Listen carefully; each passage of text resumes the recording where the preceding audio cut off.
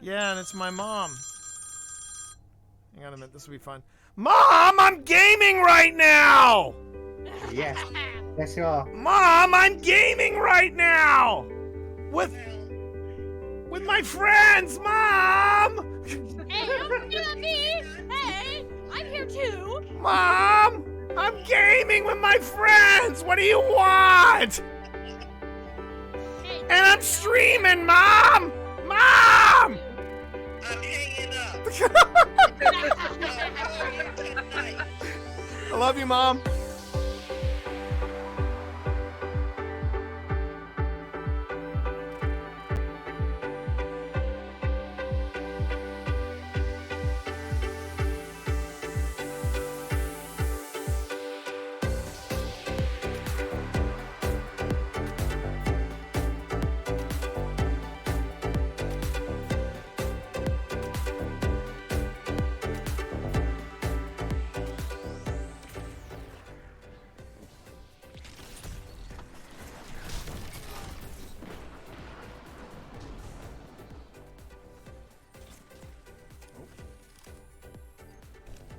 Only 5 minutes left. A fire team that fights together stays together. Double down. Tell them to line up faster. Fantastic work. Oh my God. I didn't just do that, but I'll take it. I'll take it. I think Marv would have been very proud of me in that moment. I have the holocron. See here. You didn't make it, Grease. Here? Should you get out? Ah! Ah!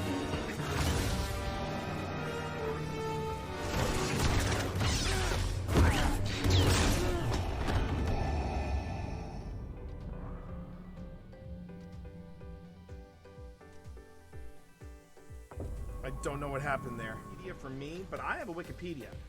And I hate it. Oh wait, is that empty? Tell me that's an empty suit. Okay, it's an empty suit. Okay.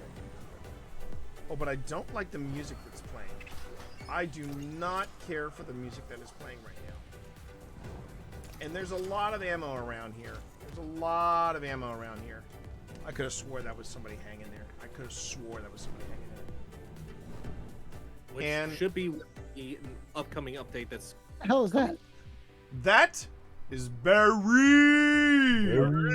Barry. So you gotta say hey to Barry. So is this the haunted house in the Halloween season? More or less. And they just keep all their just keep going along. their You're doing prop? fine. You're doing fine.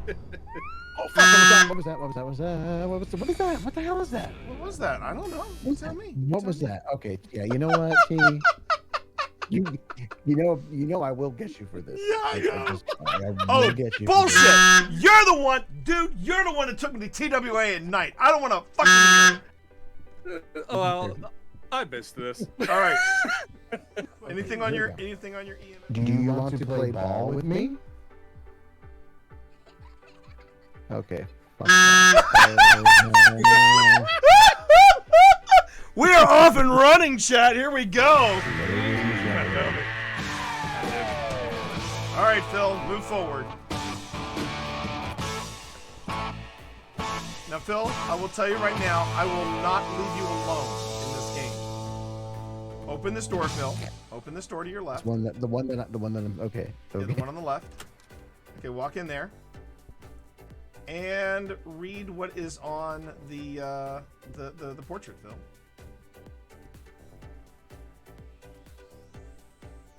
How was that? Was that you? No. Because I didn't read anything and I just heard a noise. No, just Magna.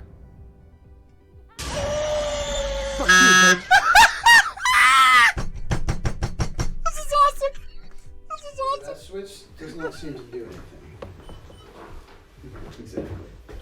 It just shuts off the armor. Oh, no, it shuts off the armor. Alright, let me see if there's a switch over here. One. These switches here.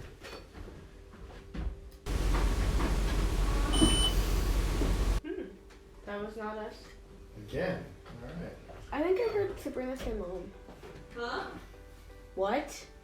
I thought you were in another room. No, she didn't say anything. Did you not?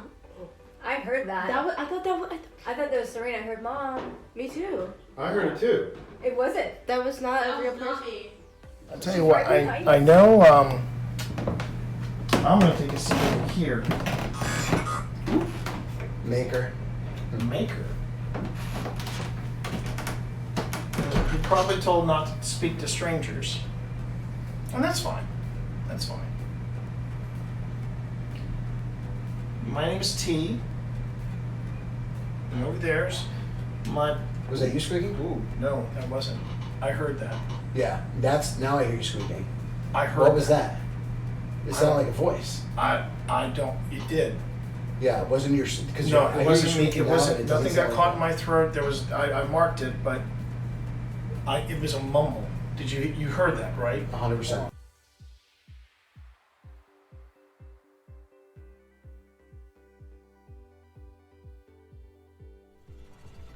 Cat, I swear, are you really doing this to me?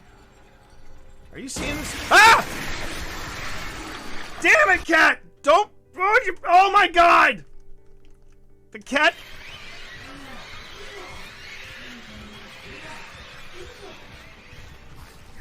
You little jerk!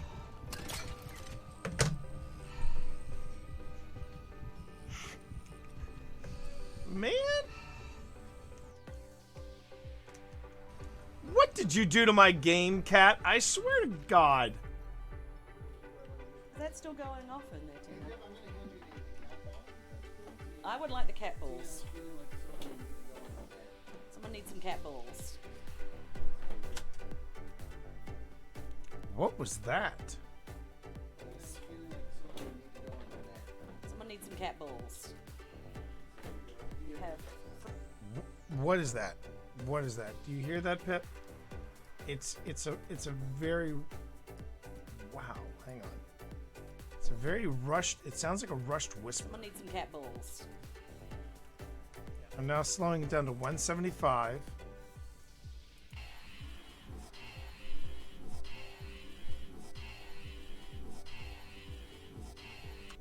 I'm hearing turn around.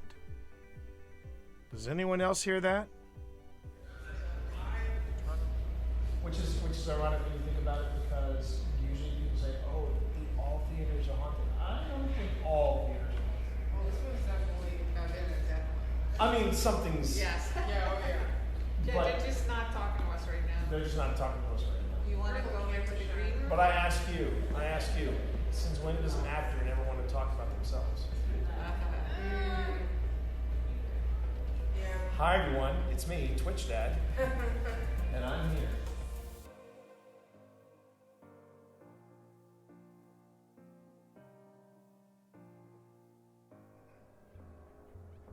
Yeah, this is where it starts to get super creepy. This is the game Cyberpunk 2077 wanted to be, chat. I'm just gonna come out and say it. This is the game Cyberpunk 2077 wanted to be. So there you go. Well, pitter patter, let's get at her. Okay. Glad I got that out of my system. Overriding it could destroy my software, but I made that choice when I hooked into that first computer and the consequences it would bring.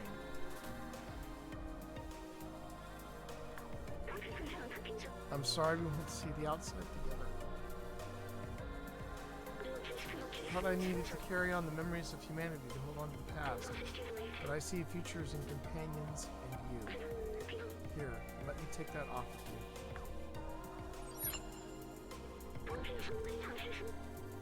You were my friend, the very best I could have asked for.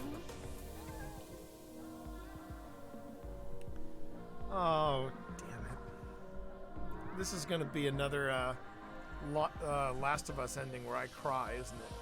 I'm tearing up already.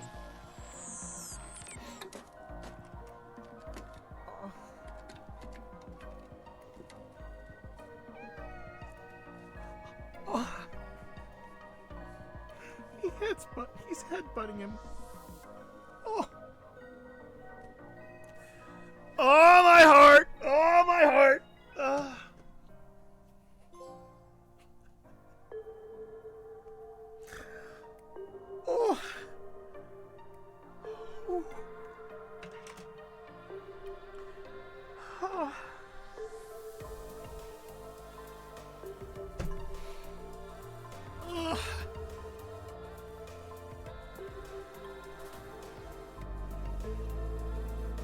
am I crying in a video game?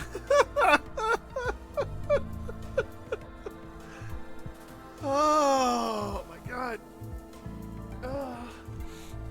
I did it, hon. I did it, hon. I finished Stray. Worth every minute. Worth every minute. I'm gonna move your butt just a little bit. What?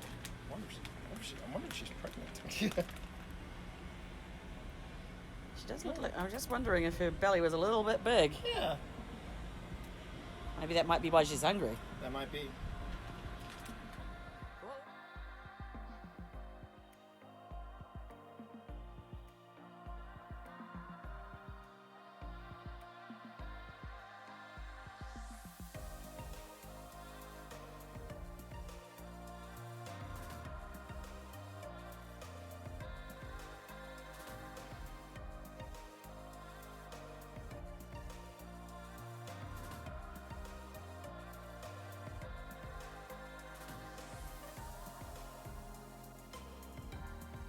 So, Jack, you are upset that Wesley fought for Virginia, fought against his own people from Gettysburg. That must have been aggravating. Did you just whisper? Did you just whisper? Keep going. Everything you got. Oh, I don't know. I'm worried. He's back at red. Come on. Oh no. Steve We got him. Sailor! Steve Sailor! You did it! You did it! Congratulations, Steve Sailor! You just picked up your second seal, and it's a motherfucking raid seal! Let's fucking go! Let's fucking go! I fucking love it when T gets hyped. The team made entirely of your clan. Hold on. I'm going for it. Right?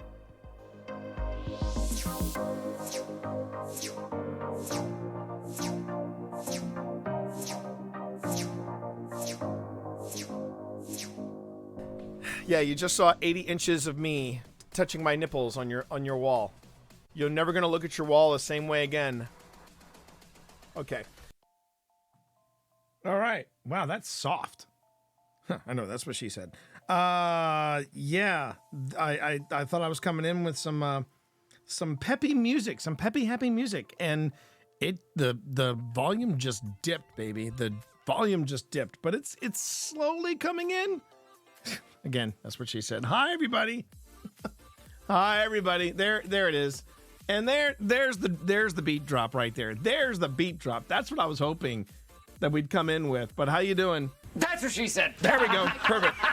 You're hanging out with the Team Monster. We're doing a little bit of warm up chit chat. Hello there. Hello there.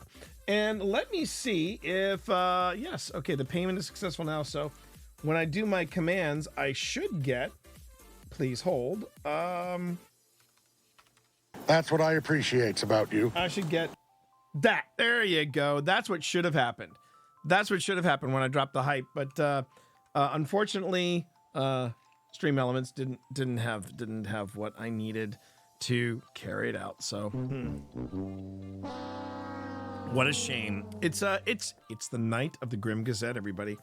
And right now I'm still doing the announcements on socials. So give me 1 second. I'm going to drop something on the platform formerly known as Twitter, but I still call it Twitter because it's Twitter. It's barely Twitter, and I have a kitten gnawing on my foot. Do you have something to say, Dorito?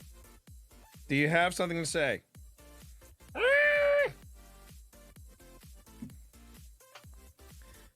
He'll give it up. Do these 3 count towards Taco Stream? Look, yeah, actually this one does. Not the 3 months. It's a 3-month total, but it's 1 sub. So the sub does count, Zipper. The sub does count. But we still have 47 more subs to go. So there you are. There you are. But I have dropped in the Discord. I have dropped in the Discord the announcement. And if you want to see it, hang on a minute, I'll pull it up. so you can have a look at it. But I have dropped into the Discord, everybody, the plans, the grand plans. I have dropped in there the grand plans. Now, if you want to see the grand plans up close and personal, give me a moment while I drag it over here. Oh, and let's see. Let's see, everybody. Okay, so the Discord, as opposed to Datcord, it's the Discord. All right, here we go.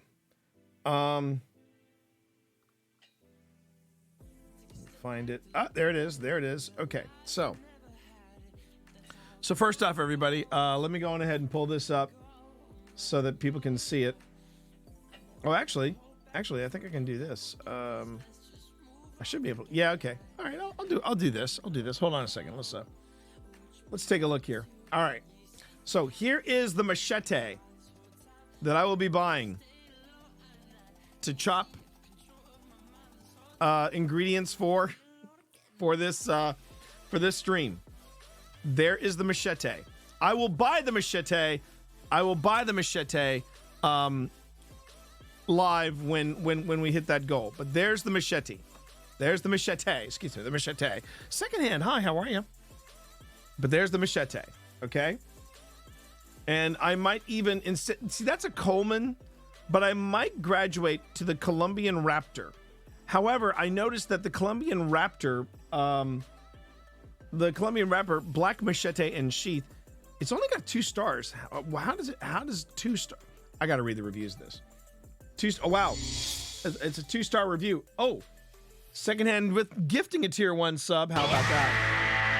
And thank you for that, by the way. I failed to do this. There we go. Use that.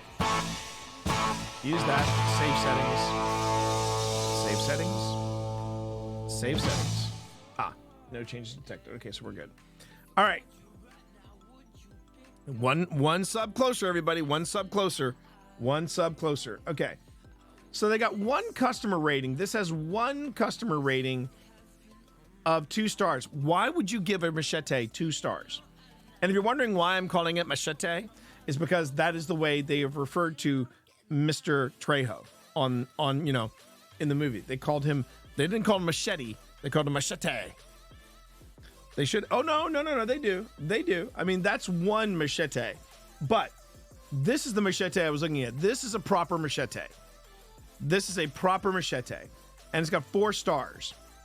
And I want to see what some of the reviews. I don't know what you would say in a review of the machete, but there it is. Let's see.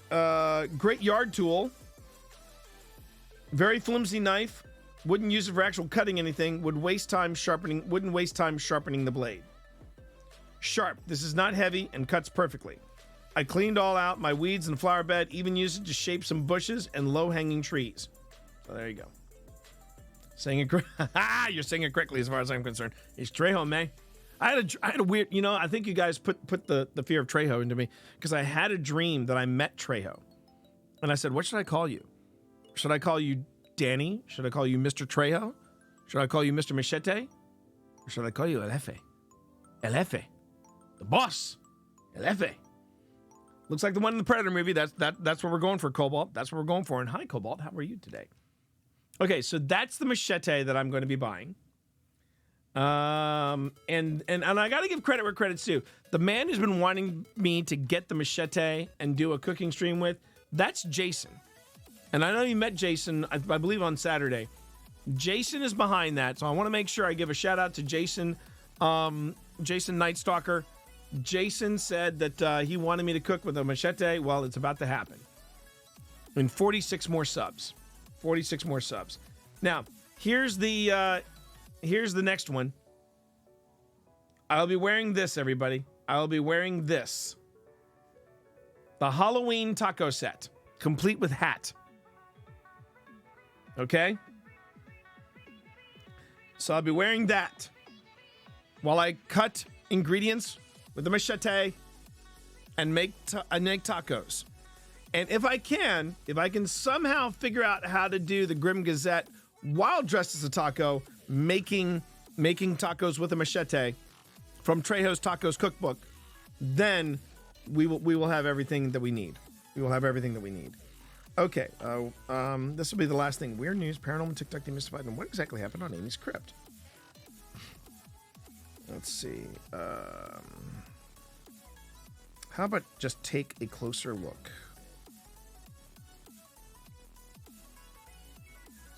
Take a closer look at the odd world out there. Welcome to episode 1 of the Grim Gazette, now live on Twitch. And let's see, Twitch, weird news, paranormal, Amy's Crypt, chat, mystery, unknown. Let's see here.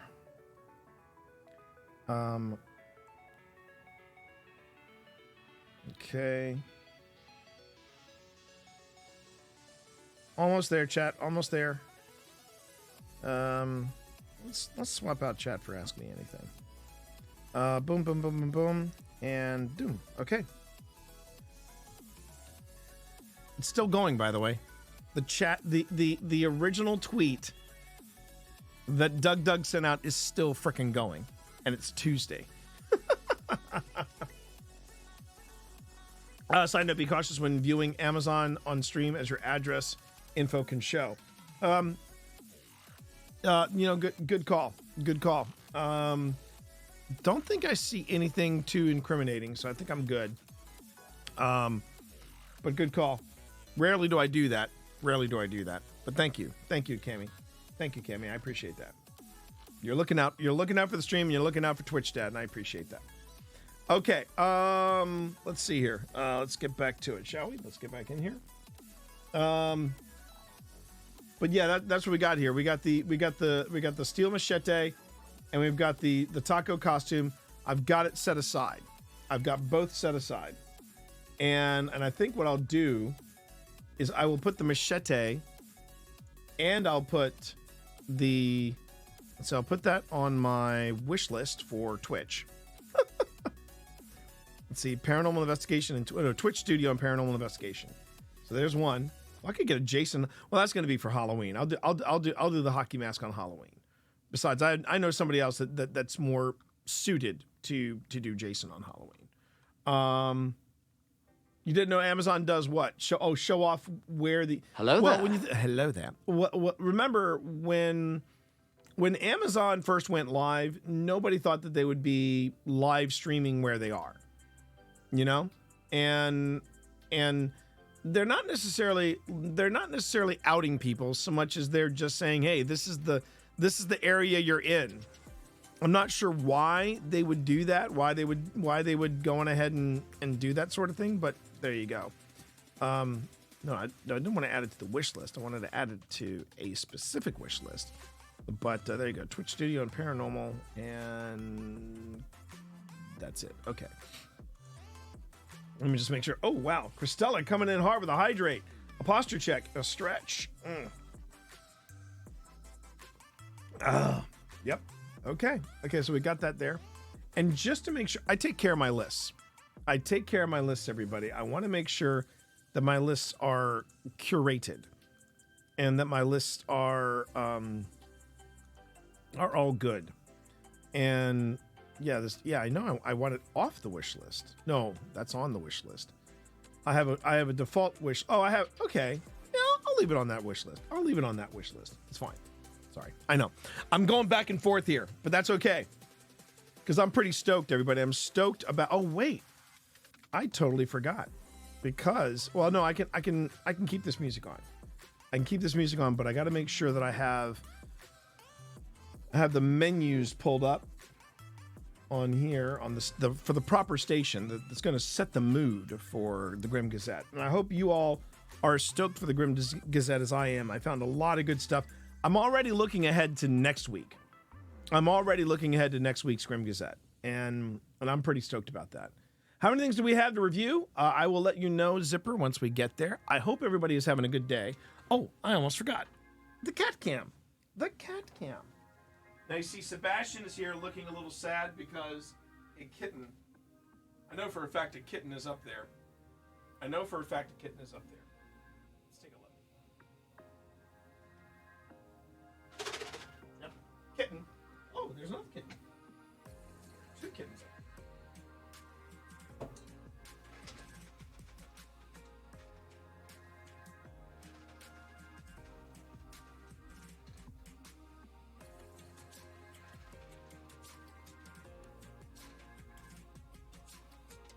You're gonna have to go on the middle rung this time, Bast. On the middle rung. All right. So we actually have 3 kittens here.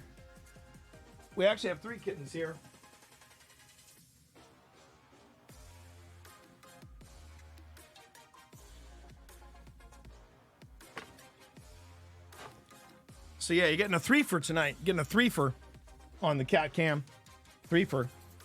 Of course, the one in the middle, he's not a cat. Or, sorry, he's not a kitten. He's barely a cat. he's a cat running dog software, okay? But that's Sebastian, everybody. That's the 20-pounder. And he's a healthy boy. He's a healthy boy. And I love him dearly. And he's the one that the kittens refer to as kaiju. They call him kaiju. They see him walking up and they just go, Kaiju! Kaiju, play with us! Play with us, Kaiju! And Kaiju looks upon them, disdain in his eyes, and he goes, No.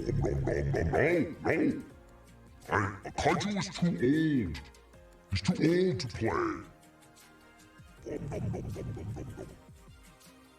But then you got the, you got the other ones.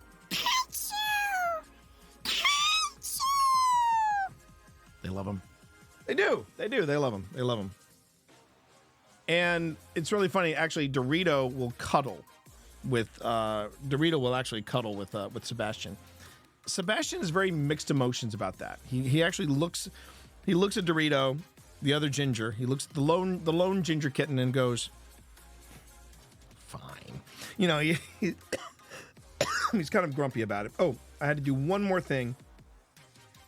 I had to do one more thing tonight to hype. Let's see.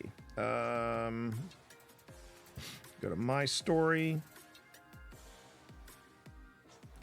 Can I do? Yes, I can do previous photos on here. I'm actually trying to teach myself more about Twitch stories. If I can do more with Twitch stories, I think that would be a good thing. All right. And let's see. From the desk. Whoa. Of the Tea Monster. I did it again. Man. It's really kind of scary, I think, how I can misspell stuff. I got to get better at that. From the desk of, the Tea Monster. Okay.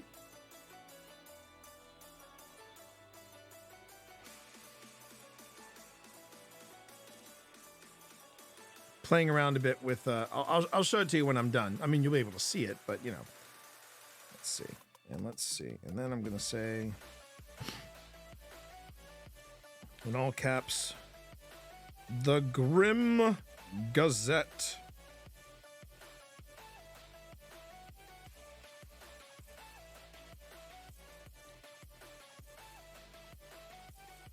I am, Chad. I'm very excited about this.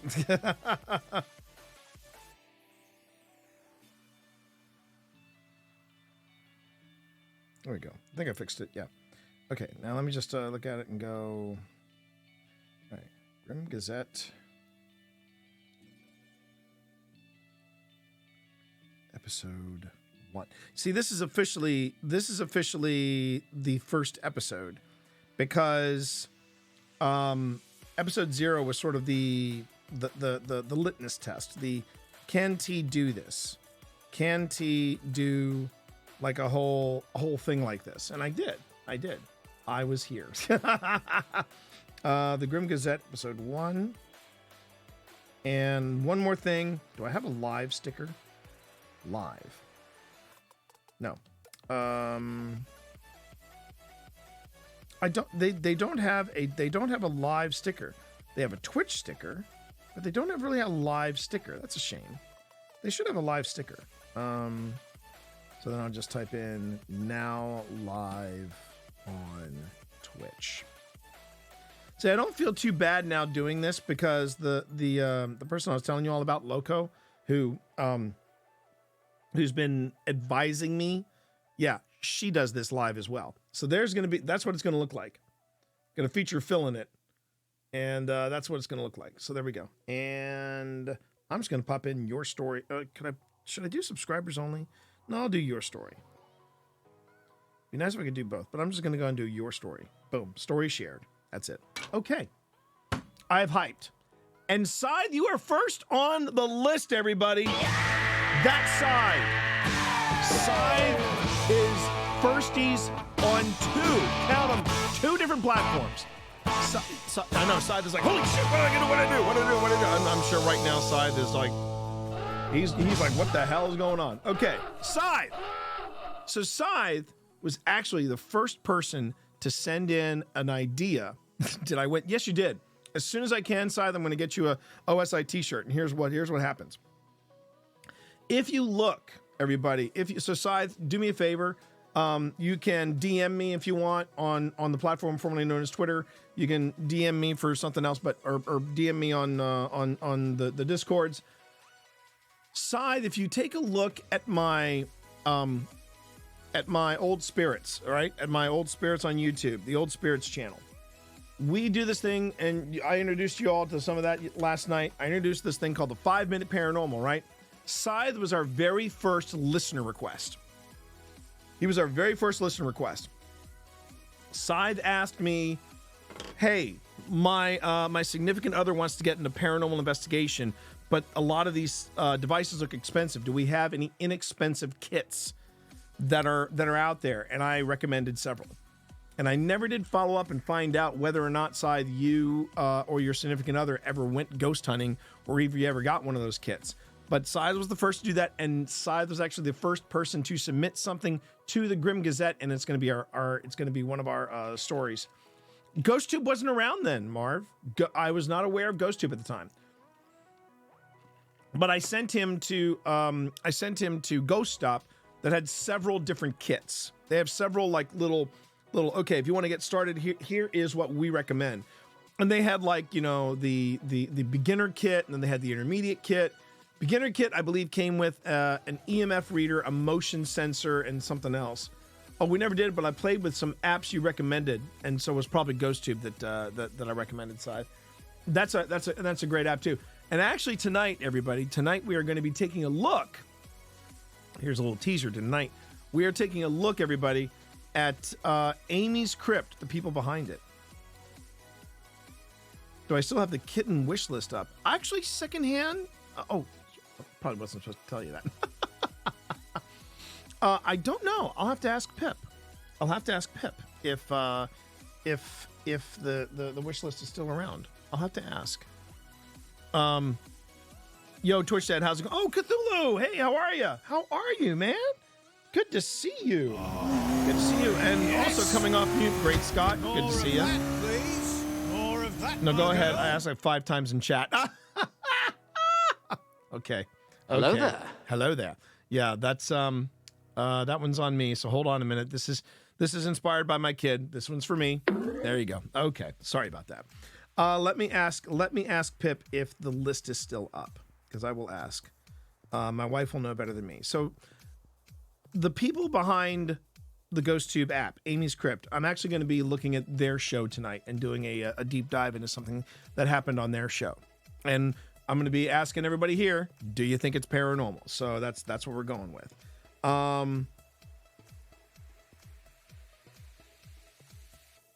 Oh, okay. I'm going to have to follow up with that. Let's see. Where is my wife? Oh, my wife was under chat. Here we go. What is it? How you doing, bro? Steph? I'm live, man. Come on into chat. My partner, the paranormal, Phil Rossi, just said, how you doing, bro, Steph? He just tweeted this.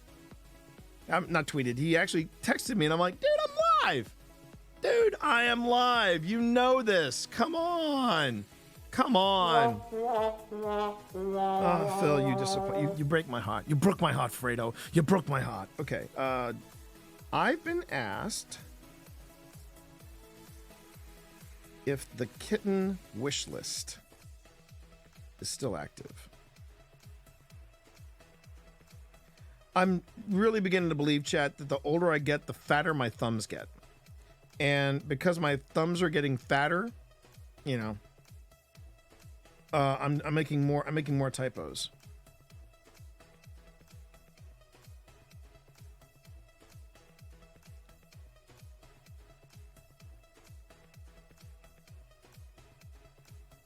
Okay. I must admit, I do love being a smartass to some people on YouTube. It's kind of a fun pastime. I don't mind saying. Okay, so the people behind GhostTube, the apps that we were talking about earlier, Scythe, they are going to be. We're going to be looking at their show, Amy's Crypt, tonight on the Grim Gazette. So I'm pretty excited to be sharing that with you all. I think it's gonna be a good time. I got more news stories and more clips to look at tonight than I did last week. So I think that's a good sign. And I'm already like filing. I mean, in some of the original cut that I was making of the list, I'm like, okay, I can do that next week and do that next week. And I'm having people that are actually starting to respond to me on other platforms saying, hey, can you do this for the Grim Gazette? Can you do this for the Grim Gazette? So here's some things to know about if you want to submit something for me to cover. It should be a clip, like a short little 1-minute clip. Bless their cotton socks, somebody in chat actually sent me a 20-minute video, and I'm like, okay, slow that roll. I don't know if I'll be able to do everything in this 20-minute video. So I'm gonna, you know, if there's a certain part of a video that you want me to look at, a certain thing to deep dive into, you know, if you find that in a longer video, kind of like what we're doing with Amy's Crypt tonight, I'm on that. I can go ahead and do that. I'd love to do that. But I will say this: if you haven't watched it, there is a video that was released not even a week ago, and it was Jason Hawes from Taps. And he basically comes clean about a lot of stuff. And I'm just going to leave it at that. We're going to do a deep dive of that entire video. I might actually dedicate the entire Grim Gazette of next week to just this video. It is that good.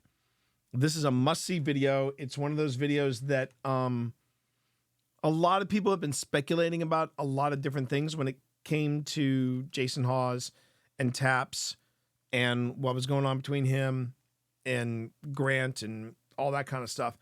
And yeah. In fact, if you want to see the video to prepare for it for next week, give me a moment and I will pull that. It's been 2 years. 2 years, not in 2 years. We're going to be doing it sooner than 2 years. But let's see. History. The name of the video is. Yeah, I have to scroll back a bit because there's a lot of stuff on here. It's called Letting the Truth Out. And the title is It's Time to discuss some past things, some recent things, some controversies, and more. And this is from Jason Hawes' actual account. And it's just Jason, and he puts it all out there. It was really a good watch. It was a really good watch. And I gotta admit that hello? Can we try this again? There we go. And it was a really good watch. Hello Will there there. be a quiz if I do homework? Hello there. Maybe. But yeah, and here's the coolest bit. I think the coolest bit about that video, he actually shouts out several times and gives kudos to Beardo. And if you don't know Beardo Gets Scared, I recommend his video. I recommend all of his stuff because he is a crass Brit and lovely individual. I think we disagree on some things. He does not grok Project Fear, and that's fine. I think Project Fear is like that guilty pleasure of the paranormal for me. I watch Project Fear because I know I'm just going to unplug and just have a good time. No hugs. Hey, beautiful. How you doing, baby? I was just talking about you. Hey, secondhand, before you take off completely, well, I know you're lurking, but yeah, Project Fear is good fun. they're good fun in my opinion. I still want to make brisket and mac and cheese for the folks there. But Pip, if you're still out there, and Secondhand, if you're still out there, Secondhand wanted to know if the kitten wish list is still active. So, because Pip has not responded to my chat, so I'm just gonna roll with that. Yeah, today's been a pretty decent day. I'm still reeling from some stuff that happened at the day job, but I'm managing it. I guess that's the best way I can describe it. I'm managing it. Oh, the wish list needs an update. Okay. So I recommend that you do that because Secondhand was asking about it, and I need the address again because I've misplaced the address. Oh, my Amazon wish list, however, I have added the taco outfit and the machete that I'll be using to make the blessed tacos with, provided we hit that sub goal. Yeah, so today, I got a lot done with Podcasting for Dummies, the 5th edition. I was pretty happy about that. You want me to say well done? I do. That you did good? Yes. Well done. In fact, I'm going to be submitting the third chapter that I was yeah, it's going to be the third chapter behind all the other chapters we've been. So we have a deadline coming up. This Friday is going to be the 50% mark. That's where we turn in half the book. We've turned in like close to 60, maybe even 70% of the book. We've got a lot of stuff off the table. I've managed to write about a lot of really cool stuff that I was given by other vendors. Boy, I went to town on the Wireless Go. Now, if you're wondering what that is, it's a Rode Wireless Go mics, and these are lapel mics. And Phil and I have used them for one one episode, and Pip and I actually broke them in on an investigation around Christmas time. And these mics are fantastic. Now, I'm still, even though I have lapel mics and they're very slick and they make us sound really, really good, I'm still going to be having my H4n at the ready, within reach, and running, because as I said last night, it's all about the redundancies. For those of you who came by last night, thank you very much.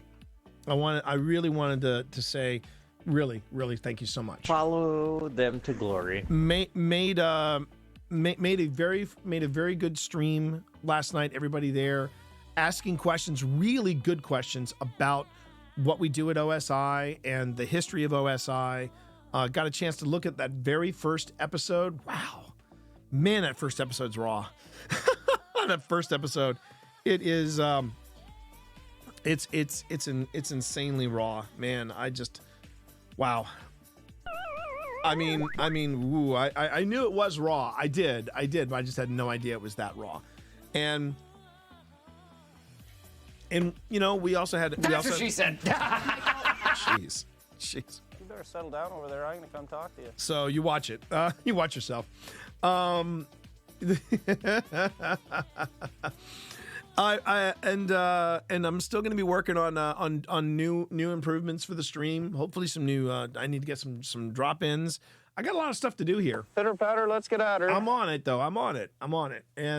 And hey, oh my goth, I thought I saw you in stream earlier. How are you? I'll just sit over here in the corner quietly. Yeah, well, okay. I got to say, that's what I appreciate about you. But we did. We had a really fun night here last night. And for those of you who were even talking up the Grim Gazette yet last night, that also got me pumped up. It was again one of those times like, is it time for me to stream yet? Is it time for me to stream yet? Is it time for me to stream yet? So yeah, really excited to bring all this to you here. And I was also very excited to get some headway done with Podcasting for Dummies, because I feel like I've been sort of letting that sit and marinate, and not in the way that I would not want something to marinate, and making that headway, talking about the wireless mics, finishing up a few details here and there throughout. Yeah, I'm as I'm putting together these chapters, I'm reminded of the generosity of Shure, of Logitech G, and Rode. They basically gave me, as you can see here, a lot of stuff to play with. And when Thursday rolls around, hopefully when Thursday rolls around, you're going to see the next improvement, which is something I've never worked with before: wireless headphones for this stream. So I'm anxious to see how that's going to come out and play itself out. Other news today, I talked to somebody about a possible writing gig. Unleash the fury! A creative writing gig. An actual creative writing gig on the edge, the bleeding edge of technology. Oh, the wine's kicking in. Yay. So, let's talk about this. It's on TikTok and it's called Storia. At least that's one of their big accounts, Storia.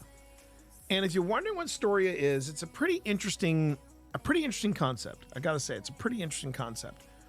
What they want to do is they want to basically take short stories and animate parts of them. Not all of them, but animate parts of them.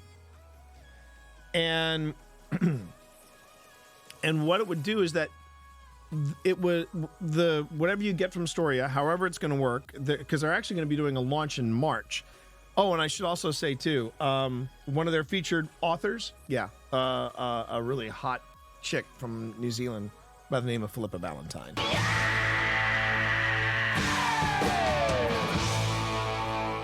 Two short stories from Philippa Valentine. Award-winning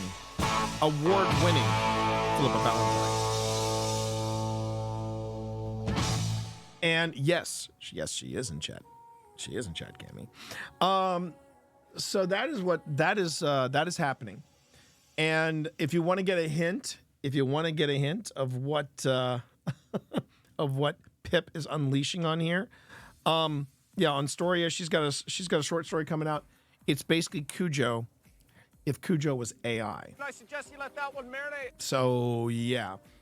And I sat down today with the guy who handles all the authors from Storia, and we had a chit chat.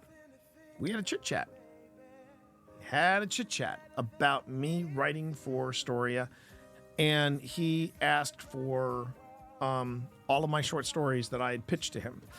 So what did I send him?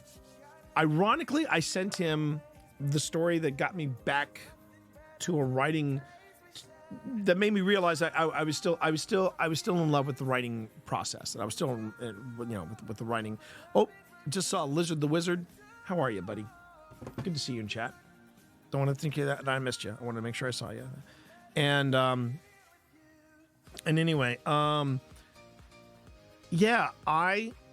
sat down, and one of the stories that I sent to the good folks over at Storia, brand new story that I wrote, and it's called Ghosts in the Machine. And that was one that really appealed to him. And the thing that's really exciting about that is the first story that I have written in almost a year and a half. I stepped away. I've been stepping away from writing, and it's not necessarily by choice. I discovered I still like writing. In fact, I love writing. And I will still be writing stuff like, Podcasting for Dummies and Twitch for Dummies if they ask me for a third edition, stuff like that. I don't want people to think that I've given up writing, but it's okay, Cammy. It's okay. You'll learn as you go, baby. You'll learn as you go. You got this. In fact, sometimes, Cammy, the best thing to do is just kick back, chill out, let some people talk around you, and that's when you can be like, oh, okay, so this person's that person, this person's that person. You got this. I believe in you. You got this. Going to have a birthday cake here in a bit. Wait, was it your birthday? Was it your birthday yesterday? Seriously. It was your birthday yesterday. Seriously. That's it, man. Game over, man. It's game over. Oh man, dude. Can I get some hype? Can I get some hype in chat? Some happy birthdays for Lizard the Wizard? Lizard the Wizard, it's their birthday. Come on, give it up. Give me some hype in chat give me some birthday hype. Give me some birthday hype, everybody. There you go. Birthday hype, everyone. So I gave them Ghost in the Machine. He really liked that. He also really enjoyed the one that I didn't expect that he really enjoyed, Daddy's Little Girl. And Daddy's Little Girl, well, that was interesting. That's interesting that he liked Daddy's Little Girl. And before anybody goes, surprise! There we go. Happy birthday, Squidward! Happy birthday! Happy birthday cake! Happy birthday! Unleash. That's what she said. That was fantastic. That was fantastic. Thank you. That was fantastic. Midnight Rebby, how you doing? Thank you for that. Thank you for dropping in that birthday wish. Yeah, the Daddy's Little Girl, just so you all know, is a zombie story, and it's one of the shortest short stories I've ever written. But I crammed in a lot, and it was actually based off of a nightmare that I had, and it was a good discussion I had with the guy from Story. Well, it was good enough that he asked for all of my stories, or at least for the stories that I pitched him. So I pitched to him Daddy's Little Girl. I pitched to him Ghost of the Machine, Asleep at the Wheel, and the other one was Sweet Embrace. Sweet Embrace. So we got two horrors, sci-fi, and then sort of a weird mishmash of horror with maybe some science fiction. I don't know how you would put it, but I got, and then the last one that I kind of did a bit of an elevated push for, because I really wanted to see if I could sell it to him. I pitched to him In the Spirit of Christmas. Seriously, Lana, call Kenny Loggins because you're in the danger zone. Okay, so for those of you who know the steampunk series that my wife and I put together, the story In the Spirit of Christmas is actually a retelling of the end, and I got to make sure that's clear. It's a story of the retelling of the end of A Christmas Carol. And what happens is it starts off just like a regular Christmas Carol, and then very quickly it pivots and it becomes a Victorian Ghostbusters. So yeah, we were having a good time when I wrote that. Do you want hobo goblins? Because this is how you get hobo goblins. It felt good. It felt good to actually talk about Storia and the fact that they are interested in working with me, and money could be exchanging hands. This is all good. This is all good stuff. Now, they have not agreed to anything like Pip, unlike Pip, where they actually had monies and they got stories from Pip. They have stories of mine, but I have no idea if they're gonna like any of them. They like the ideas, but we're still working it out. So let me go back to what Storia is, though, which is kind of cool. What it is that it starts off, they animate a scene, and the animation takes you to the next section of the story where you read it. And then that part of the story leads to another animated section. And then that animated section takes you to another one, right? So it's basically it's a transmedia experience, as some would call it. You're basically going from animation to story to animation to story. Well, actually, Goth, I might have a better story for you. I might actually have a better story for you. Let me look it up real quick, because it might still be in the podcast files. Let's see.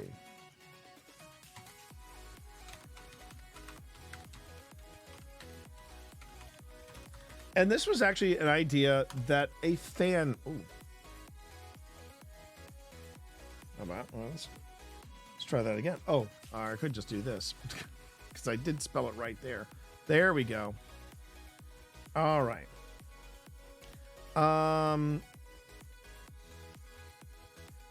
It always feels weird. It always feels weird, chat, coming back to this website, because I mean, it's not, it just feels weird.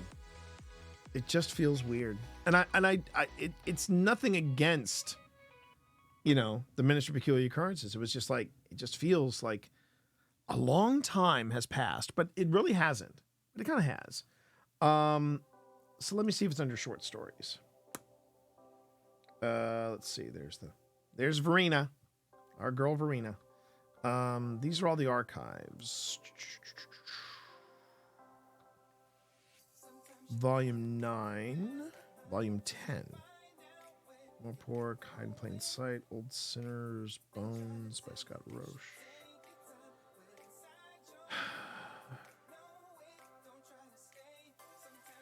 I'm trying to remember if we actually, well, we should still be able to find it. Let me see if I can find it here. I just reminded you of something. In geological time, it was just yesterday. Well, there is that, baby. You're absolutely right. There is that. Oh, here we go. I could do this. Podcast. Cats. Search result for podcast cats. Nope. I want to say it's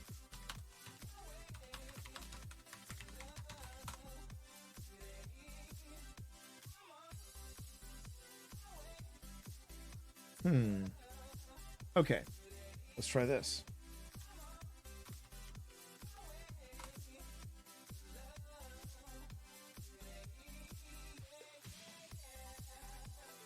Well, I thought I was being so clever when I wrote Home Alone for Christmas, and it looks like other people got the same idea as I did.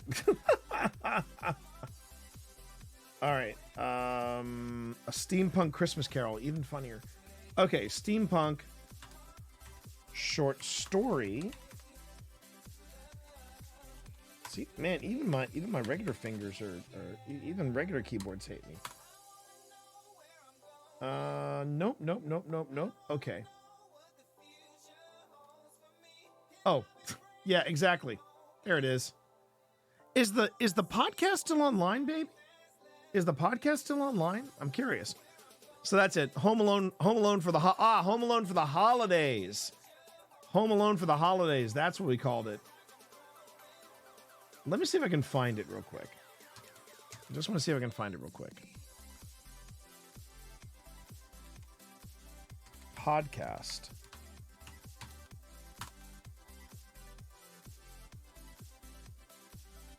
Hey dude, the 90s called Home Alone for the holidays, Home Alone for the holidays. Home Alone. Home Alone analysis. Oh my God. So anyway, just so you know, Goth. So this right here, this was actually an idea that was kind of given to me by somebody that came to one of our book signings. They said, "Hey, Wellington's got a cat, right?" I said, "Yeah." And the cat's name is Archimedes, right? I said, "Yeah." And he said, "It'd be kind of cool if we got a story from his point of view." And that stayed with me like you wouldn't believe. It stayed with me for a long time. And I sat back and I thought, a steampunk story from a cat's point of view. And I did that. And this is the synopsis, Goth. Wellington Thornhill Books of the Ministry of Peculiar Occurrences has quite a remarkable cat in Archimedes. When left alone in his cozy home during the holidays, Archimedes discovers his true calling as the ultimate defender against the agents from the Department of Imperial Inconvenience. What this holiday needs is a touch of feline magic. Archimedes proves that even the most ordinary-looking cat can be a hero in disguise. So yeah, that's what this is. It's called Home Alone for the holidays. It's TEEMORRIS. Yeah. And it's called, or you can look it up. You can look it up from the title, Home Alone for the Holidays. Oh, Sam is Sunny. Yes, Sam can also be called Sunny. Yeah. And we actually did it as a podcast, and the podcast was hella fun. This was my this particular short story is my it's my nod to not only obviously for many of you. I'm sure you're like, oh, okay, he did a Home Alone but with a cat. It's part Home Alone. It's a bit. I will say this. It's a bit like the movie Violent Night. Violent Night was pretty much Die Hard with Santa Claus. Oh, and by the way, I'm gonna see if I can't pronounce this right. Kaki. I'm gonna say that's Kaki. Kaki. Hello there. So Violent Night was Die Hard with Santa Claus with a touch of Home Alone. My short story, Home Alone for the Holidays, is it's obviously it is Home Alone, a steampunk Home Alone with a cat, with just a touch of Guy Ritchie's Snatch. Okay, so that's what's going on. Hi, Panic. Oh, Panic. Oh, Panic. Oh, Panic. The things that have happened since you've been gone. But you had a good day. That's what I want to hear. I really want to hear that you've had a good day. I do want to hear that you've had a good day. And what a delight we have so much to catch up with you. I would suggest this. Take a look at some of the VODs. Take a look at some of the VODs and you'll see exactly what happened. I would say take a look at the VODs starting at Friday afternoon. Okay? And seriously, hugs to you. I hope you have a good time with this brand new thing that I'm doing on the stream. You haven't even seen the thing that I'm going to be doing tonight. So you're in for a treat tonight. You are in for a treat tonight. Oh, you got an email to interview for a job you didn't apply to.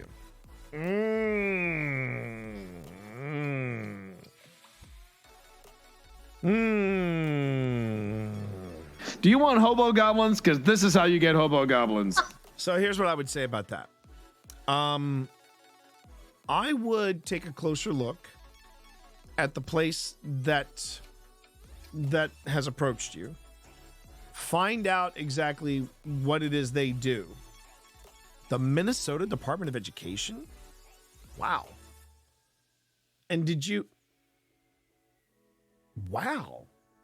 So the Minnesota Department of Education reached out to you, and you haven't put like on LinkedIn or anything like that, any kind of like feelers about this sort of thing, right? It sounds a little sus. But my question would be, okay, find out if the job is legitimate.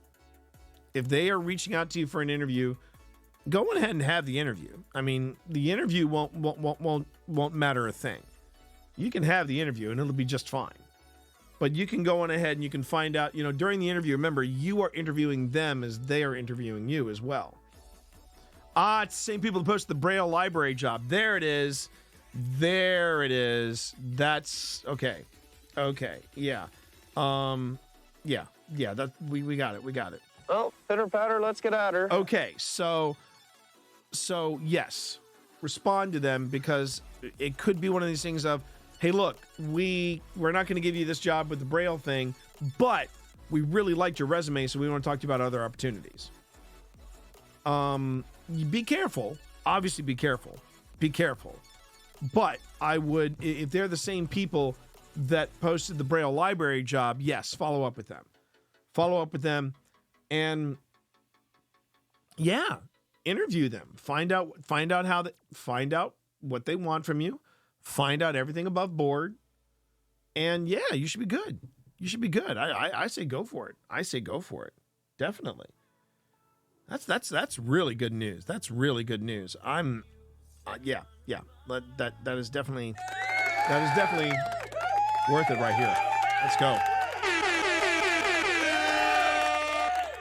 That's good too. That's good. That's really good news. Fantastic. But yeah, a lot of stuff has been happening, Panic, since you were last here. Oh, did a lot of things happen while you were gone. And it is all kind of accumulated. If you're curious, it is accumulated to me saying that when I reach 200 subs, if I reach 200 subs within 2 weeks, I'm going to do a cooking stream dressed as a taco. I'm going to be cutting ingredients with a machete, and I'm going to be I'm going to be making tacos on Tuesday. So that's the game plan. There we go. And yeah, yeah, Panic. This actually dwarfed Markiplier's raid of yore. It dwarfed Markiplier's raid of yore, and I did tell the story about Marc Pilier, you know, the great French streamer Marc Pilier, and talked about how I had lost a beard for those shenanigans.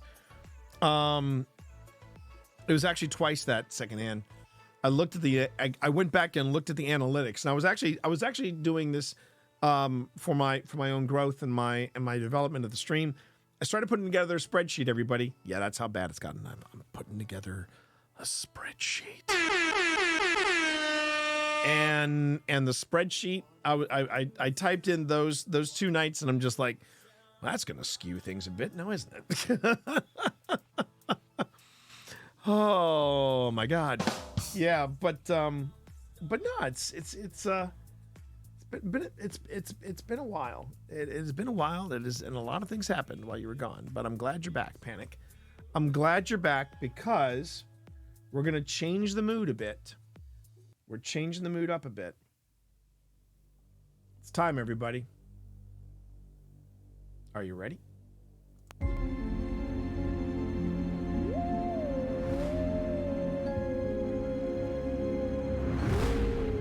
Why do you seem so scared? Please come and play with me. I'm so lonely. Okay. Kicking it off, everybody. Welcome, everyone, to the Grim Gazette Live. I am your host, T. Morris. I am one of the founders of the Old Spirits Investigations Paranormal Team. And the Grim Gazette is a collection of weird news stories. It's a collection of paranormal clips from TikTok, from YouTube, from places that I just reached out and said, let me see if I can find something to look at. And we are going to pretty much give a critical eye to those clips, and we're going to be talking a little bit about the stuff that we do at Old Spirits. So if you've got questions for me, if you've got any kind of queries about what we get up to, do not hesitate. Go on ahead and reach out and ask questions. That's what I want to do. That's what I want to do here.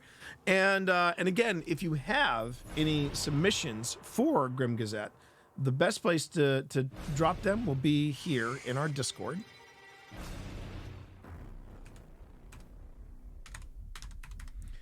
And you'll find in Discord we do have a room in Discord called Grim Gazette. Go on ahead and drop in your submissions there. Music sounds a little loud right now. It's the tough part about spooky music, everybody. You know, you get spooky music, but then it can't decide if it wants to be soft or if it wants to be, you know, intense. But I think 5% is good. Okay, so first news item of the day: the paranormal field is being swamped with poor quality evidence.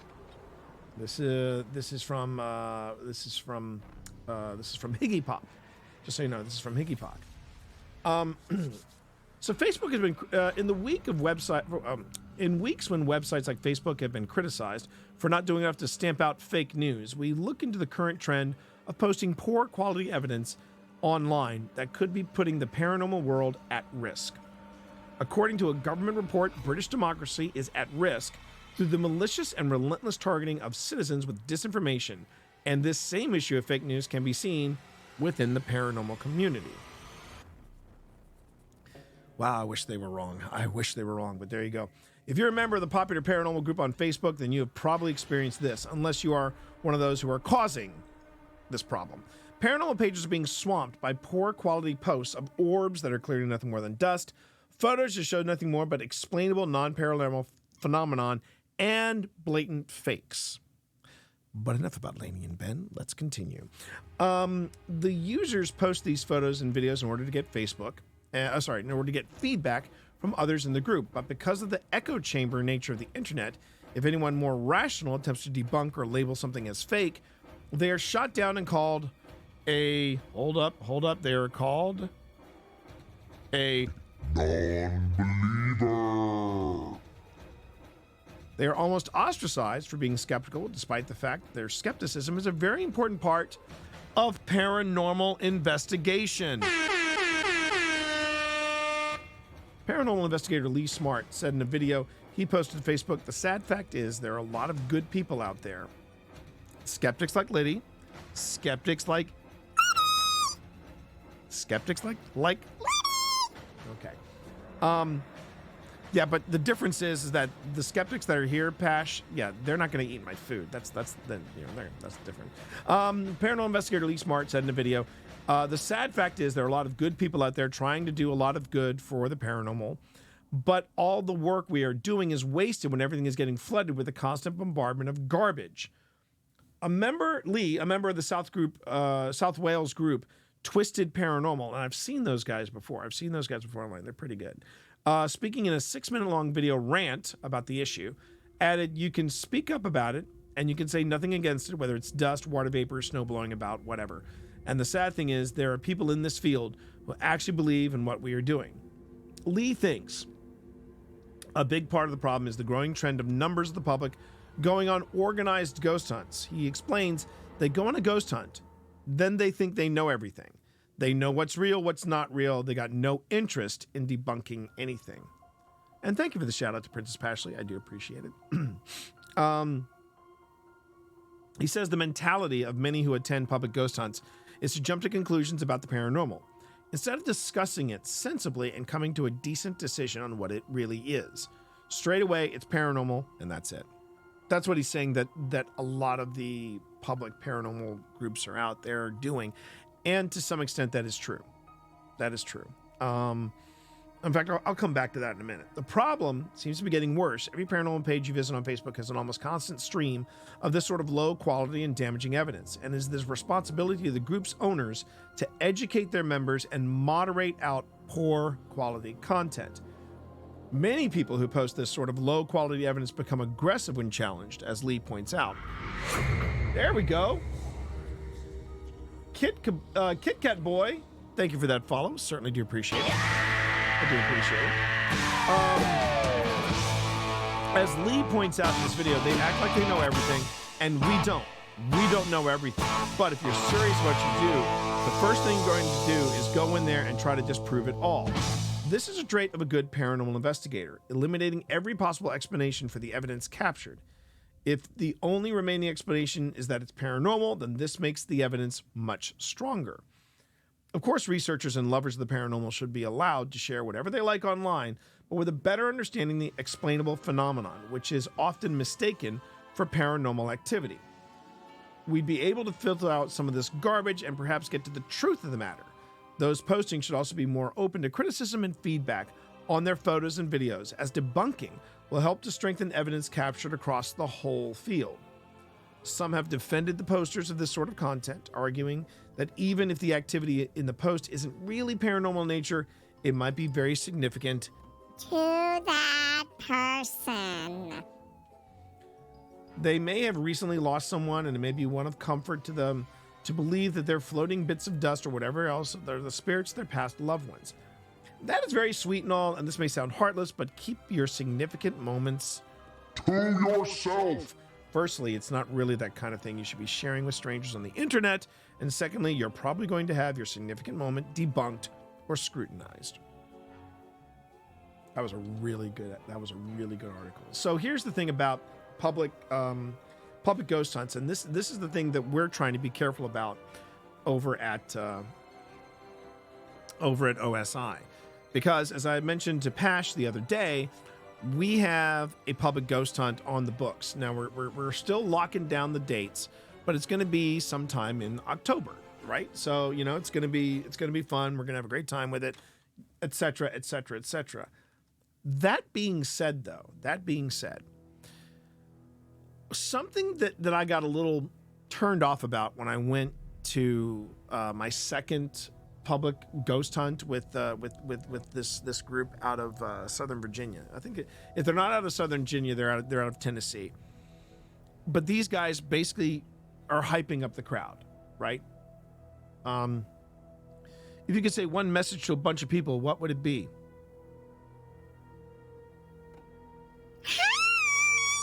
Okay. I mean, yeah. I mean, you know, I would also add to that. Be kind. Make a new friend. Don't be a dick.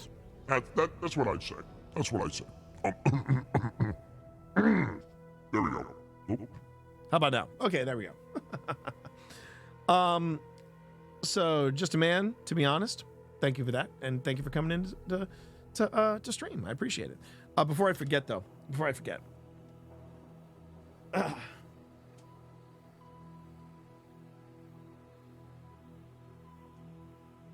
there he is. Just taking a quick break. We're gonna check in on Hicks. I don't want to go to school. I'm tired.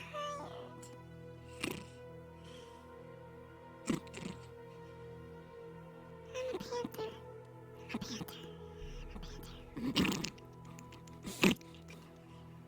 panther. I'm a panther that doesn't want to go to school.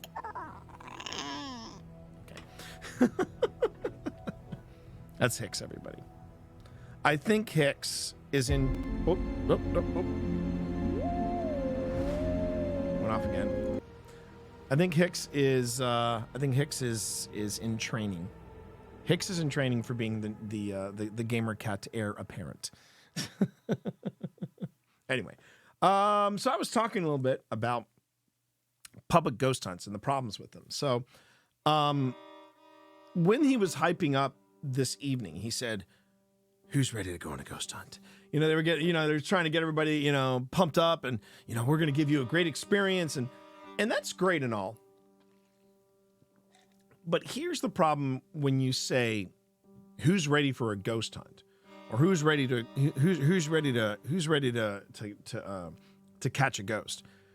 You can't guarantee that sort of thing, and you have to be real careful how you frame it to people. Whenever we at Old Spirits do a public paranormal investigation, which is what we prefer to call it, we know we sometimes have to mark it as a public ghost hunt, but we prefer to call it a public paranormal investigation.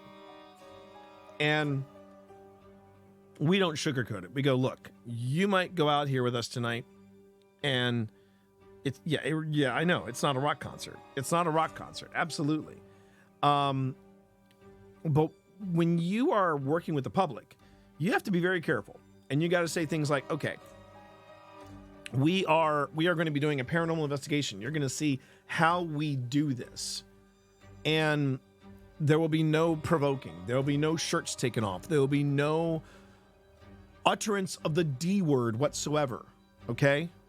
And when I say D word, I mean no one says that. We don't even say Demon. We don't even say it like that. We prefer to avoid the D word at all costs. And what we do is we basically tell people you are in an investigation. And that means there's going to be a lot of sitting around, listening. And if something happens, we have to try to explain it first. Because if you can't explain it by normal measures, if you cannot explain it by something that it could have been people outside, it could have been this, it could have been that, it could have been other things. So no dog? Can you say dog? You can say dog. Dogs are nice. I like dogs. I have a couple of hellhounds. I like hellhounds. They don't fetch for shit, but, I like hellhounds. Okay. When you go on Dark Nova, I feel like with a ghost investigation, it'd be the atmosphere and generally experience that makes it exciting. Well, honestly, Dark Nova, it is pretty much like Phasmophobia. Not many people realize it, but Phasmophobia is very accurate when it comes to paranormal investigation. There is a lot of sitting and waiting for something to happen. And then when things start to happen, it can get crazy. It can get really crazy.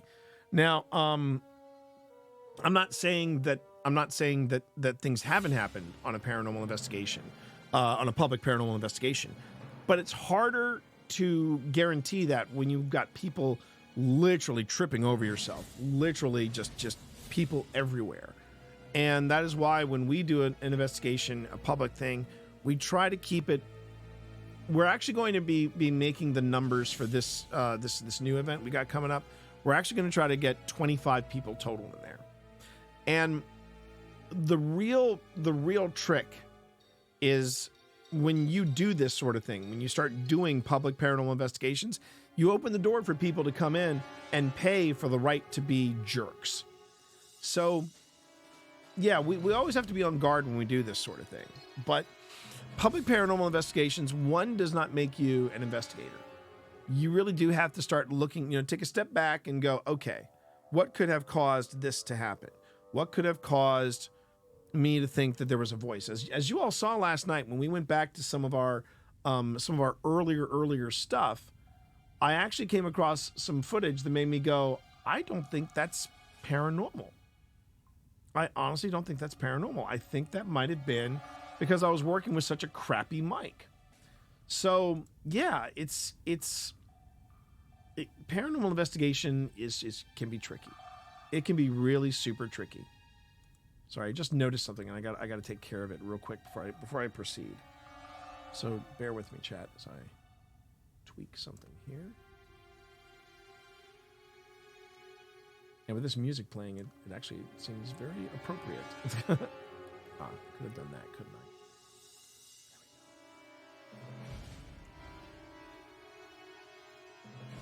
And look away. Nope. Let me just try here. There we go. Perfection. Okay, I got it. I just had it was the graphic artist in me, graphic designer in me from days of yore. I saw something and I was like, I gotta fix it. It's gonna be bugging me. So I fixed it. All right. Next news story. Woman spends over 3 hours in ice to break Guinness World Record. This was just last week, everybody. A Polish woman spent 3 hours, 6 minutes, and 45 seconds standing in a box filled up to her neck with ice to set the Guinness Book of World Records. Katarzyna Jakubowska. Katarzyna Jakubowska. 48 people. She was 48. Officially set the world's record for the longest duration full body contact with ice, female. Jakubowska's time was just short of the male version of the record, which was set at 3 hours, 11 minutes, and 27 seconds. She missed it. Wow, she missed it by 5 minutes. Dang. 5 more minutes, man. 5 more minutes, but good on her. I believe that we have great strength as women. Okay, hold on. Maybe I should do it this way. Hold on. Maybe I should do it this way. I believe we have great strength as women. No, it doesn't sound. That doesn't sound any better. I believe that we have great strength as women, Jabowska told Guinness World Records. I want to show off my person that if we want something, we can do it. So, not too bad. Not too bad. That's wow. Wow, 3 hours, 6 minutes, and 45 seconds. Now, the reason why I'm super impressed by that is that there was an exhibit in Gatlinburg, Tennessee. Okay, everybody. Actually, no, I'm sorry, Pigeon Forge. There's a difference. There's a difference between Gatlinburg and Pigeon Forge. And in Pigeon Forge, they have the Titanic Museum. And one of the cool things they have in this, it looked, from the outside, the Titanic Museum in Pigeon Forge, Tennessee, looks chintzy as all get out. It really does. It looks super chintzy. It is so effing good. It is such a good museum. It's got like hands-on stuff, and I loved it. I absolutely loved the experience. And one of the things they have you do is they actually have this trough in front of you, and it's got running water in it, and the trough basically is the same temperature. The water in the trough is the same temperature as the as it was when the Titanic was sailing through the Atlantic. Okay, and they basically said there were people that had spent an hour to an hour and a half, and even longer, in this water. Put your hand in this water and see how long you can keep your hand there. And I steeled myself, and I put my hand in the water, and I just tried to stick it out. I said, you know what? I'm going to see if I can hold my hand in this water for, I'm going to say, a minute. And I think I made it a minute and 5 seconds. And wow, I could feel my hand going numb after 45 seconds. And that woman did like 3 hours. I mean, okay. Good on you. Good on you. I respect that. I respect that. I do. I do. All right. Next up. Goldie Hawn says an ET touched her, and it felt like the finger of a god. Ooh. Yeah. Okay. Who's this nut tugger? Let's dive into this one, shall we? Some people might find an encounter with an extraterrestrial to be, well, alienating. Oh, good Lord. Hard no. But not actor Goldie Hawn. In fact, she says it felt like she was being touched by a finger of a god. Hawn recently described having an alien encounter on the Time to Walk program on Apple Fitness Plus, and said that it happened when she was around 20, somewhere in California, at a time when there had been a lot of UFO sightings. You know, that's how I can tell she's old, because, you know, the hip kids say UAPs. Yeah, you know me. The Oscar-winning actor. That's right, she is Oscar-winning, isn't she? Jeez, I almost forgot. Okay. The Oscar-winning actor said she had been dancing outside.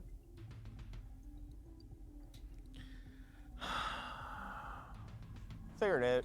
The Oscar-winning actor said she had been dancing outside when she decided to take a nap in a fellow dancer's car. But Hawn didn't get much sleep thanks to a high-pitched sound in her ear.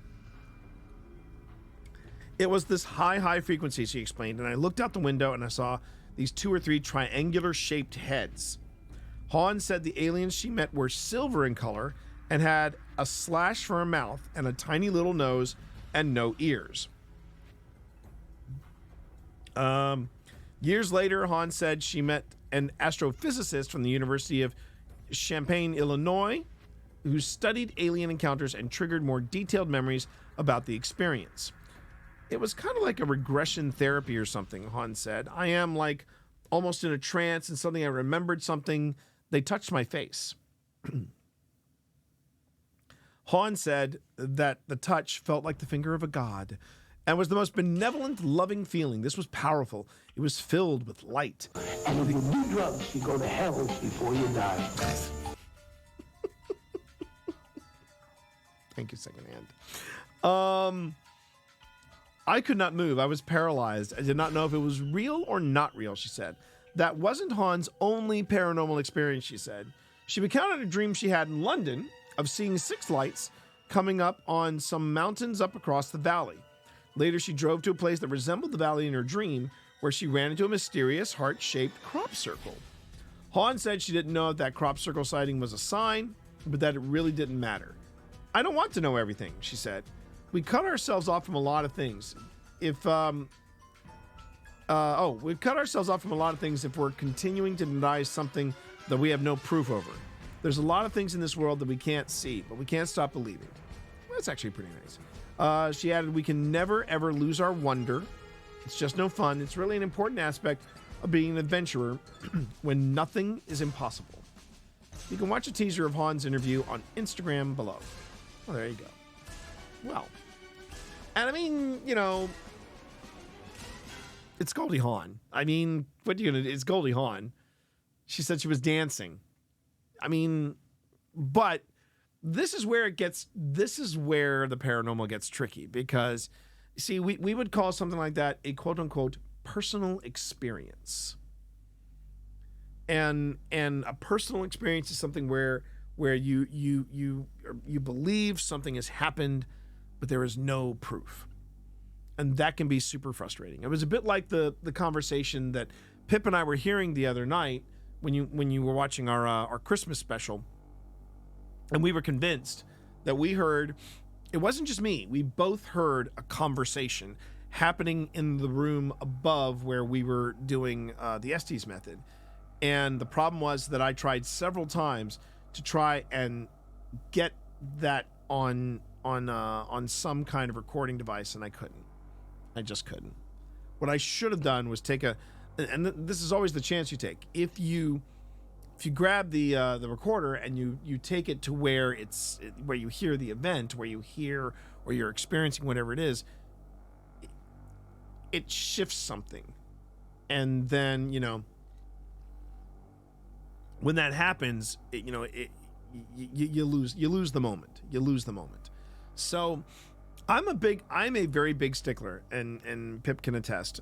It really pisses off Phil sometimes, but I tend to want to make sure that we catch something. I am not interested in personal experiences. I have a personal experience every time I hit the live button and I go on Twitch. Okay, that is my personal experience that I'm sharing with all of you. But when I go on a paranormal investigation, I want something to take home with me. Some people also modify their bodies from young ages to grow in such ways. Guess it's possible. I mean, So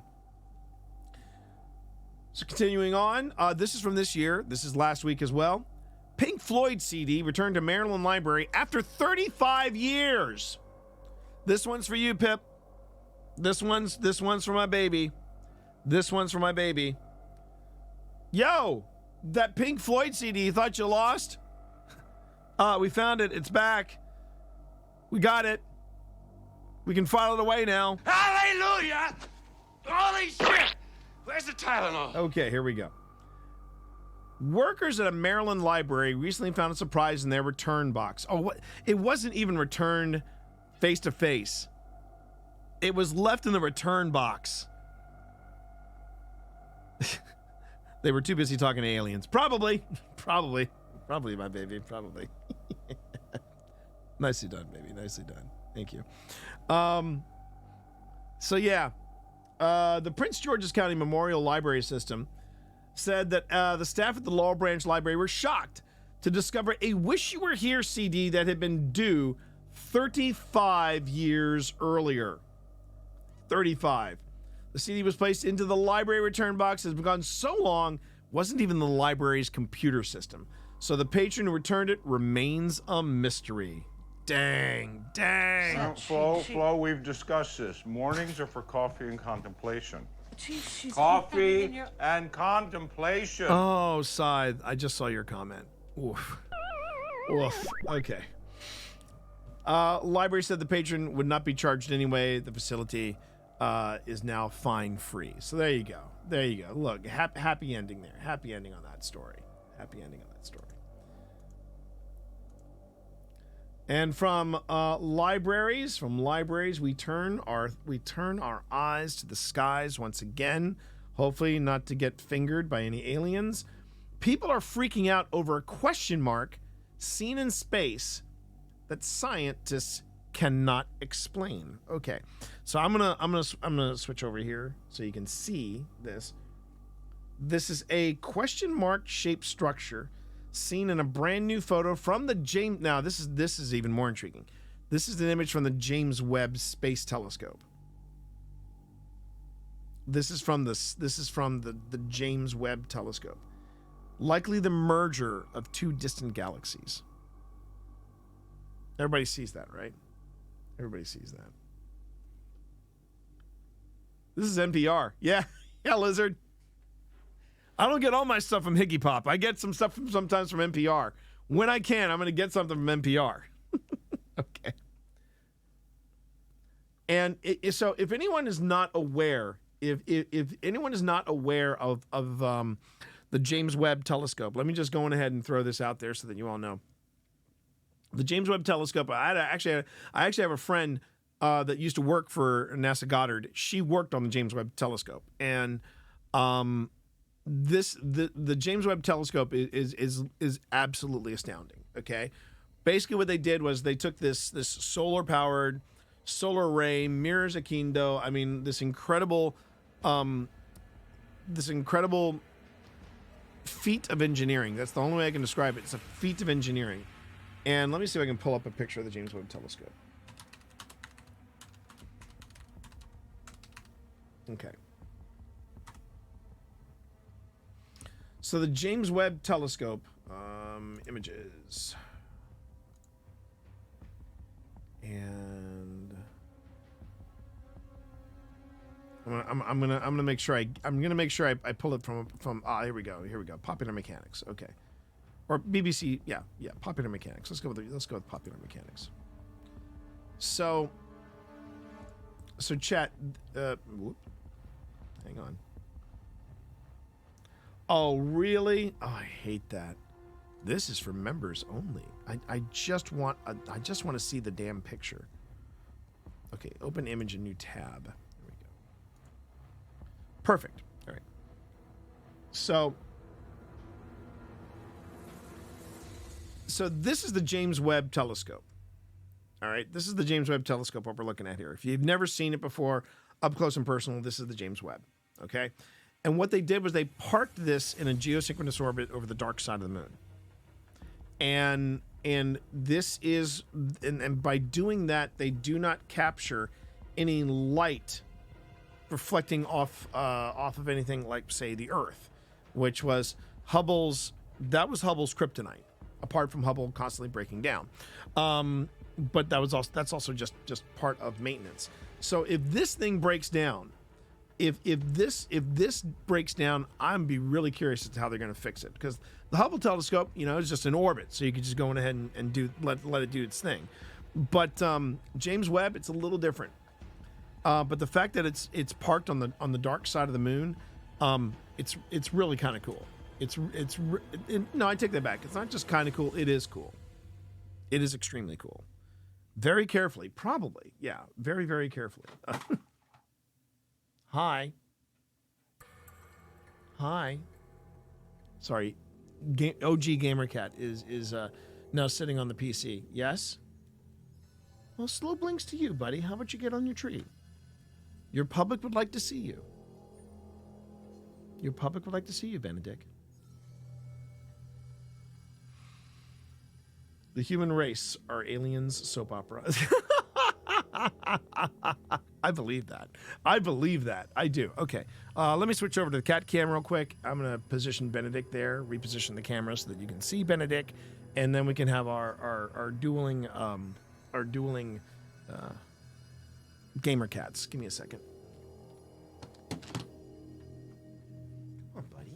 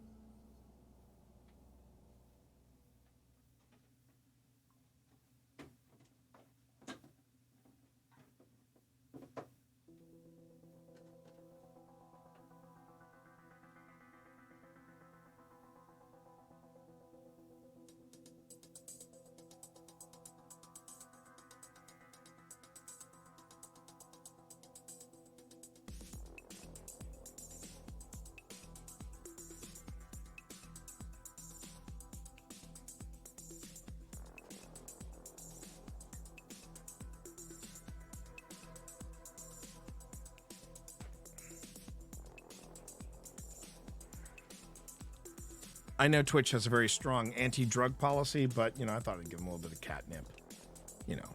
Anyway. Hubble's still in orbit. Yes, Hubble is still in orbit, but I think they give it another 5, maybe 10 years, and then it's going to be going to be going the way of Skylab. And eventually the Mir station. I know the Mir's getting ready to call it quits. Okay. So let's go back to this. Let's go back to this article here. Question mark seen in space. Scientists can explain. I'm sorry. Scientists can explain. All right.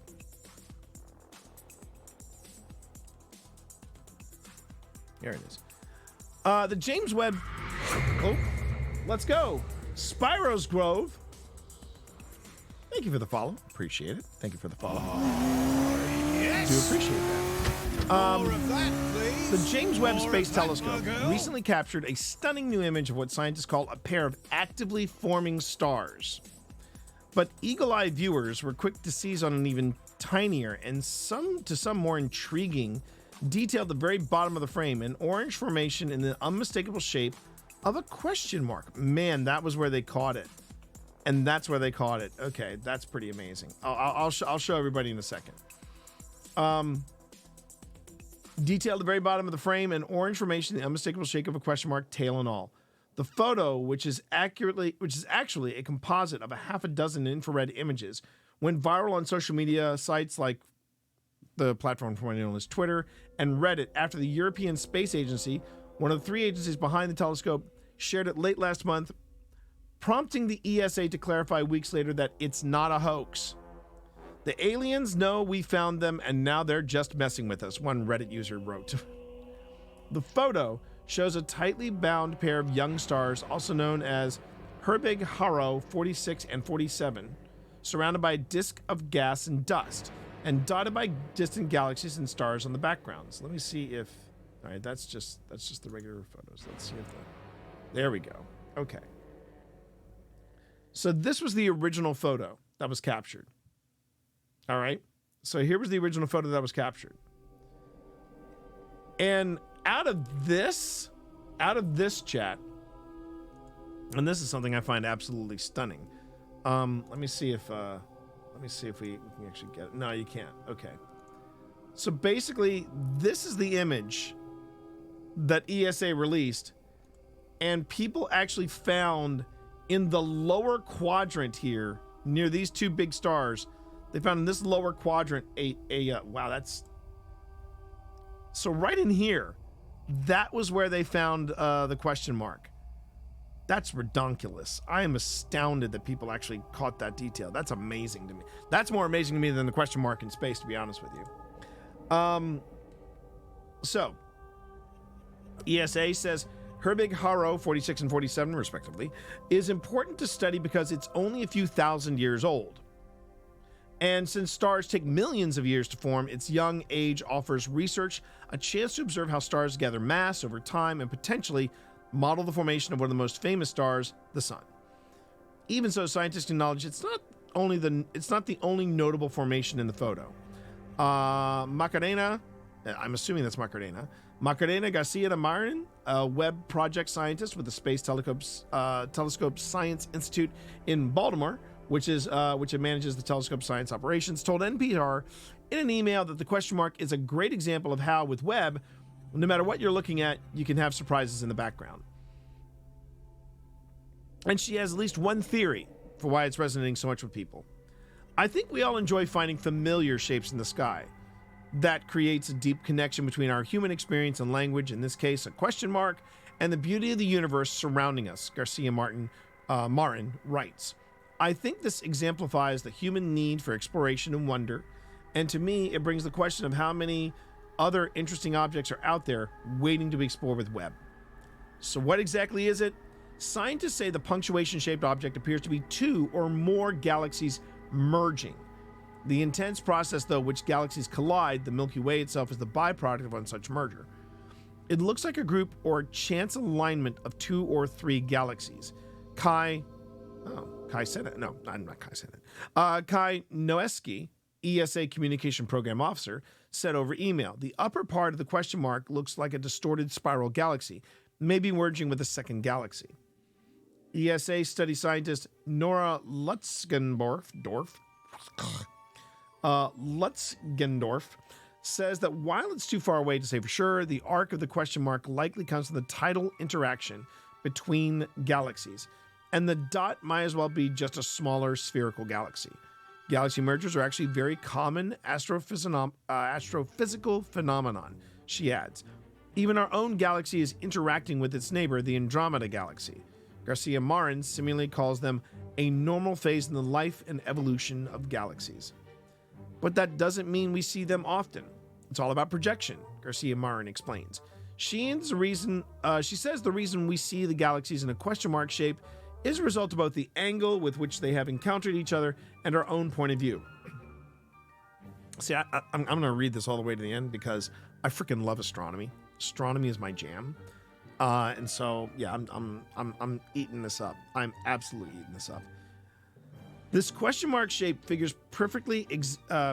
This question mark shape figure perfectly exemplifies projection effects when looking at the sky. She has.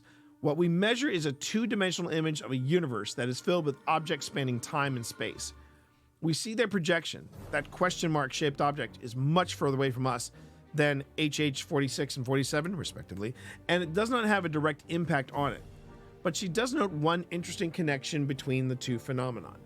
In general, she says the process of galaxies interacting with each other can trigger the formation of stars, and objects like HH 46 and 47, respectively, the main subject of the image, could be born.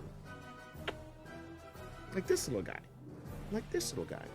This is Hicks. This is Hicks, everybody. This is Hicks.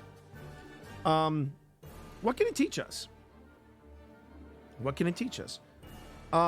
Galaxy mergers generate all kinds of beautiful shapes and structures, Garcia Marin says, especially depending on the angle from which they are perceived. One example is Stephan's quintet. Oh, and that's it right here. Okay. A visual grouping of 5 close together galaxies located in the constellation Pegasus. It is one of the first images released from the Webb telescope last summer. Is this an enlarged version of it? Let's see it. No? Yes? Ooh, that's rad. So rad.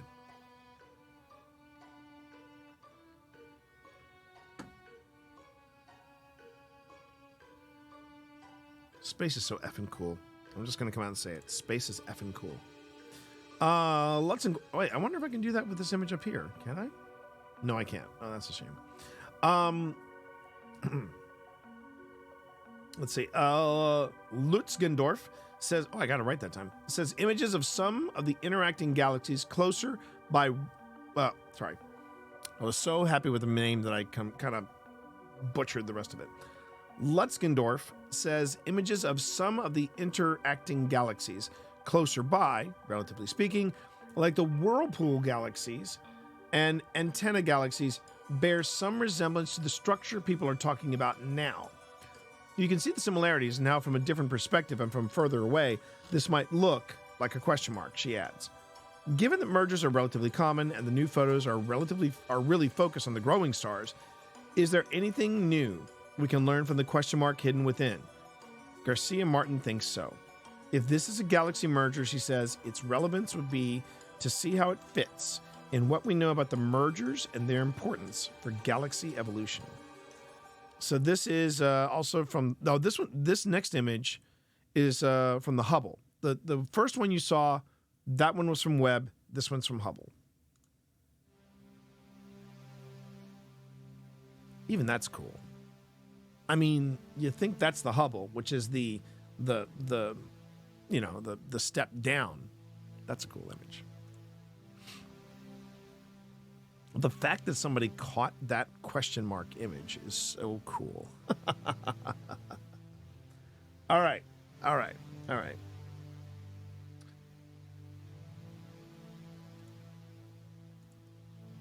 Here we go, everybody. Strap in. 10 wild Bigfoot conspiracies. Now, I want to make something very clear.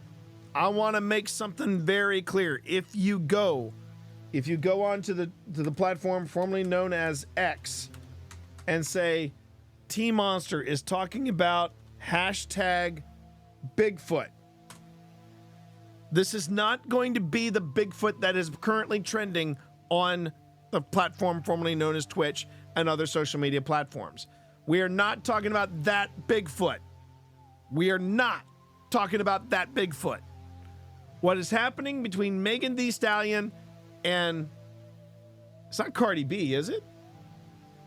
It's not Cardi B. It was another female rapper. It's another female rapper. I'm blanking on that. I'm blanking on who it was. I knew it was Megan Thee Stallion and somebody else with an axe to grind, and I'm trying to remember which one it was. Help me out, Chad. Who was it?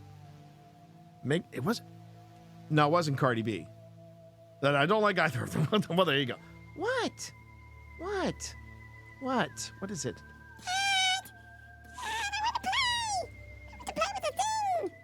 Nicki Minaj! It was Nicki Minaj, Dad!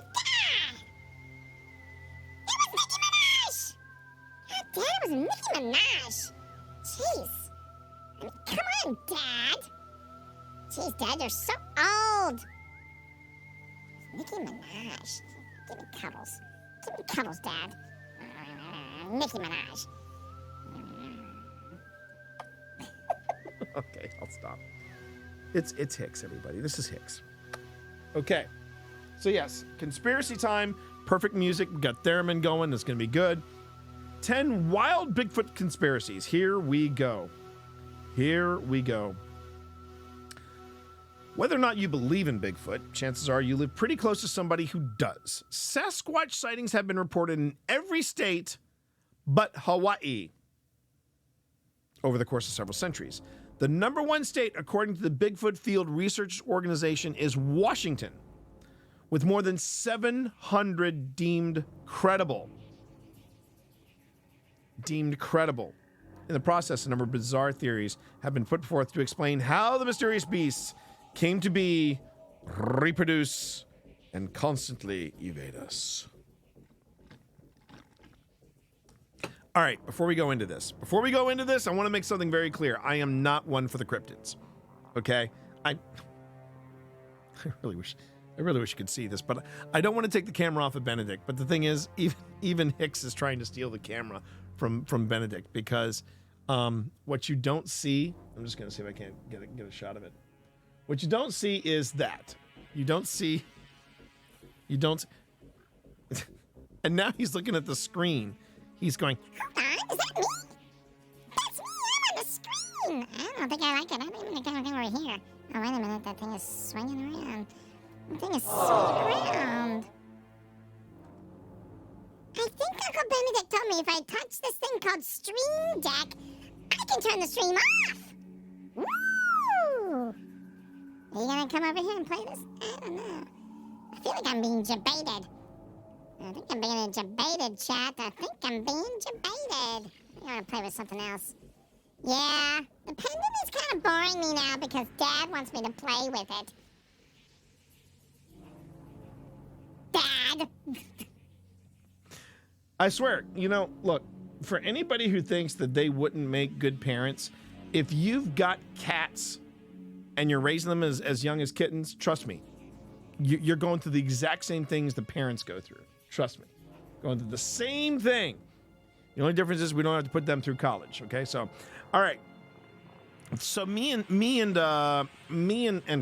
Let me explain something. Let me explain something about me and cryptids. Okay.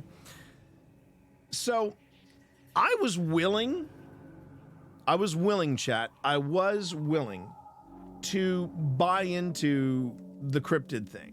Okay, for my buddy Phil. Because Phil was all about the cryptids. Phil is all about the cryptids, right?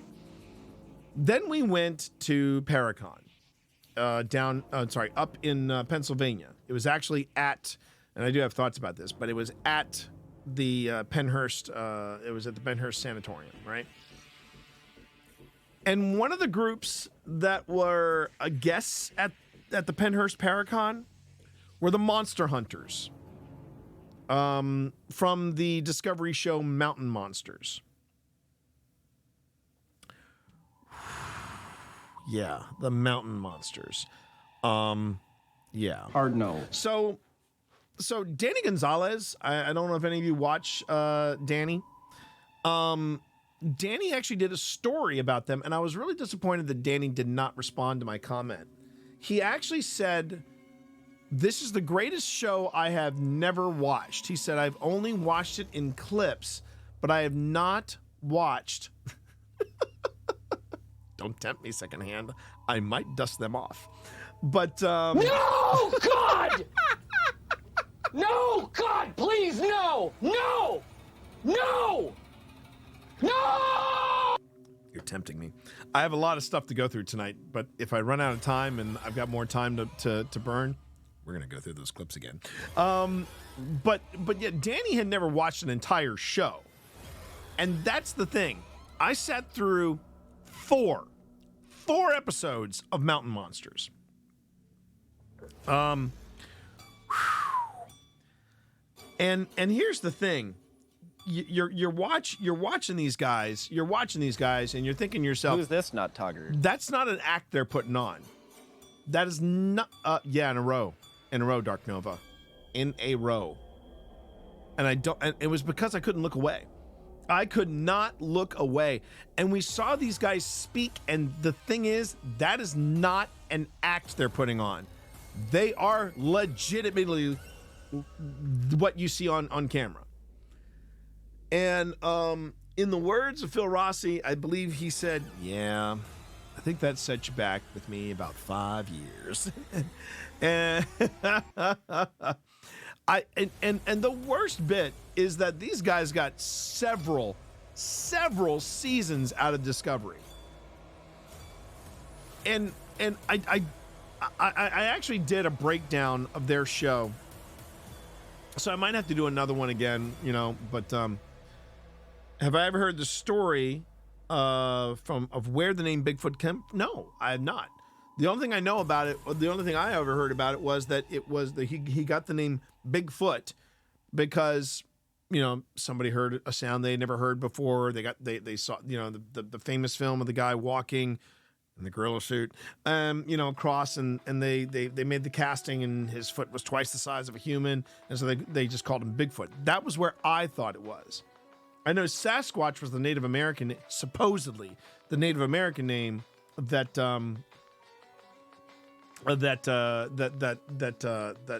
he was referred to by. But now the funnier still, I actually did a short story that's going to be in the anthology that Phil and I will eventually finish.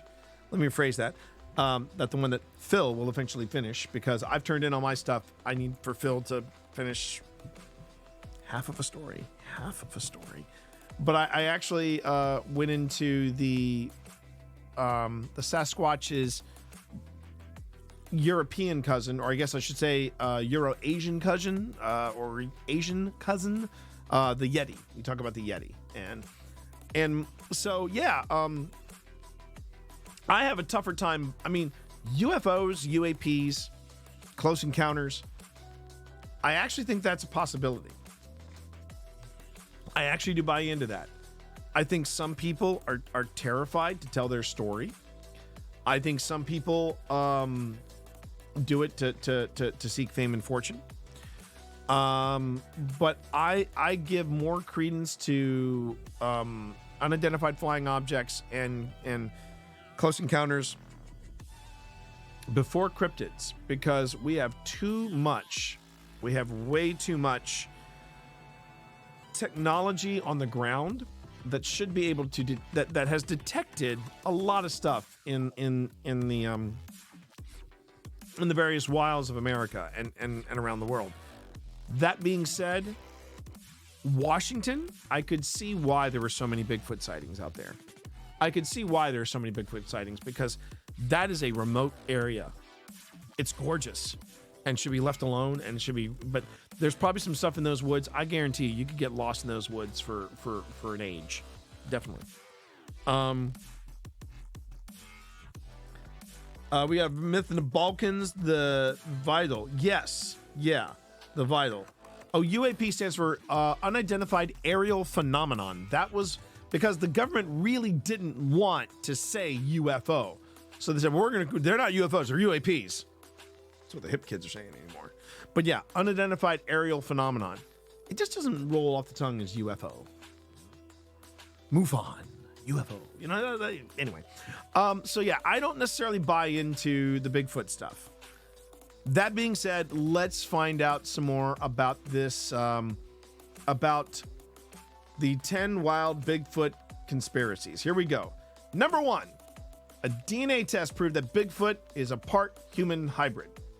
In November 2012, Texas veterinarian Melba S. Ketchum claimed to have proved via a supposed Sasquatch DNA sample. I do not want to know where that DNA came from. Who's this nut tugger? But our data indicates that the North American Sasquatch is a hybrid species, the result of males of an unknown hominin species crossing with female Homo sapiens. She even went so far as to insist that the United States government recognizes Sasquatch as what is this ad I'm seeing? Oh, okay, sorry. A little distracted there. Is a hybrid species, the result of a male unknown hominin species crossing with a female Homo sapiens. She went so far to insist the U.S. government recognizes Sasquatch as an indigenous people and immediately protect their human and constitutional rights. I'm not going to touch that one. Recently, Ketchum launched a GoFundMe to finance her work, which she claims includes samples from Bigfoot, Dogman, giants, and others. That was number 1, everybody. We have 9 more to go. We got 9 more of these. We've got 9 more of these to go. It's a trap! The guy was working for a logging company, kept seeing large footprints and barrels randomly moved around, which then led to the plaster cast story. But then years later, one of his co-workers found a collection of large carved wooden feet in the co-worker's basement. Yes, you did hear Dogman. You did hear Dogman. We're not going there. We're not going there. We're not going there, Cammy. We are not going there. I wanted to, but we're not going there. Okay. Number 2. The government secretly removed burnt Sasquatch corpses from Mount St. Helens after the 1980 eruption. And Dark Nova, not to be confused with Mothman. Okay? Not to be confused with Mothman. Following the disaster, a few witnesses reported seeing federal helicopters carrying off the charred remains of several Sasquatches from the area. Prior to the eruption, Mount St. Helens had already been a hotspot for supposed ape men sightings and even a reported attack since the 1920s, with a nearby gorge eventually being named Ape Canyon.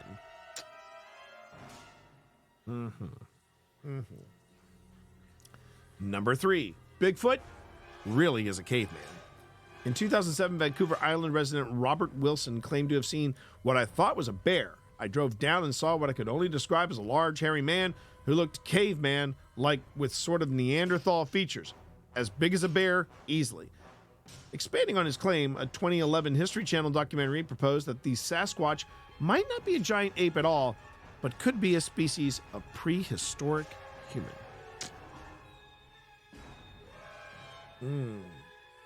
Number 4. As proven, I will say this, as proven in the $6 Million Man, because I remember this as a kid. Bigfoot is really an alien. I mean, Bigfoot, yeah, he's really an alien. He's an alien. He could be an alien in Michigan. All right. 2 conspiracies from the price of one. In 1973, Pennsylvania UFO researcher Stan Gordon noticed an increase in sightings of Sasquatches entering and exiting the extraterrestrial vehicles. Fascinated by a possibility that mysterious primates may actually hail from another planet, Gordon quickly set up a UFO Bigfoot hotline.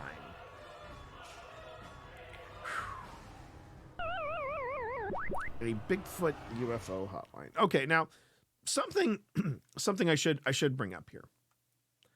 And I'm not gonna give my partner in the paranormal, Phil, I'm not gonna give him guff about this, because I think it is an intriguing It's an intriguing. Is it still up? I have no idea. They did not give a listing of the number. But here's the thing. Here's the thing, chat. My buddy Phil, he's got a podcast called Don't Turn Around. And in his podcast, he talks about the intersection of the unexplained. And what he believes, and I find this to be an intriguing thought, and apparently it's a very popular one. In fact, if you watch season 1 of a series, and I believe the series is on Amazon. Aw, you too. He just wants to play, buddy. He just wants to play with you. He loves it. Look, Hicks loves his Uncle Benedict, okay? He does. He loves his Uncle Benedict. He just wants to play with you. Hicks is touching is touching Benedict's butt, you know, doing that thing of like, you know, he's doing this. Come on, play! Play! I want you to play. Oh, hey! Are we gonna play? Come on, let's play! Let's play! No, I'm gonna go over here. Hi, Benedict. And in this show, I believe it's on Amazon. It's called, it's on Prime, and it's called Hellier, and it's done in a documentary style. But in this show, Hellier, they're basically paranormal investigators, but they also do UFOs, and they also talk about cryptids, and they believe there is an intersection between the three. There's an intersection between UFOs, cryptids, and ghosts. That's kind of neat. It's a neat thought. Not sure if I'm 100% on board with it, but maybe 85% on board with it. My biggest hurdle though is cryptids. No. It's neat to think about, particularly with the Mothman. The Mothman's kind of a badass. I gotta admit, the Mothman, and I'm close to Mothman territory. I know Secondhand is also close to Mothman territory. And you see, I would believe in dragons before Mothman, right? I would want to believe in dragons more than Mothman, but cryptids, tough sell. Oh, you live in, see, that's what I'm saying. Secondhand lives in Mothman country, so there you go. Okay, so let's get back to it. We were saying, the Bigfoot is really an alien. But no, conspiracy number 5, Bigfoot is really a giant ground sloth. While most experts believe the Sasquatch to be some form of shaggy primate, a few have opinioned that these beasts are actually surviving giant ground sloths, or perhaps evolved from them.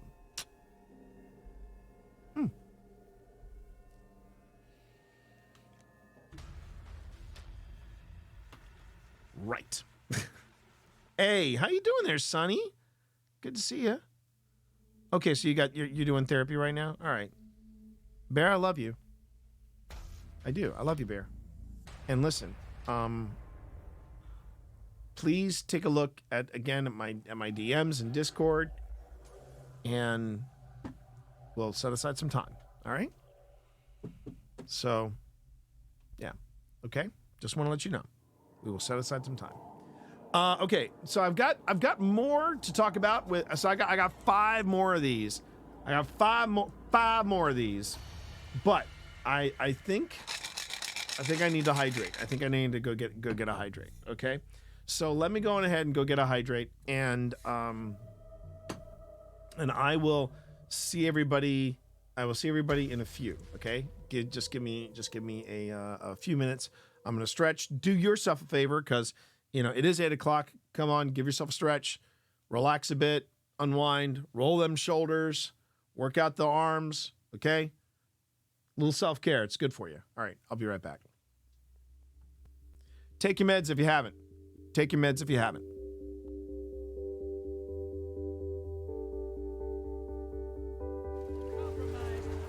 I'm gonna go look for the invader. I'm willing to bet probably Steps. He is Steps, because I am at drill and he is not here. Heading over there. I don't see him.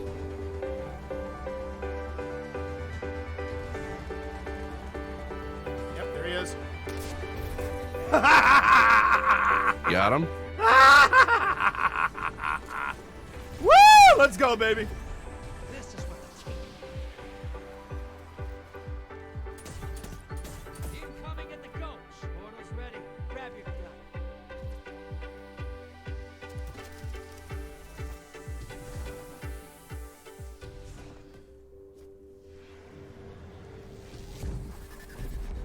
This is what the Taken feel.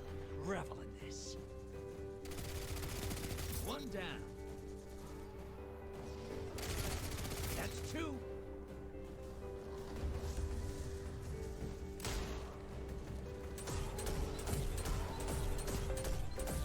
Seconds left. Bury another. Oh, they could've run. Look at them now. They're dead. I'll take it. Time for a prime evil. Feel that I'll way. take it. I'll take it. I'll take that. That felt really good. That felt really good. Come on, give me some hype in chat. Give me All right, all I've your got hype super. emotes in chat. Let's go, Do baby. It. Do it. Do it, baby.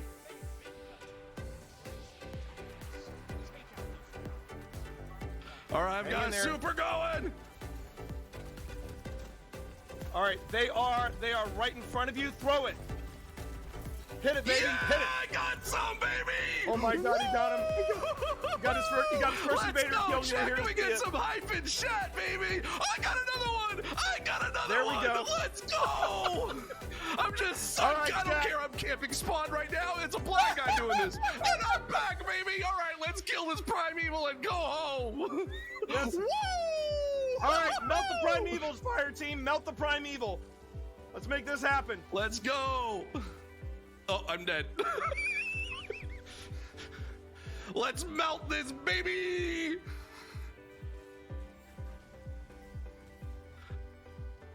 Let's hit this. Let's hit it.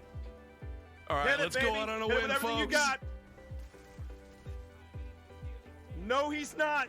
No, he's not. Yeah, Let's we did go! it, baby. Let's go! How many did you take out? How many did you take out? I don't know. I don't know. I think I Well, took no, out like it'll maybe say in your 2 or stats. 3. It'll say in your stats. It'll say my stats. Okay, let's see. Let's see, Chad. Come on. Let's do this. Oh my God! He was I one got away from 3. Army of 1. Let's go! Yeah! Oh my God, we did it! Woo! Through a grant from No Kid Hungry, which was a majority of our resources, right? To be able to purchase this truck and get it going. So families have a hard time to get from one place to another place. And I was like, man, why can't we be the ones to get to them, right? And we could lift off that burden, you know, eliminate that barrier and be able to serve our students, our families, in a way that they feel like we actually care for them.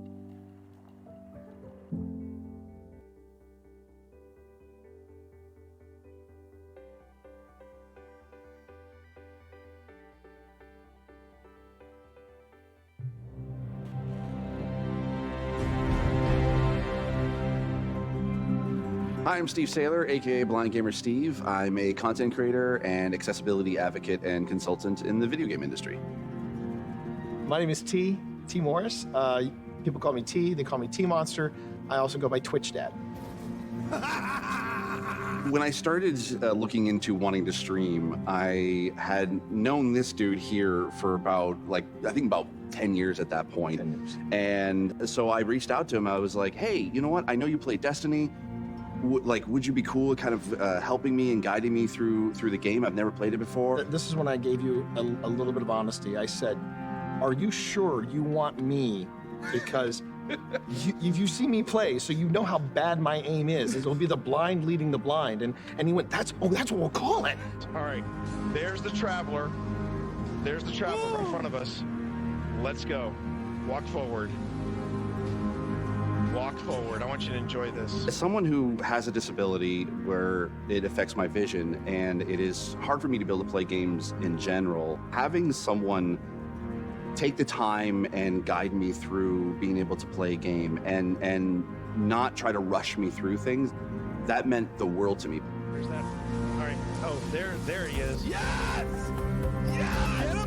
Oh, yes! In any other game, it's usually people don't want to play with a disabled person. Whereas with Destiny, I can jump in with tea, I can jump in with my friends, and even when we just jump in with random blueberries in the community, we can still be able to help each other out, and that's why I love Destiny. Did you shoot my friend? That was a bad choice. It's all about being able to reach out and pick someone up and being like, we can do this together. And that is being a hero, is being able to lift everyone else up. It's not about you, it's about the fire team. That's what makes a good guardian, is when it's about reaching the end goal and reaching it together. Spoiler alert, that never gets old. That never gets old. That never gets old, chat. I freaking love that video, man. I freaking love that video. All right. Oh, the piece of music we're listening to right now is called Demons Bleed Black. I love it. Okay. Back to it, everybody. Back to it. We were at the top. We were talking about the top 10 craziest Bigfoot conspiracies. I left off at number 5, then he might be a giant sloth, but let's go on with number 6. Sasquatches appear in the Bible. By the way, Nicholas, hi, how are you? What's up? How are you, Nicholas? Welcome on in. Sasquatches appear in the Bible. Some have argued that the giants, briefly mentioned in the book of Genesis, were actually early Sasquatches. Others say that the animals are descended from Esau or Cain. Or Cain. Cain.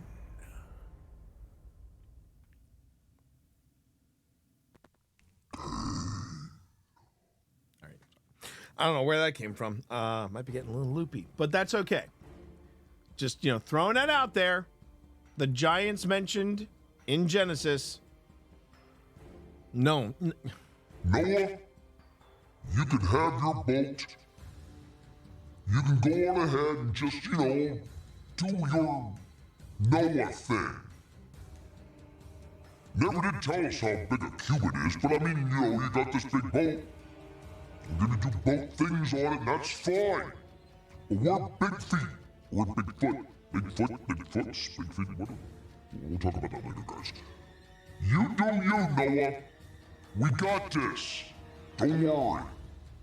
It's not like the water's gonna weigh us down or anything. All right. Number 7, Sasquatches. Top 10 Bigfoot conspiracies. Craziest Bigfoot conspiracies. Sasquatches bury their dead. One of the most jarring questions for cryptozoologists is, if Sasquatches are real, why don't we ever find the bodies? Many believers argue that it's not unlike modern elephants, the elusive apes actually bury their dead. A Kentucky-based Bigfoot researcher,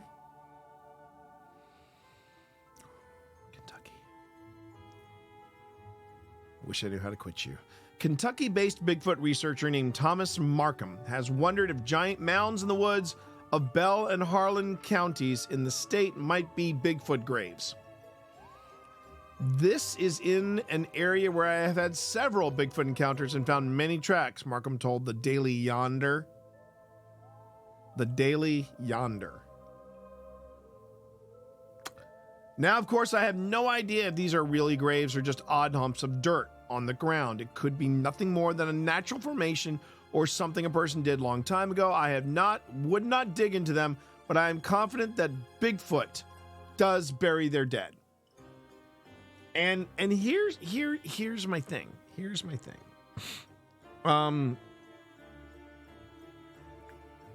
Yeah, I know, my God, I know. Here's my thing, and this is where I have a tough time buying into the whole cryptid thing. We have technology that if you don't want to upset a possible burial ground, like a possible Native American burial ground, yeah, that would suck.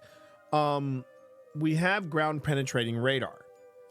we do have the ability to, to look without disturbing anything. So why don't they do that? They should do that, and then mystery solved, correct? Or at least it would progress this mystery forward. And I'm just so yeah. Again, cryptids,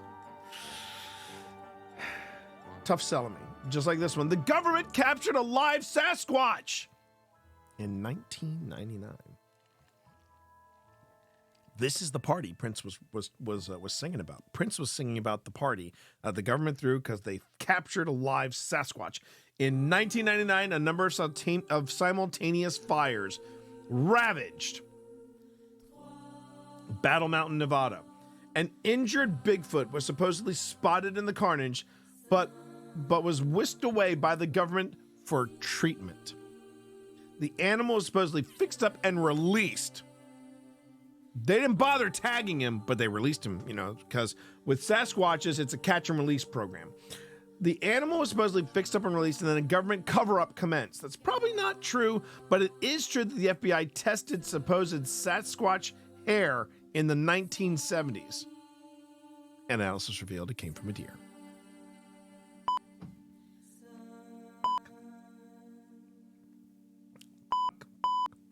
Okay. Damn deer. All right. Number 9. This one has a clip, everybody. So we're playing this freaking clip.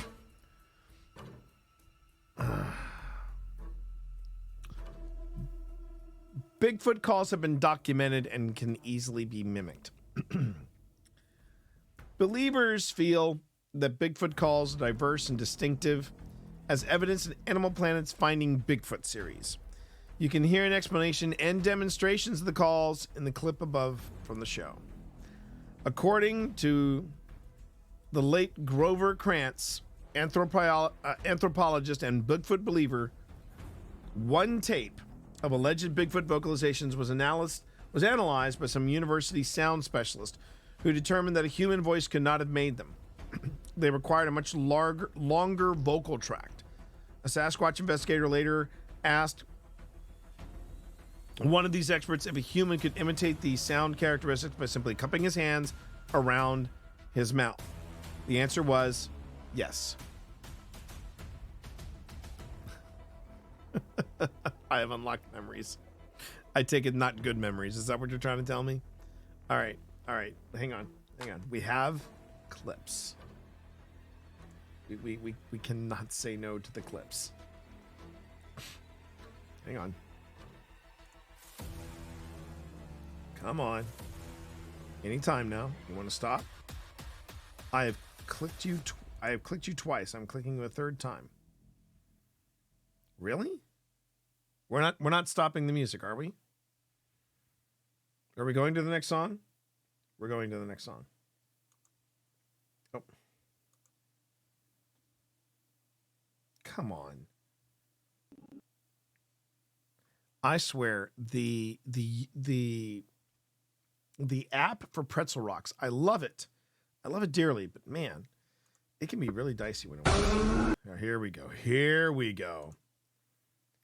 A nice, juicy 5-minute clip from Finding Bigfoot, everybody. Jeez. I want to be open-minded about this. I really do, but man, the mountain monsters guys really threw me back. Okay, here we go, everybody. That's what I appreciate about you. Thank you, Second Man. The purpose of going out and making sounds is to get responses to the sounds, responses from a Sasquatch. The strategy of ping-ponging calls back and forth kind of mimics what Sasquatches will do in the wild. And we found in the past on expeditions when we mimicked that, we did these howls back and forth to each other over a long distance. That tended to get us better action faster than if it was just doing it from one point.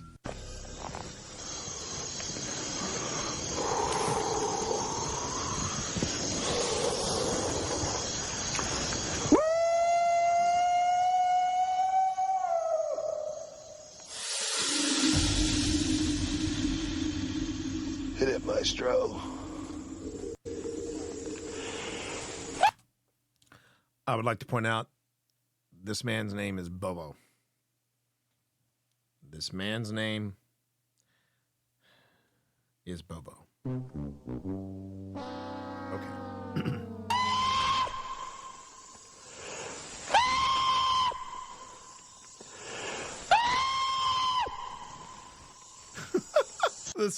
This is just me walking around town at 2 a.m. after leaving the pub drunk. There, at least you're owning it, Goth. At least you're owning it. Bobo's the best in the show.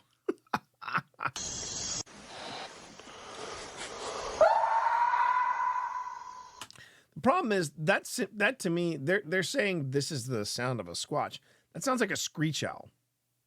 To me, that sounds like a screech owl. Imagine being around and not knowing these guys. Imagine being around not knowing these guys were filming. I know, right, Sleepy? Right? These chuckleheads are out there making these sounds, and you're probably thinking, holy shit, that whole Bigfoot thing is real.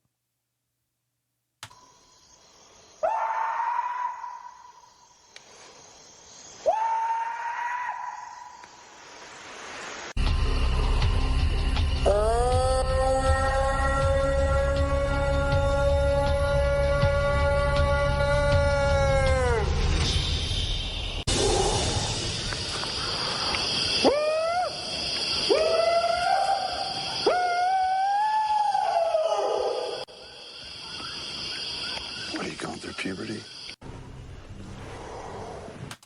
Is this guy trash talking this other guy for his Bigfoot call? That takes some balls, my friend. I'm sorry, that takes balls. You're going to smack talk somebody, smack talk them for their Bigfoot call. Really, bro? I'm sorry. I would have been, you know what, bro? Fuck you. We are freezing our asses off in the goddamn woods, and you're going to give me shit over my Bigfoot call. Fuck you and fuck your mama, and I hope Bigfoot comes over and says, hey, son, wondering why I went away for those smokes? It's because you're a dick. Wow, man. Wow. Big man with a Bigfoot call. Fuck that guy. Whoa! I'm sorry. I'm just going to come out and say it because I just saw Liddy pop up. Liddy, if you and I were out in the woods and you said that about my Bigfoot call, I would punch you so hard in the balls, you'd be pissing out of your mouth for a week. I'm just saying. You do not smack talk your bro when you're looking for cryptids. You do not smack talk your bro.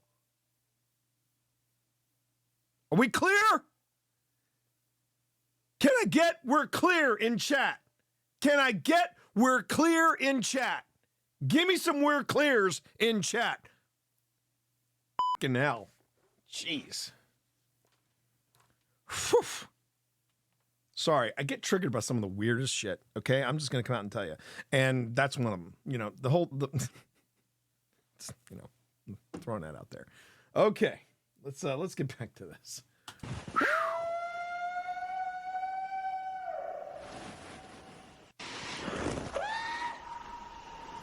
Great.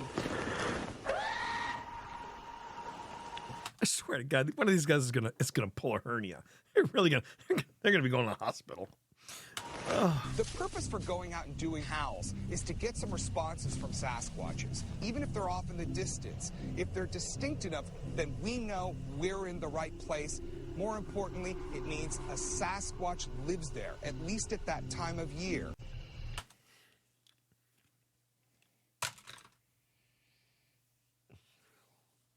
I really want to believe these guys. I really do.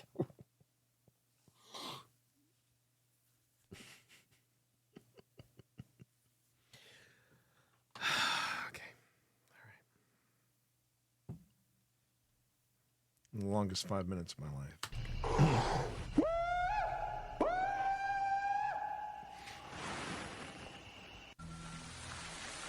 And you're right. See, that's the thing, Lizard. I believe that they believe. I totally buy that. And I do not want to yuck their yum. I really don't. I really don't. But it goes back to the comment we got earlier. What if you're out in the woods, you and your friends, you're all hanging out and you're making s'mores and you're chilling out and everything's cool and copacetic, right? And then you start hearing this stuff in the woods. You either think, oh man, we're done for because this force is going straight up Blair Witch, or you jump to the next conclusion, which is our cryptid's a thing. Anyway. Secondhand's got a poll incoming. Secondhand's got a poll incoming. Here we go.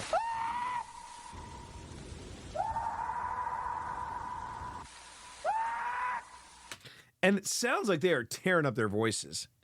And I want to hear from Liddy. Liddy is the singer. He's the singer right now here. I gotta ask Liddy real quick. Liddy, what kind of damage are these guys doing to their throats? Okay. I mean seriously, dude. I'm impressed by that noise. I hope they can find a yodeler.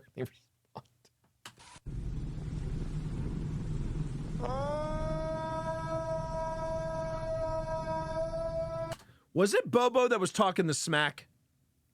Was it Bobo talking the smack? Because if it was Bobo talking the smack, I'm sorry.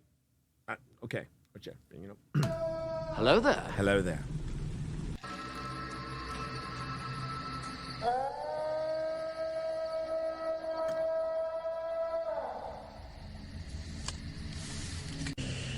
I'm at your call.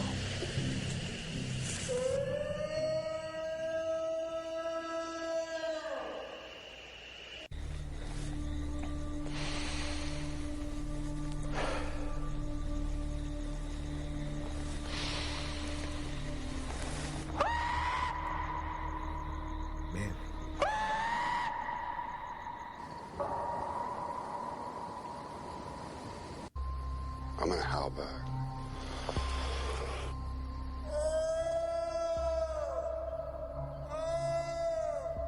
So wait a second. If these two teams are working separately for each other, they're kind of cross-contaminating their scene here. How do they know that it isn't one of their local chuckleheads, calling back in the howls? Here we go.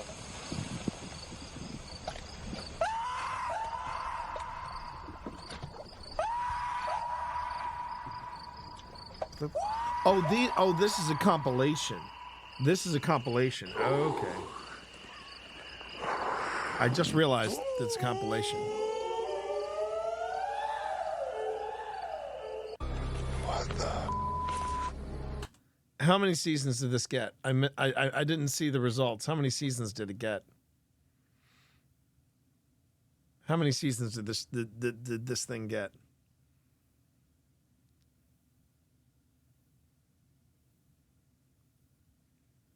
It's been on for a while.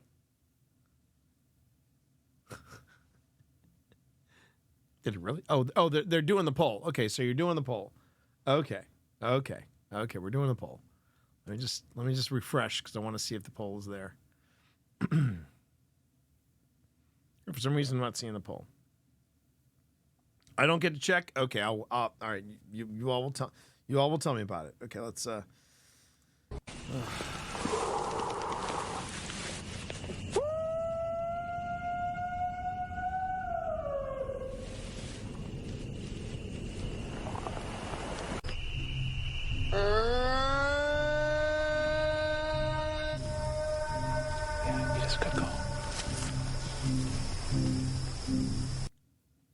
I just got to ask, how do you know it's a good call? How do you know it's a good call if we don't even know what the call is? Because we don't have anything really truly documented.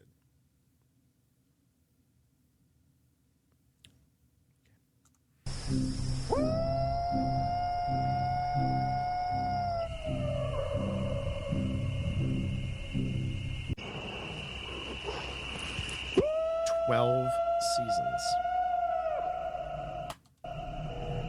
12 seasons. You gave him a warning? Yeah. 12 seasons.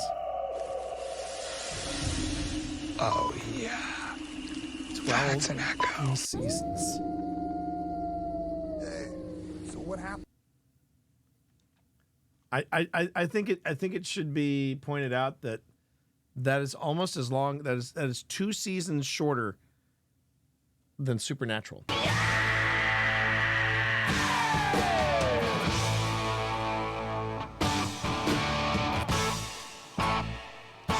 I'm just gonna throw this out there, Smug. I'm just gonna throw this out there, Smug Boo. Here's the thing.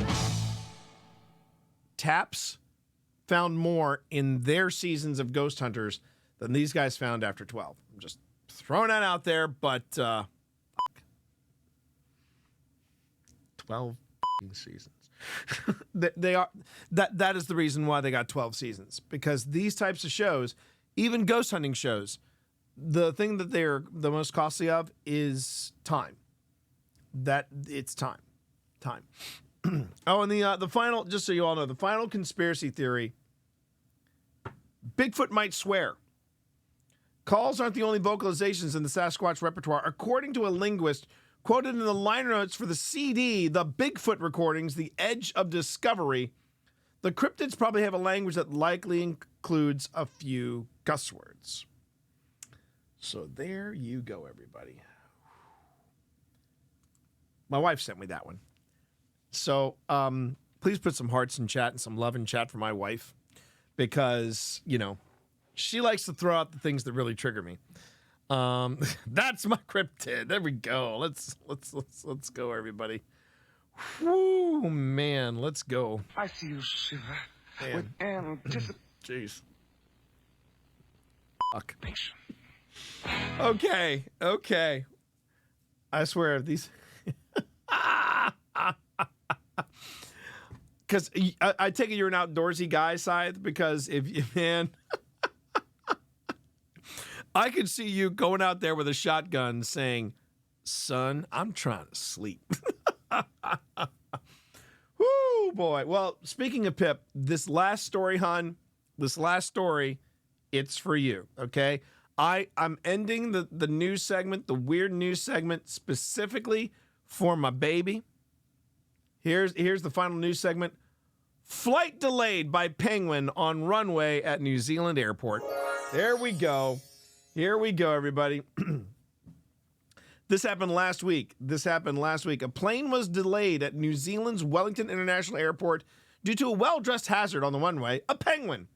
The airport said on social media that the unusual little visitor wandered under the tarmac, leading airport staff scrambling to get the flightless bird to safety. An airport spokesman said that an Air Chatham flight had been preparing to take off when the blue penguin, or Korora, did I get that right, baby? Korora, wandered out onto the runway. The pilot and passengers patiently waited while Wellington Airport staff raced out to collect and help the visitor. The Post said, "Our runway sensors were reading 50 degrees, 122 degrees Fahrenheit at the time, so it's no wonder they weren't particularly happy." Jack Howarth, the airport's wildlife officer, took the penguin to the Wellington Zoo to be checked out. Zoo veterinarian said the penguin was a 6-week-old fledgling. Though thin, hungry, and a little underweight, the fledgling was otherwise in good health, a zoo spokesperson told stuff.co.nz. The penguin was put on a weight gain diet by veterinarians and will be cared for until its feathers become waterproof, officials said. And if you want to see the little guy,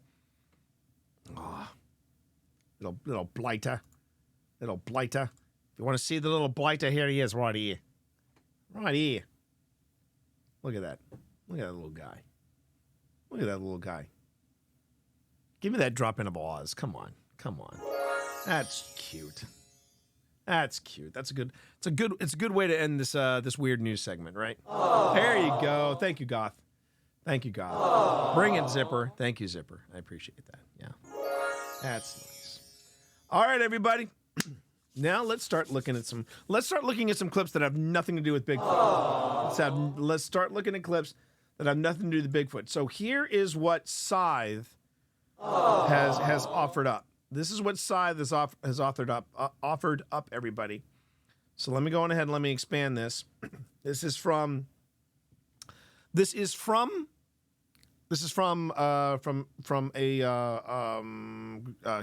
No Context Here. I believe it's No Context Here, No Context Humans. And here is the clip, everybody. We're going to go ahead and start off with this quick 30-second clip. Here we go. 像什么？全是人影，可是一个人没有。我的天哪！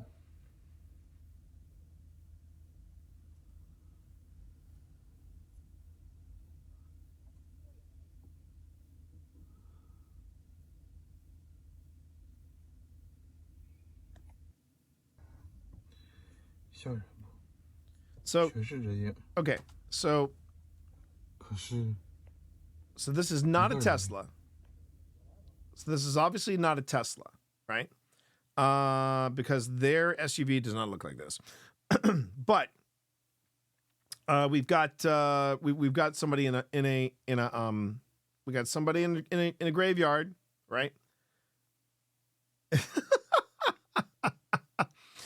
Yeah. It's artificial intelligence, but only in theory there, Goth. So here's the funny thing was that Scythe actually encouraged me to look up similar videos. So we're gonna go ahead and take a look at, no, not that one. We're gonna take a look at this one right here. I'm at my boyfriend's house and I was helping him clean up the bathroom. Right. And I moved this rug in the bathroom and I find these two. Whoa. That is not the clip that I want to hear. Okay, let's try it again. Like just weird little.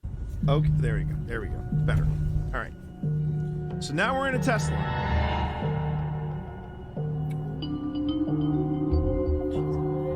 It's next to. Oh.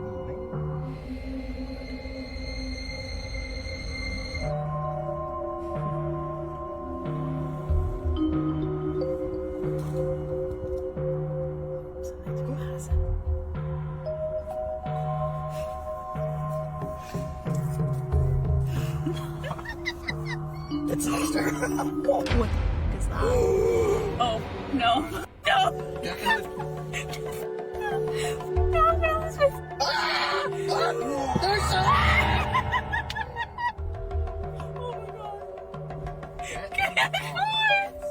There are so many people showing up on the screen. I swear to God. Like random Okay. stones, and when I asked him like what these are, where they came Okay. First off,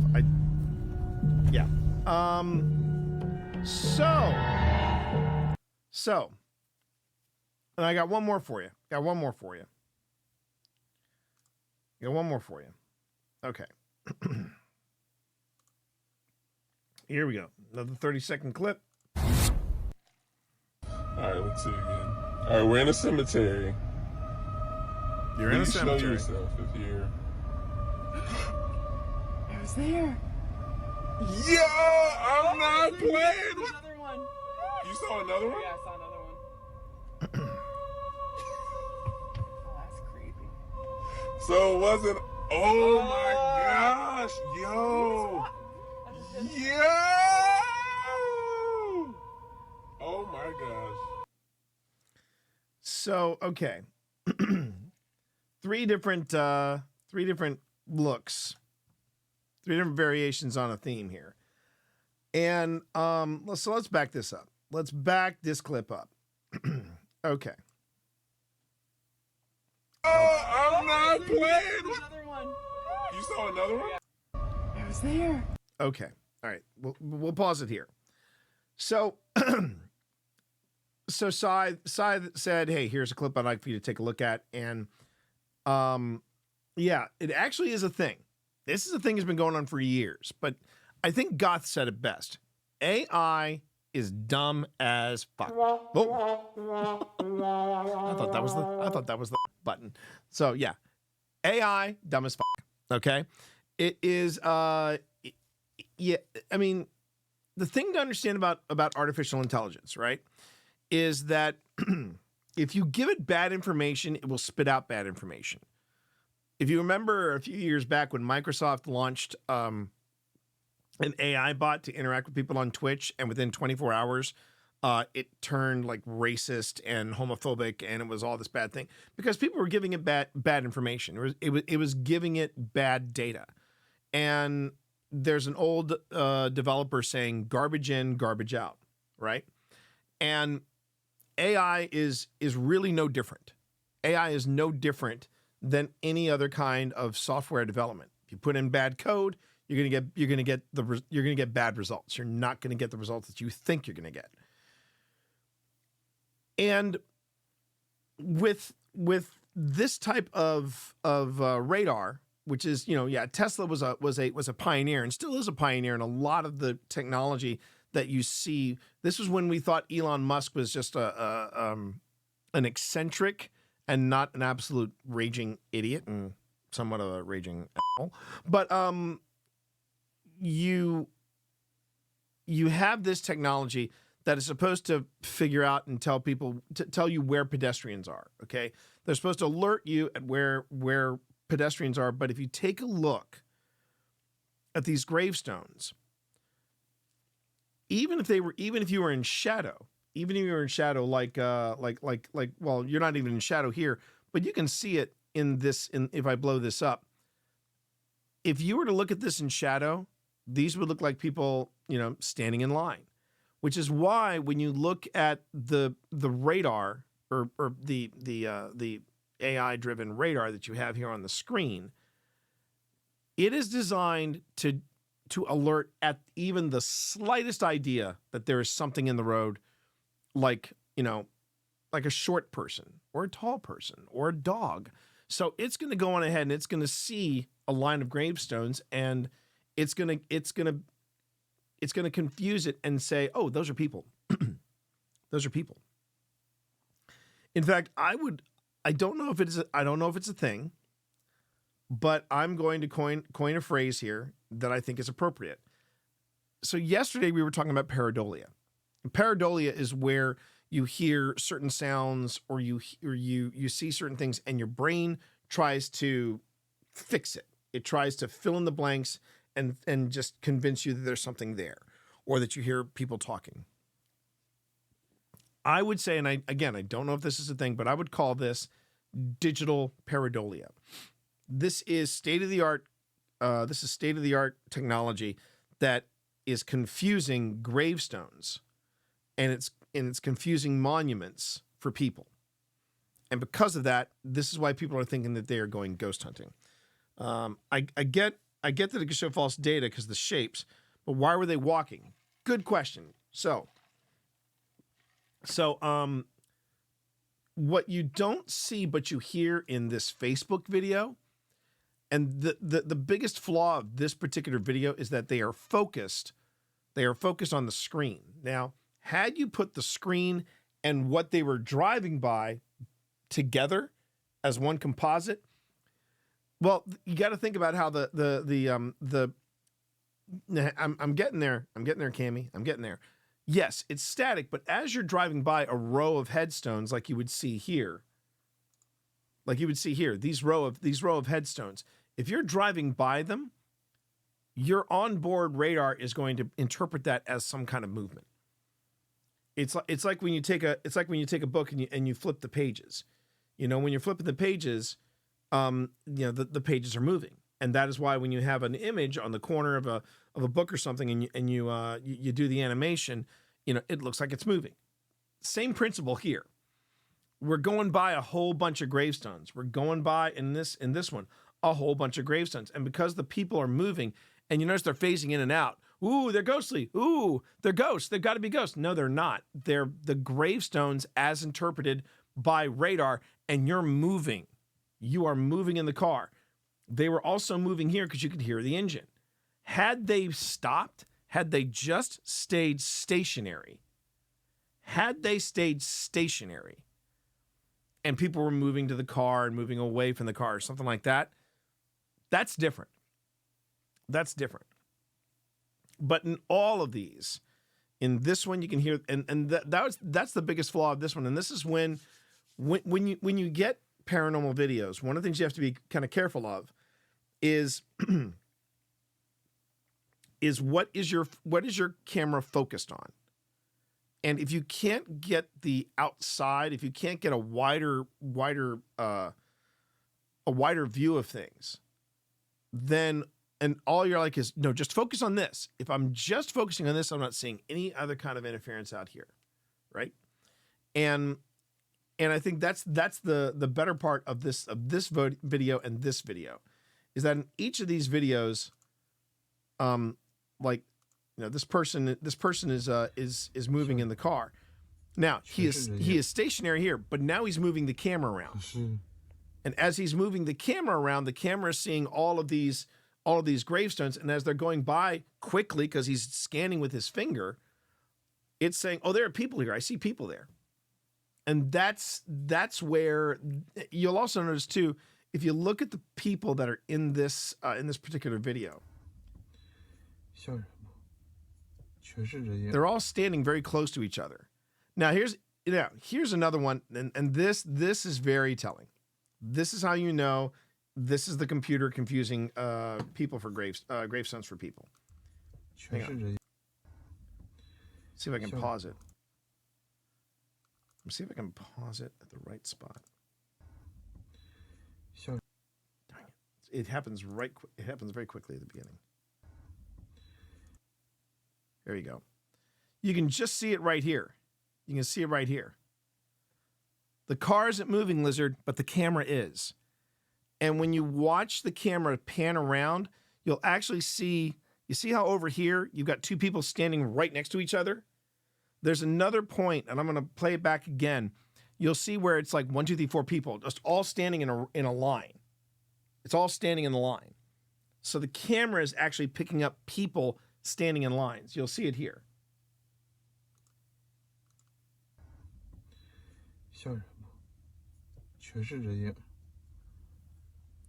And then, and that's another thing too, that you can tell that it's a glitch. Look at the people. There are all these. So let's say yes, these are ghosts. Could you please explain to me though why 2 of these ghosts are riding motorcycles? Because if you take a look at the camera as he's quickly scanning it, 2 people show up on motorcycles.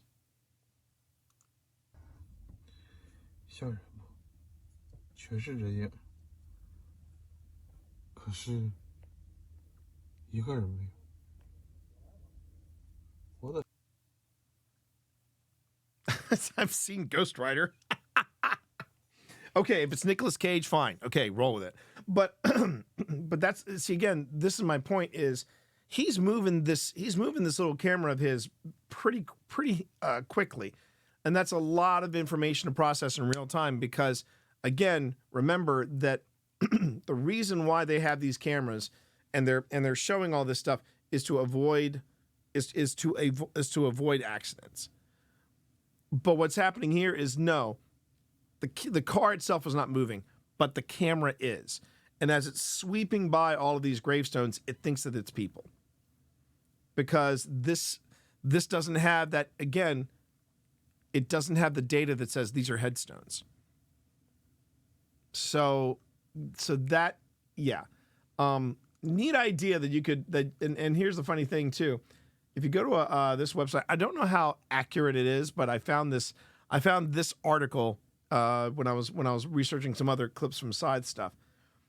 Paranormal mystery. Tesla driving through Conjuring graveyard. That's the other thing too. At least one of these clips, I can't remember which, but one of these clips, it doesn't have a rock detector exactly. But one of these clips is actually the graveyard near the Conjuring house. And here's the best part. This is dated last week, 2024. And this article, Study Finds, has this is the reason why you're getting this, which was, and I haven't read that. I glanced over it and it was pretty much like, yeah, that makes sense. It was what I thought. It was that basically the cameras are trying to process this information, and what they think are people are actually, headstones. Yes. Okay. So now you've opened up you've opened up a good you've opened up a good topic here. Does similar logic apply to things like SLS? Yes. Because I've lost count how many times somebody has said, I used GhostTube SLS, okay, on this blouse that I had, and it's conjuring the image of my mother or something like that. It used to be my mother's blouse, and now it sees my mother wearing it. But when they're pointing an SLS camera at the blouse, it's on a hanger. So when you put a piece of clothing on a hanger, the SLS camera is going to look at it and goes, okay, I see two shoulders. And then if the two shoulders are here and the hanger is here, there's the neck. And then it's just going to go on ahead and try to draw a body. And if it's sitting in a chair, it's going to look at the chair legs as actual legs. And SLS, see, okay, so yeah, it is branded as a ghost hunting device, but really, if you want to know what SLS technology is, it's the same technology behind the Kinect. And there's a we actually did a 5-minute paranormal on this. There's a social network that GhostTube started, and it's called GhostTube Explore. And it's all these different places that people are putting in and saying, oh, this is haunted, here's a picture. And a lot of people have put pictures up of the SLS camera at work. But 9 times out of 10, it is a piece of clothing on a hanger. And where SLS technology gets interesting is if you're pointing it in an open space and there's nothing there, but then the SLS actually detects a figure there. Because that was the whole point of the Kinect. It was supposed to be able to detect people in a certain space, right? I had a Kinect. It did a crappy job picking up people properly. Yes, Lizard, so did I. That's why when they said, "Oh, this is all the rage in ghost hunting technology," I said, "Not in this team." Phil tried it out several times, and we then started going towards LiDAR, using LiDAR and stuff like that. And that has been a better option for us, you know. Okay. So I mean, and here's the thing. I mean, trust me, I would love it if Teslas or any of the new cars you get would have built-in ghost detectors. That'd be fantastic. It would make my job a lot easier. But it's another reason why I'm not a big fan of going into graveyards as a ghost hunter. I mean, if you want to do that, that's fine. I've done it before. It's okay. But I feel like when it comes to paranormal investigation, I go back to something Jason Hawes once said about investigating graveyards. There's nobody there to help, right? There's nobody there to help. And as far as, at least for me, as far as paranormal goes, you know, paranormal research goes and paranormal investigations goes, it's kind of low-hanging fruit. And I'm just not, you know, I appreciate you throwing in there, Side. I mean, that it was a good challenge. It was a good challenge, and I'm like, oh, that's creepy. It is very creepy. I won't lie there. It's very creepy. But is it paranormal? No, that's just a technological glitch. Sadly. Okay. So we got something here from No. I didn't mean it to sound negative. I love that. I love the fact that you stepped up and sent me something. And that was a good call. It was a good call. I thought, because I think it's great, because this is a thing. This is a thing, side. People have been talking about this thing. I actually saw articles about this, about the whole, you know, car radar picking up people in in cemeteries. I saw something going all the way back to to I think 2015. So this has been a thing for almost 10 years, and like, so yeah, this was fun. This was fun to cover. Okay, now this is from Paranormal Talker, Paranormal TikToker, and I've told my wife we're going to have to give Paranormal Talker a break because this is the second week in a row we've covered him. Hi, Spence. Welcome home. So we got a ghost caught in a couple's home. Let's see what this ghost does. Here we go.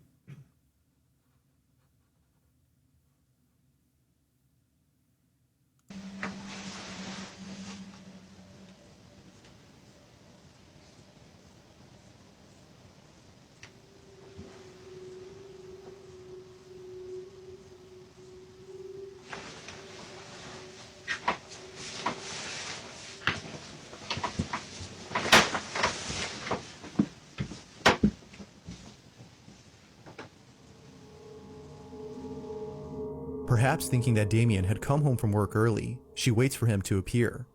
But seconds pass, and no one is seen. Damien isn't there. Understandably, Crystal was shaken up, but it seems that this incident wasn't as scary to Crystal as the most recent occurrence. It's not known what exactly happened, but it's evident that whatever had just occurred has left the couple no choice but to leave their house. In a recent video, Damien explains the situation.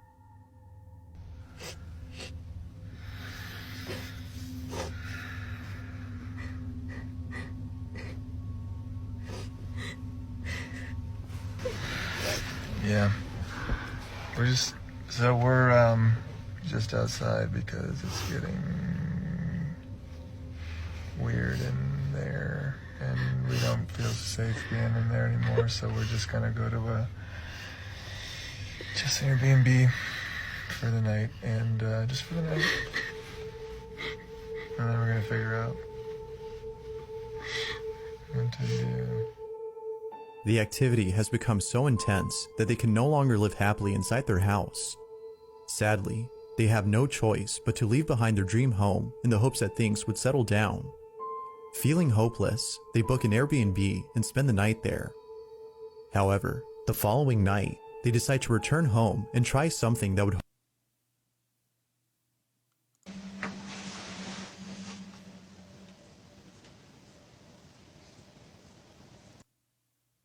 Okay. Okay, so we got, this is a 2-minute clip. We're going to watch this one more time. I will give props to Paranormal Talker for one thing. At least this video doesn't have us craning our necks to one side. So, improvement. Let's give props, for that. We have improvement, so, Okay. Pretty happy. Yeah, I know. Right, I can actually see. This is how well I know Spence. I can see Spence going, okay, so what? I mean, and I'm gonna give this another shot. But I will tell you right now, my susometer is going off hard, and I'll tell you why in a second.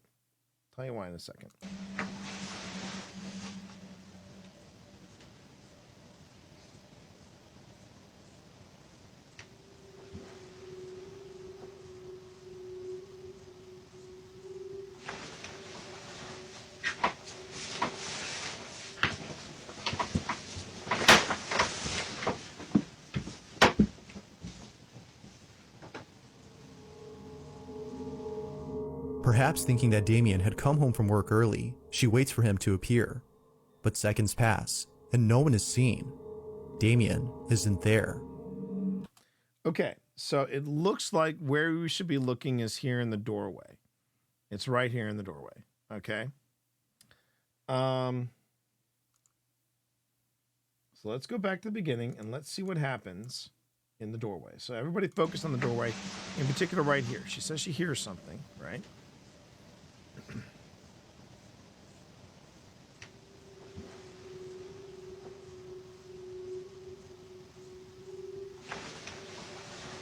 Okay, so it looks like the door opens.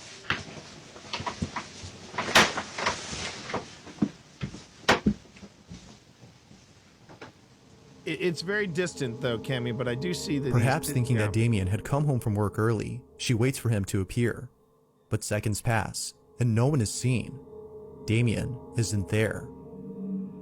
Understandably, This is Crystal not was a shaken up, well-edited video, but it seems that this incident wasn't as scary to Crystal See, as the most recent occurrence. There's the big end.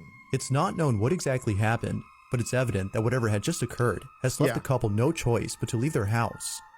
In a recent video, Damien explains the situation.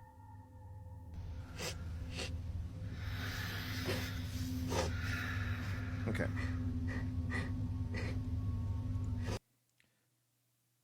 So here's my first problem with this video. Here's my first problem with this video.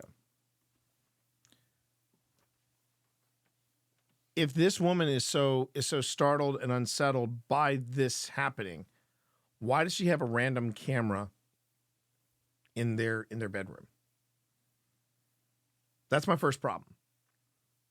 Why is there a random camera in the bedroom? And yeah, I didn't see you say that. Yeah, why? Yeah, I just saw your comment just above. My thing with these videos is, why are there videos of you normally have a camera set up facing your bed? Do you? Boo-hoo. Yeah.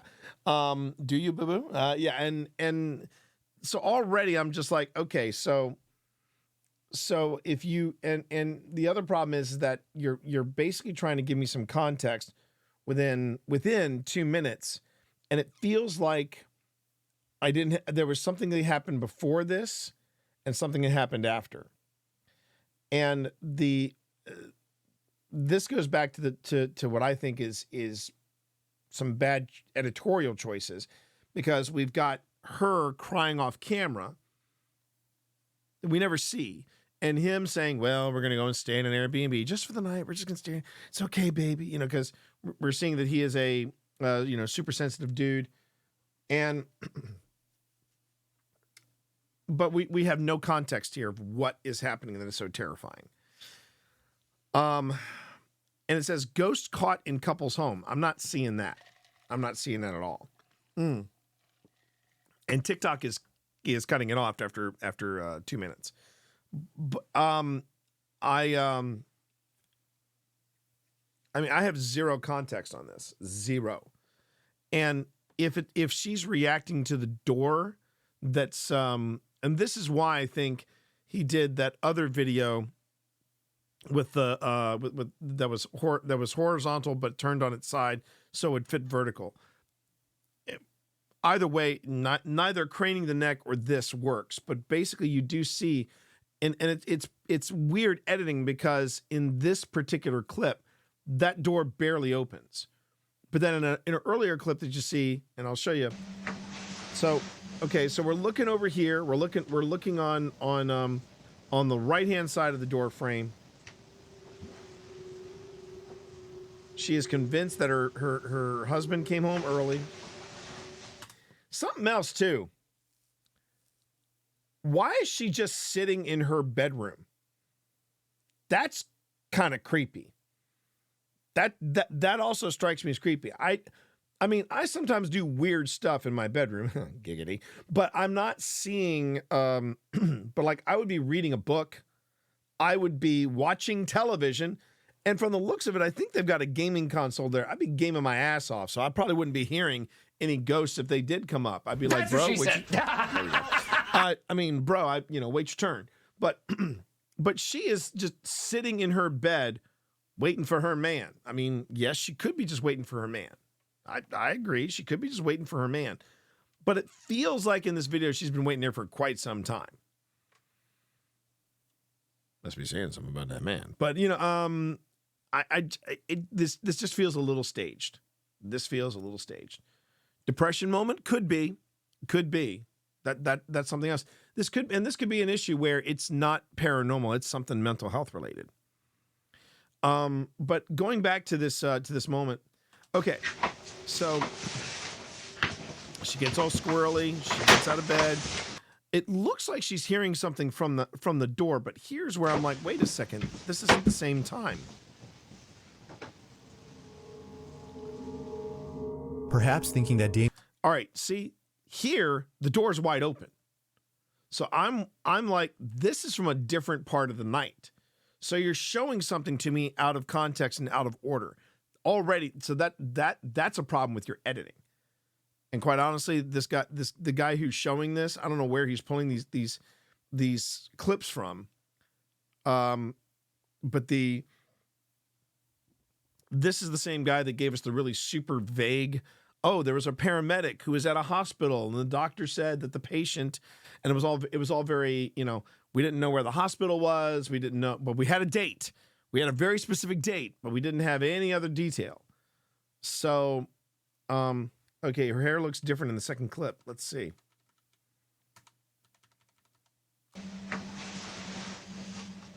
All right, let me see this.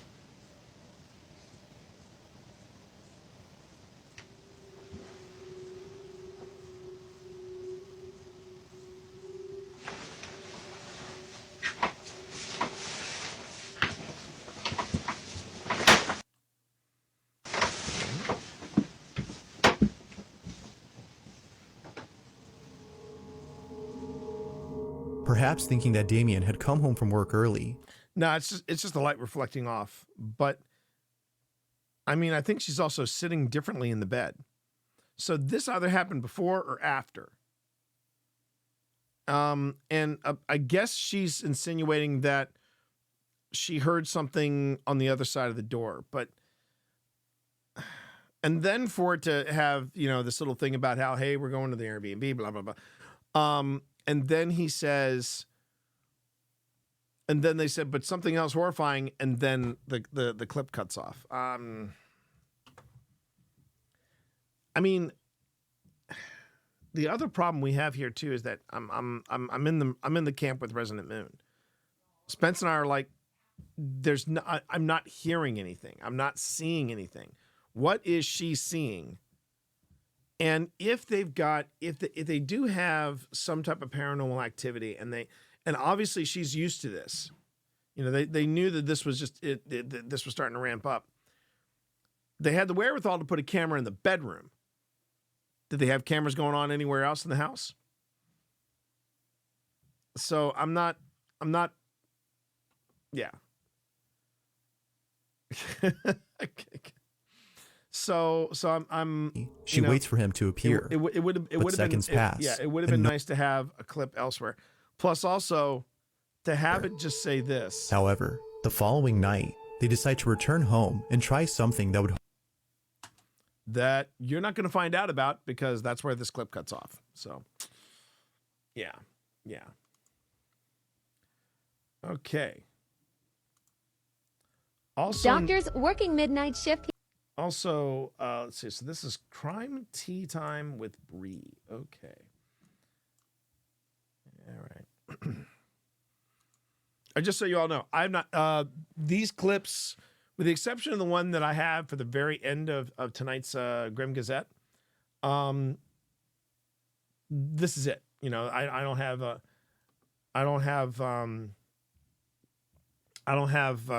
not seen any of these clips. Okay. Doctors working midnight shift get horrified after they capture the unexpected on the abandoned floor. Okay. No. This is the so the For You page, this is Old Spirits. So it's okay. It's okay. Here we go.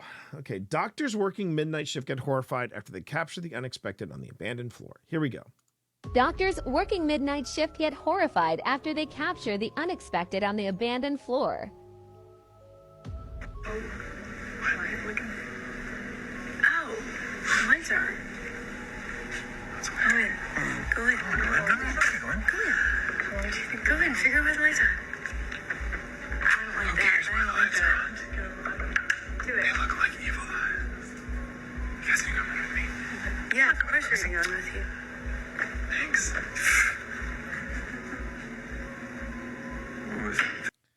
Well, first off, these doctors must be bored AF to be doing. Hey, let's all go up as a group to the abandoned floor of the hospital. Okay. So here we go. So they're going into the spooky part of the abandoned floor. Yeah, of course I guess. we're going with you. Thanks. It's midnight, but this is normal for them. Yeah, there you go. Ooh, it feels great. Is that you? Yeah. It's where it feels good.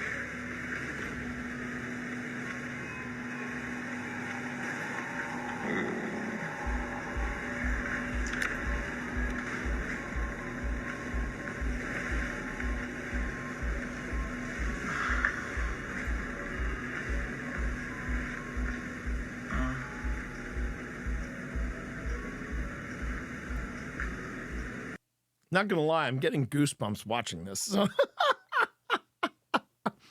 it's never easy watching some of this stuff because it's like, you know, it's the buildup. It's like playing Phasmo. It's the buildup. Okay, we're gonna back this up just a wee bit. Also, the music isn't helping. The music is not helping.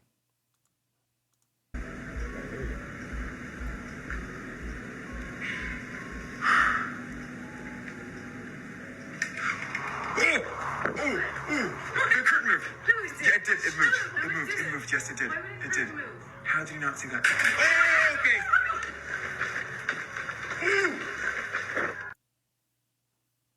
What? All right. Doctors working midnight shift get horrified after they capture the unexpected on the abandoned floor. I think we all did. Expecting to just see some guy on break staring at the cameraman. You know what, weirdo? So was I. All right. Oh, lights are. Go in. Go in. Go in. Figure out where the lights are. Okay, I have investigated an abandoned hospital before. I'd be the first one to tell you. If you go into any part of a hospital that's been abandoned and it's night and the lights are off, it's going to be creepy. It's going to be creepy. That's just a given. But I'm trying to figure out what he saw or what moved or something like that, because he said something moved. So let's see what happened. Actually, you know what? Let's do this. Let's go to speed and let's go to 0.75.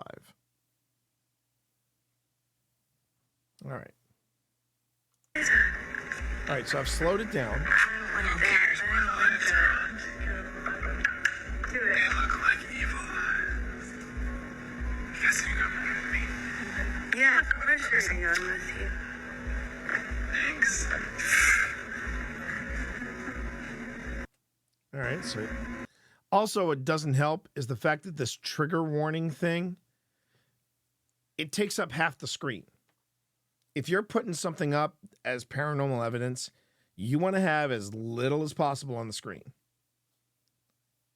The smiling face on the left, creepy AF. Where do you see it? Yeah.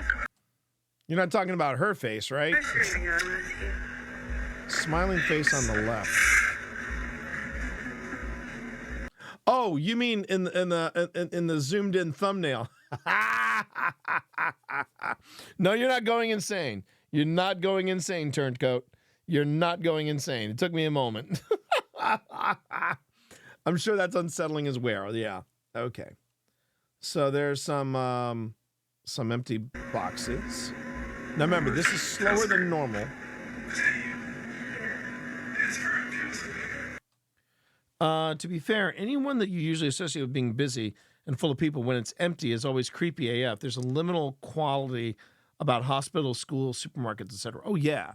Well, for one thing, when you go somewhere where you expect it to be busy and it's not, you get that sort of what I call it now this, but it's that Last of Us effect. You know, I mean, as terrifying as the clickety click click clicks of the clickers and all that stuff. To me, that was nothing compared to walking in and seeing like you know, places that where you had people at one time. You had lots of people, you know, that life after people thing. It's one of the things I think is the most terrifying about Dead Space, both the first game and the second game. You know, you walk in there and you see the evidence of people being there, but it's just, you know, it's been abandoned.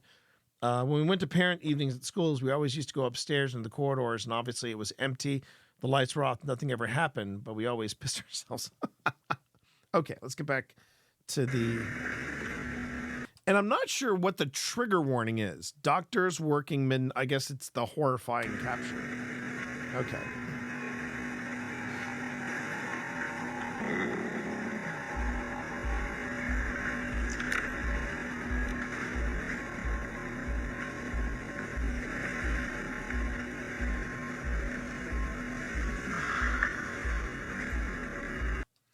All right, so there's something like dead center in this top section, but I think that's just a reflection of something shiny. That's just something shiny.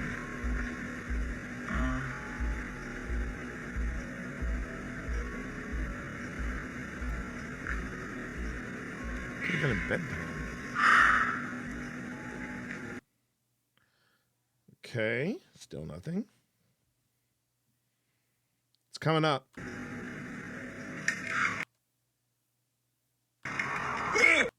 Oh. You know what it is? You know what it is? Watch the curtain in the back. Watch the curtain in the back. Our healthcare system is pretty terrifying. Oh man. You know what? That ain't far from the truth. But watch the curtain in the back. Nope. Watch the curtain in the back. Watch the curtain right over here on the left-hand side. When he pans back with the camera, you'll see the curtain move. Watch now. The curtain moved. Yeah, it did. It moved. It moved. Yes, it did. It did. How did you not see that? And then we get and then okay. All right, healthcare jump scare. Okay. We're going to play this back one more time for our outstanding healthcare reps right here. I'm going to play it full speed, and then I'm going to tell you why this is a hoax. Doctors working midnight shift get horrified like after that. they I'm gonna capture tell you the why this is a unexpected hoax. on the abandoned floor. First off, they chose this charming, cheery little voice to tell you this in AI. I hate that voice. Go in. No, it's near the end. I don't like that. Oh, you're talking about the grabbing, yeah. They look like evil eyes. Now, to be fair, if it was a spirit, of course, yeah, something we have to, I would imagine it would be very convincing for it to cinch and pull across. But we'll get there. We'll get there. Yeah, of course we're going with you. Thanks. Ooh, it feels great. Was that you? Yeah. That's right. It feels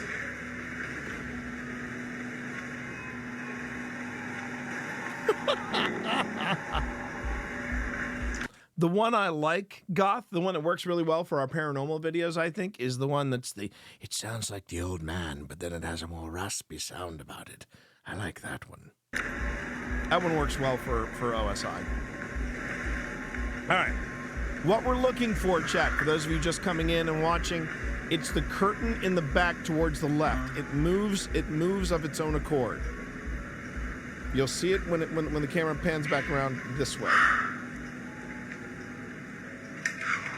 Ooh, the curtain moved. Yeah, it did. It moved. It moved. Yes, it did. It did. How did you not see that? Oh, okay. All right. Doctors working midnight shift get horrified after they capture the unexpected on the Too bad I'm abandoned using floor. honey, I like your voice. It's hot as balls. Come on, baby. You know I like that. Oh, my turn. I mean, Cammy, that's a given right there. I mean, you know, either A, the guy shooting the video is the guy in charge of the night shift, and it's just a slow night, and they're like, hey, let's do something fun for TikTok. But let's break this down. Let's break this down. First off, I give them props for the setup. The setup is brilliant. The setup is absolutely brilliant, okay? They're doing the, no, you go in. I need you going. You go in. And of course, being the dude, he goes in there. Because he's the brave one. We're just two cute little RNs, and we're getting our degrees from Stratford University. we're gonna be nurses. Okay. Sorry about that. Thanks. I used to work for Stratford University. It's a freaking diploma mill. Anyway, here we go. Here we go. Here we go.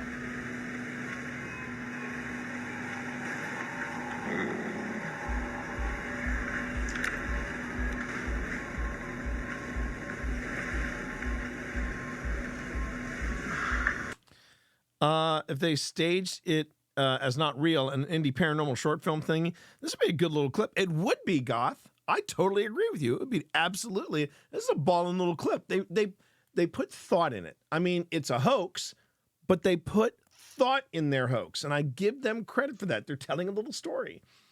Okay. Going what now? Okay, so all right. So I'm gonna try to stop it right before he runs out with his camera going, oh, it totally moved, it totally moved, it totally moved. Okay. All right. All right, class. Why is this fake? Okay. So while you can't really see in the dark where someone is clenching this, they wouldn't really have to, because moving those curtains are Sam's getting her notes out. The thing is that we don't have a camera. We don't have a second camera back there. And I'll also give this guy credit. He is not. If people do this, to me, that's fine. When paranormal investigators see stuff like this and run, I'm like, dude, did you graduate from the Brian the Idiot School of Paranormal Investigation? No. Film that crap. Make sure you get it on film, nice and clear. So yeah, obviously there's a room behind there. There's obviously a room behind there, and it's too easy for someone to be standing back there. And these are just a bunch of bored interns or bored RNs or whatever, just saying, hey, let's do something wacky for TikTok. Well, this is the perfect setup, and I gotta give whoever's behind there, you know, and whoever set it up, it's really done well. It's really done well. But yeah, it's too easy. It is just way too easy for there to be somebody back there. Now, had the lights been on, that would have been different. Even if the lights had been on, you might not have seen, you know, that's the thing. You would probably see the feed underneath. So they were like, no, we're gonna go lights out. We're gonna do the whole thing. You'll you know, I'll give you a vocal cue. Just, you know that when I'm in there, you know, wait for the right time, and then start slowly, you know, doing the curtain. So there's way too much. It's way too easy to have somebody back there. Okay. But then there's this little stunt. Okay. He goes running out there, because this is supposed to be on the abandoned floor. This is the abandoned floor, everybody. So watch what happens. Yeah, it moved. Right. Yes, it did. He goes, yes, it did. It moved. And he's shooting, but he's not shooting at the camera. I'm sorry, at the curtain. He's not shooting at the curtain that he just saw, because that's around the corner. So what are we not seeing? What are we not seeing? We're not seeing the other two standing behind him. So when this thing gets kicked over and makes them both jump, yeah, the girl that kicked it, she's not in the camera. She's not in the frame. So, and I'm sure they were bored. They just wanted to pass the time. And they said, let's see if we can make something go viral on Tickety Talks. And sure enough, they did at 189,000 likes. Fun clip, though. I will say that. No, you're absolutely right. You're absolutely right. There's at least if they're gonna fake it, they're gonna do it with some style. Do it with some style, baby. I'm good with that. You know, yeah. Do it with some style. Yeah. What? Did I wake you up, Benedict? Yes, you. Yes, you did, Dad. You're ranting. I'm gonna give you slow blinks anyway, because I love you.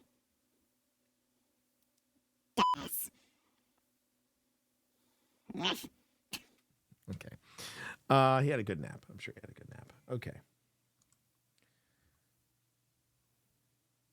Okay, now I cannot wait to share this one with you.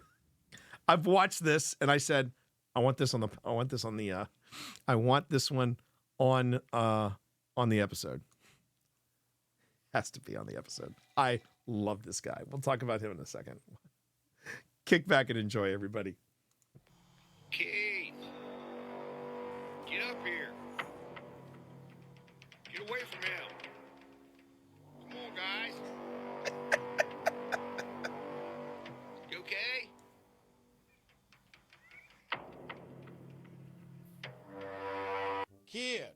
Kids, you get up here now, and you get away from that floating demon in the woods now. Come on, your mom's making hamburger helper. Now, kids, I'm telling you to leave that demon alone. He don't want to play with you. He wants to consume your soul. Now, get up here, kids, before I miss the new episode of Big Brother.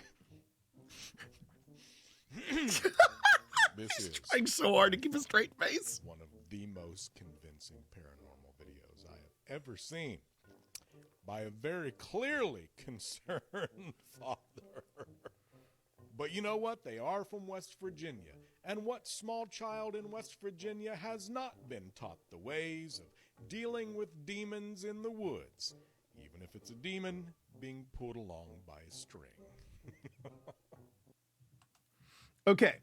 If you are not familiar with this guy on TikTok, he is so much damn fun to watch. And okay. So the funny thing is he's actually doing a stitch. He's actually doing a stitch from West Virginia Paranormal, which I believe, I don't think it's WBPI, the people that we worked with. But this guy right here, okay, he calls himself the Twilight Emporium. And that's the _Twilight _Emporium. I cannot stress to you how good this guy is. He is so effing good at his read-throughs, at his weird history, at some of the mysteries that he tells. And he's got, as you can just hear, even though he's goofing around in this clip, he has got this gravitas that just haunts you. He is really, really cool. Obviously, yeah, that was total garbage. But the whole clip with the balloon that was being dragged along by the kids, because I have been a father, and I have seen my progeny, you know, Sonny, when she was that age, be scared of something. And two things when kids are scared: one, they scream, and they'll let out a scream that you can hear on Neptune. Okay, it is a scream that will pierce the. It's true, Sam. It will pierce the sound barrier in such a way that the sound barrier bounces back, and you know, and she still has that scream. I would tell my kid, I tell my daughter, I really do believe that if she could record a really solid scream, this would be huge as a drop-in for horror films. Okay, booyah! I'm not kidding. She got dad's lungs. She got dad's lungs. But this guy, when I say gravitas, he doesn't need a filter or a little pop-in thing to get this voice. He has it naturally. This is gravitas, and I love his stuff. He is and he usually does not do it when he's dressed. He does not do it dressed in flannel. He usually has like a black turtleneck, and at one time he was doing the thing with the microphone that was constantly triggering me as a podcaster, because people were taking lapel mics and using them like actual microphones, which drives me bananas. But now he's got like a decent microphone. And as you can see, the way he's whenever he does his weird story tales or weird history or anything like that, That's what he films it as. And no, the Twilight Emporium, follow him. He is absolutely fantastic. I don't know if he's a paranormal investigator, but he loves telling weird stories and weird history. And I love this guy. Okay, we got one final clip, the grand finale, and I'm really excited to be sharing this with you all, because this one had my head scratching. This one had my head scratching. So we're starting at 2835 in the investigation of the Hellfire Club in Dublin. So if you're not familiar with this show, if you're not familiar with Amy's Crypt, I recommend, if you like the paranormal, watch their show. Hi, Benedict. What are you doing? What are you doing, buddy?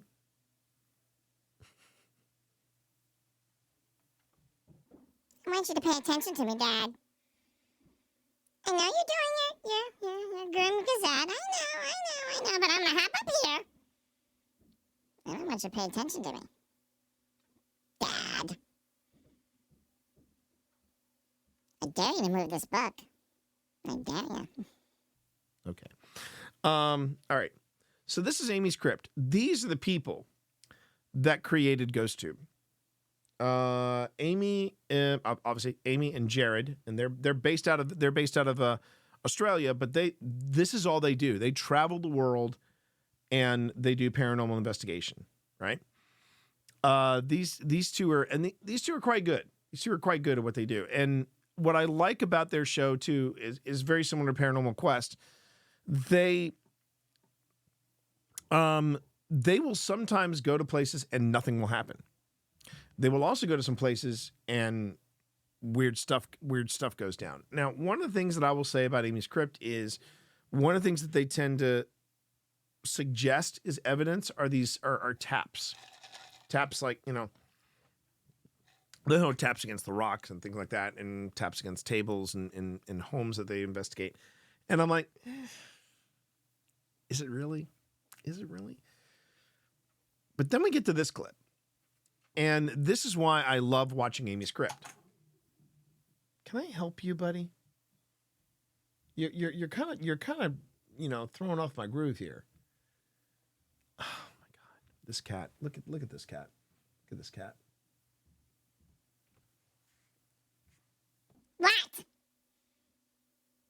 What, Dad? My stream, my rules. I want to nudge. Excuse me, I'm monologuing. Seriously, don't with me. I am motherfucking gamer cat. Good scrub. Yeah, you focus on me first, Chain. You focus on me for just a moment.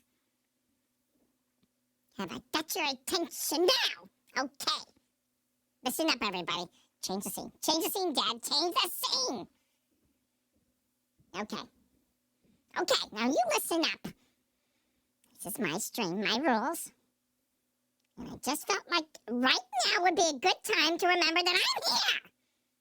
I don't want to talk to any of you. Dad. Okay, listen up. I'm gonna let Dad do his thing, okay? But just remember, this is it. This is my stream, my rules. Okay? Okay, Dad, do your spooky ghost thing. All right. And now, back to our show. Okay. One thing you can say about the Grim Gazette, we can liven it up when we need to. Okay, so, and you'll only see this on the live one. The asides for the cats, I save that for the lives. Okay. So we get to Amy's Crypt. We get to this particular moment of the night, and I have very strong feelings about what's about to happen here. But what also I find myself going, okay, well, I'm just going to play the clip, and I'll let you know what I think later. Hold on. To Garfield. The old Garfield experiment. What? Is that the name of the demonic cat, Garfield? Original. Towards the end of this segment, we did capture some strange activity in the next room over on our GhostTube SLS camera. Over the course of about 45 seconds, the camera begins to pick up stray frames of a figure beginning to appear on the ceiling, which is sinister in itself. Crap. I just noticed that. I'd blame you, Kat, but I was doing shtick. So that, that's on me. All right. Thank you. Well, it wasn't even an intermission. If you're a business owner, geez, really, then animated really explainer videos are the best way to capture attention. Thank you. Cards. Okay, first off, so let me give a little. Let me give a little. Well, actually, it's good. I get to start this over, and we can do that. All right. So right now they are using. Okay, they are using one of their other apps. The other app they've got here is GhostTube Vox, which is similar to a Spirit Box, but it's run through a filter, so you don't get the sound, right? This string of lights over here. These are a string of lights called tripwire, and they react when there's a change in EMF.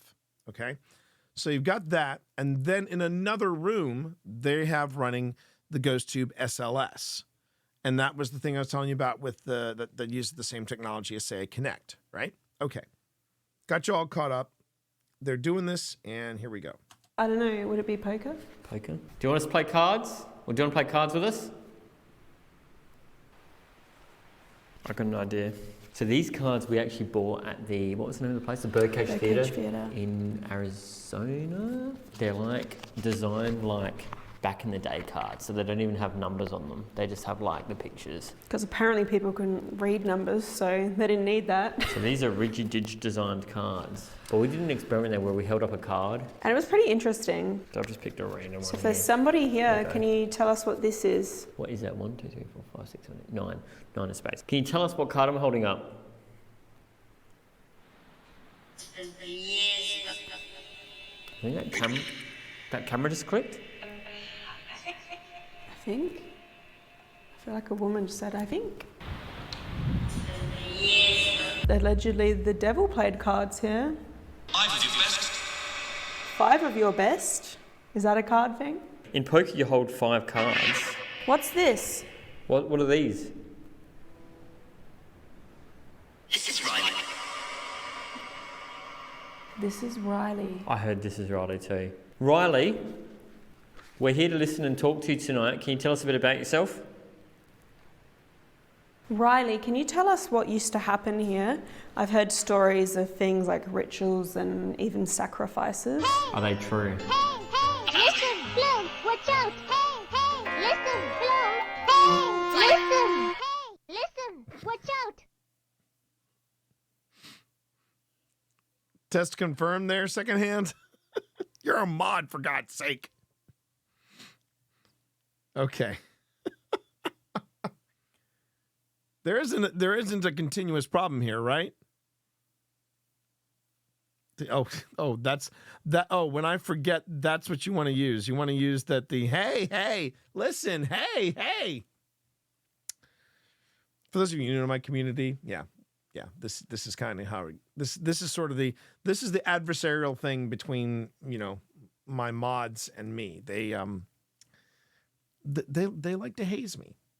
That's why they're mods, because I said, you know what? Instead of you guys trolling me, why don't you guys just troll on the pro level? And that's how it works. So for those of you new to the community, now you got something to strive for. Okay, can we please watch the clip now? Okay, here we go. I heard that piano music again, and yes, I heard a noise behind that camera. Whoever's in this building with us now, we're involved. So these clicks that they're saying are evidence. I'm like, well, you know what? You're in a stone structure. It's windy, which they established at the very beginning, and it's cold. So there could be a lot of things causing clicks and things like that. But then we get to this point, which was the point that you were hearing without seeing. So here we go. Inviting you to enter the room with us. Come into this room with us and come up to this device in my hand. I love the piano. It's like funny. And I think it said it's funny. did it just say it's funny? I think so. It was like and you're like, that's cute, and it was like. That was cool. That was very like cool. Cheeky almost. Isn't it supposed to be like a devilish spirit here though? We had devil before. Now the devil's like cheeky. Come on, if you're the devil, surely you've got better than that.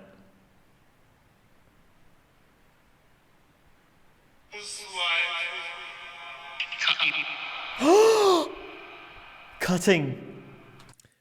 Okay, so I might have taken it back a little too far, but this is a good setup for what's happening here. That's my last name. The dark places seem to always know who you are. Why do they always know my name? Why is it always my name? Do you know his first Jared is name? His absolutely real lovely. first name? Don't start that He shit is again. so damn Well, I'm lovable. I'm He is curious. so damn lovable. We had enough of that at the Sally house.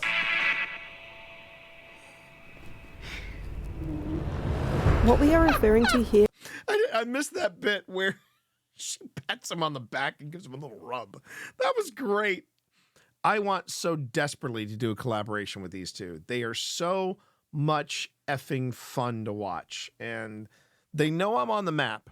They know about old spirits, but the problem is they work out of Australia. So we have to catch them when they're in the area. So are past experiences while investigating, where entities that some believe are demonic, such as that of the Sally house, have revealed they Jared's don't edit anything in, but I doubt first if it name, was a shadow. which is actually Carol, with his full name being Carol Jared Cutting. Could this be a similar instance with a spirit revealing personal information about Jared here? So wait, so where did you guys? So technically, where did you guys see the shadow? So where exactly did you see the shadow? Was it before or after? Where was it? Rewind. Watch the doorway. All right. I trust you guys. Let's take a look. Okay, we come up here, and so right about here, I'm gonna guess. We'll back it up a little bit. One of the things that I try to do when I'm reviewing evidence is I try to make sure that Hi, I'm Zoe Gong. As a traditional Chinese medicine chef and food therapist, I love using Squarespace to show. I try very hard to put space before it, okay, before whatever people see, so that we can sort of get acclimated to the scene and everything there. It was to her left. Okay, it was clear after the name. Okay. The garden. Was there a garden here? Let's find out. Yeah, it's a hunting lodge, so I don't know. This whole thing is its space. I want to ask about, earlier we had the response come through. So you're talking about from this angle, correct? Are you talking about from this angle? You're seeing it? I'll wait for the delay just to see if you all saw it. So it's going to be to the left of her in this. Wait for it. Okay. Scream, and I heard screaming in the forest area. That's not like a banshee, is it? Who's screaming here? Were you talking about somebody else screaming that we would hear tonight, or possibly when I screamed at the bird?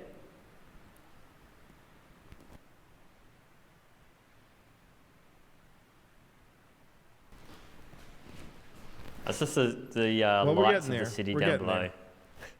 It's very pretty.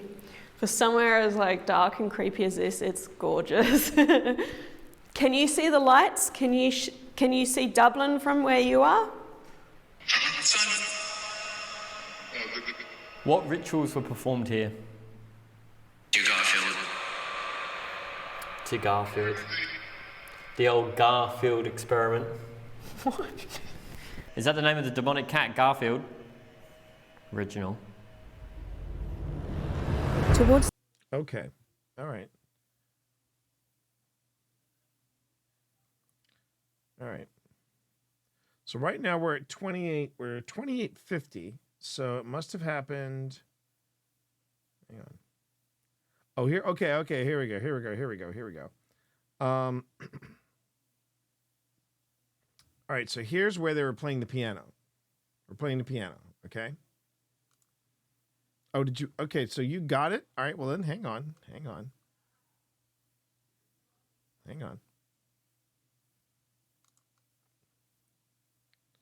So let me pull this out. Listen So it was shortly after you guys trolled me here. Okay. Listen! Hey, listen! Watch out! Was that not the... Okay. Test confirmed there, secondhand? You're a mod, for God's sake. Okay. There isn't a continuous problem here, right? That's that. Oh, when I forget, that's what you want to use. Ah, okay. So this is just a clip of that's just a clip of me getting trolled. Okay, that's fine. All right. So let's not forget to take us out of intermission. Fair enough. All right. So this. All right. So I do remember. Okay. So when everybody was claiming they saw this shadow in the corridor to Amy's left. It happened after the piano music. I know that much. So, okay. So let's try this again. Let's try this again. I love the piano. It's like funny. And I think it said it's funny. did it just say it's funny? I think so. It was like and you're like, that's cute, and it was like it's like cheeky almost. Isn't it supposed to be like a devilish spirit here though? We had devil before. Okay, it's after the piano. Okay, so just to make sure, it's after the piano, and it's in this shadow. It's in this corridor. Now the devil's like cheeky. Come on, if you're the devil, surely you've got better than that. All right, 2601. Okay. Okay, we cut over to here.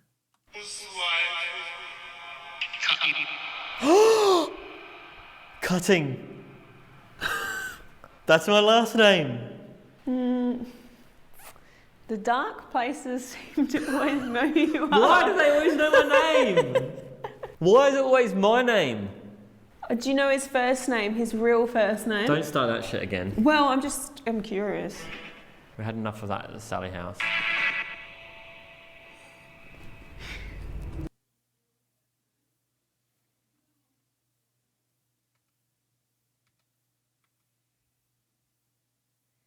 Okay, so this is going back 5 seconds.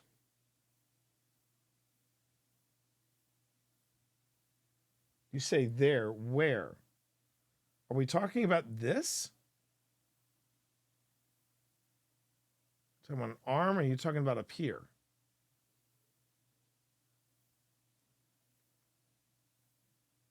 On the wall to the left next to Amy. So the wall to the left next to Amy. Because I see this on the wall right by her.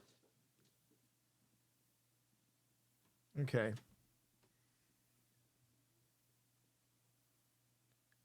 So not this wall. You're talking about. Oh, you're saying it's right by her. Chronocore, thank you for that follow. Certainly do appreciate it. Yes. More of that, please. So it's, more of that. Okay, so you're saying it's in here. You're saying it's in here, and it's right next to Amy, correct? All right, let me back it up. His real first name. Don't start that shit again. Well, I'm curious. We had enough of that at the Sally house. Oh, okay, I see it. It's right here. It's like here. That's Amy. That's Amy, everybody. Yeah, that's Amy. His real first name. No. It's they don't have any camera people. It's just Amy and Jared, and you'll notice that when she turns, her arm is basically in this, and it's a shadow off of the IR light. Dang it! Start that shit again. Well, I'm curious. We had enough of that at the Sally house. Watch her shift. Watch her body shift. And there you go. Yeah, that's her. Yeah, that's her. But you know what? Hey, look. You guys are new to this. You guys are new to my community. You're already trying to find some stuff that's going on in here. And you know what? I love that about you all. I love that about you all. You all are jumping in with both feet. I friggin' love that. Yeah. Let's f***ing go. I'm proud of you folks. Twitch Dad loves you. Twitch Dad loves you. Killing it. All right. So let's get back to it. What we are referring to here are past experiences while investigating. All right. So the whole thing with the arm, cool idea, but that is not what we're here to look for. I'm going to let it play and then you'll see what happens, okay? But hey, everybody, seriously, that was very cool. Cammy, Zip, I mean, seriously, that was very cool. You guys were into it and made my heart aflutter. Were entities that some believe are demonic. No. You get a gold star there, Cammy. You get a gold star, and as did you, Lizard, because you guys were paying attention. That's what you want to do. Such as that of the Sally house, have revealed Jared's first name, which is actually Carol, with his full name being Carol Jared Cutting. Could this be a similar instance with a spirit revealing personal information about Jared here? It's funny again. Yeah, it's not funny for me. Can you tell me about the big black demonic panther cat that was here? I forgot about that. Can you tell me about that? Apparently there was like a demonic cat here, and it had horns for ears, and it got ripped apart when a priest threw holy water on Alright, demonic cat, that's going to be a first in the paranormal, surely. I don't think so. Demonic cats? Yeah. Okay. Like a big puma thing, like a panther. Is there a demonic cat here? In the garden. In the garden. Meow. In the garden. Kitty cat. In the garden. Was there a garden here? Yeah, it's a hunting lodge, so I don't know. It's All my right. thing is it's So space. we're getting close to the I moment. want to So ask let's- about earlier we had the focus on it and response come watch through what happens here. scream, and I heard screaming in the forest area. That's not like a banshee, is it? Who's screaming here? Were you talking about somebody else screaming that we would hear tonight, or possibly when I screamed at the bird?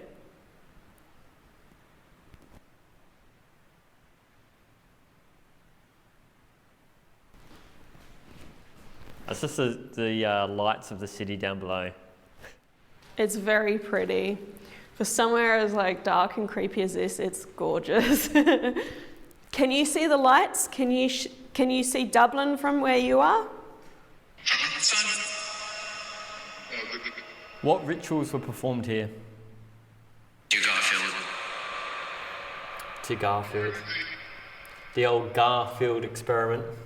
What? Is that the name of the demonic cat, Garfield? Original. Towards the end of this segment, we did capture some strange activity in the next room over on our GhostTube SLS camera. Over the course of about 45 seconds, the camera begins to pick up stray frames of a figure beginning to appear on the ceiling, which is sinister in itself, but then moving across to the doorway before seeming to enter into the space where we were actually standing. I've compiled all moments of interest to watch this activity more succinctly, but what happens just after this within the room with us is particularly creepy, and it's as if the entity had just joined us. Can you tell us about Benjamin? Is Benjamin here? Oh, yeah, Benjamin we got last time we were here.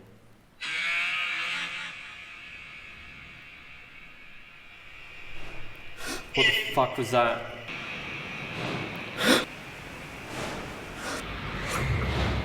This noise certainly sounded like something dragging across the ground, which was certainly creepy considering it had just occurred as that figure seemed to enter the room with us. Something we did not know about in the moment, but another thing that would add to the strangeness of this moment was that every single camera we had rolling in this room, including my phone recording our GhostTube Vox session, would produce corrupt frames of footage just after this sound. These would display as black frames of video all at the exact same time. I'm unable to export this segment of any of the video files from my editing software without receiving this error message, which is for corrupt frames of video. I have been able to record my screen to show where each of these different cameras became corrupt, and I must admit, I'm not sure why this would happen. I do know, however, it is rare, but for 3 different cameras with separate memory cards plus a mobile device to corrupt at the same time strikes me as highly odd and freakishly unlikely, unless there was some kind of powerful interference in the room. This is also something we were not aware of in the moment, yet Jared did notice some strange noises coming from around the cameras, which he would soon after remark. Do you think all of this adding up could have been paranormal? What was that? It felt like something like moving in here. And touching our cameras. I feel like I've heard camera noises from both of these cameras. Is that... I'm out. Okay, So here, and this is why I brought this up. So, all right. To illustrate this point, I gotta go and get a prop, everybody. I gotta go and get me a prop. Hold up.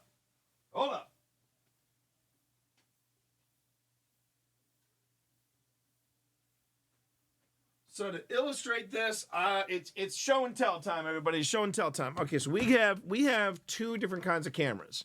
We got two different kinds of cameras when we record. Okay, so I've graduated what I call the smaller cameras now. What Jared is rocking is a Sony version of this. Probably has a lot better optics than this as well. This is a Minolta camera. Okay, so this is a Minolta camera. He's also got some. Yeah, right, exactly. Well, for Tuku G and for Sad Cat, thank you very much for coming in and saying them with a follow. I appreciate it. So with these cameras, I just upgraded to these, and these are pretty good cameras. The reason I upgraded to these cameras is that they're Minolta cameras. I know Minolta. Hello there.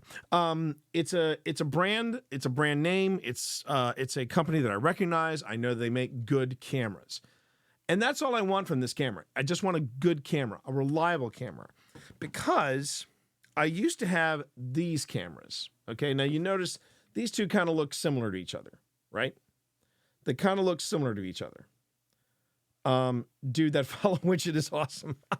Well, Tuku, I just want to let you know, this is what we do here. I've got the follow alert, also my rate alert and my subscribe alert. These alerts are playing into what I do here. I'm one of the founding members of OSI, and tonight we're doing the Grim Gazette. You're here on our last clip of the night, and I'm talking about what happened on Amy's Crypt. Now, let's go back to this camera.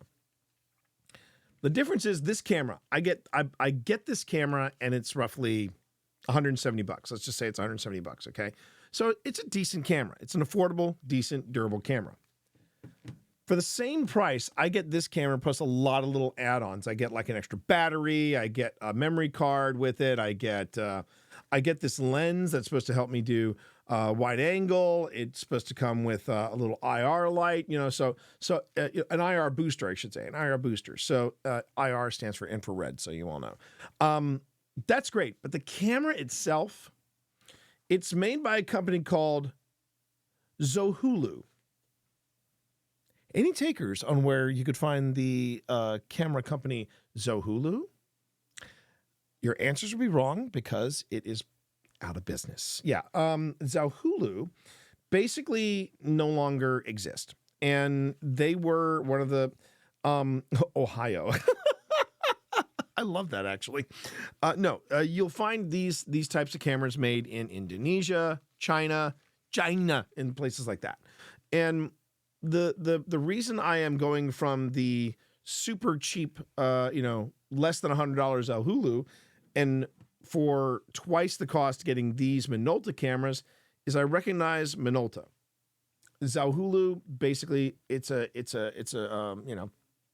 Asia Pan-Pacific, basically knockoff brand, and they're just crappy cameras.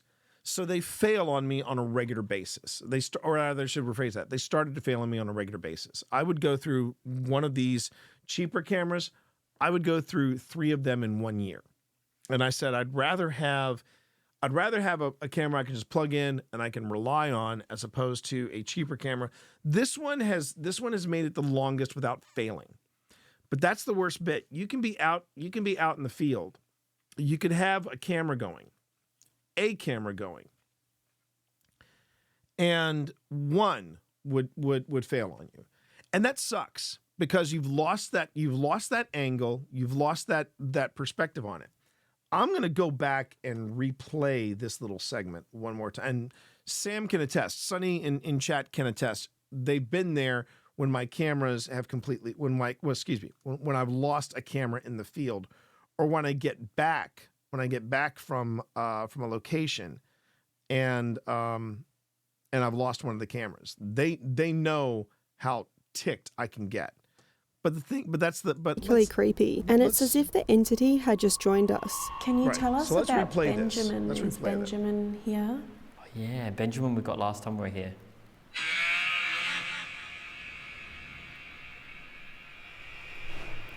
What the fuck was that? And it should also be pointed out too, these two are totally alone in this former Hellfire Club in Dublin. There's nobody else there. And as far as I know, there's nobody on the property. It is just the two of them. This noise certainly sounded like something dragging across the ground, which was certainly creepy considering it had just... Good question. Is there a weird filter on the audio that they're picking up? No.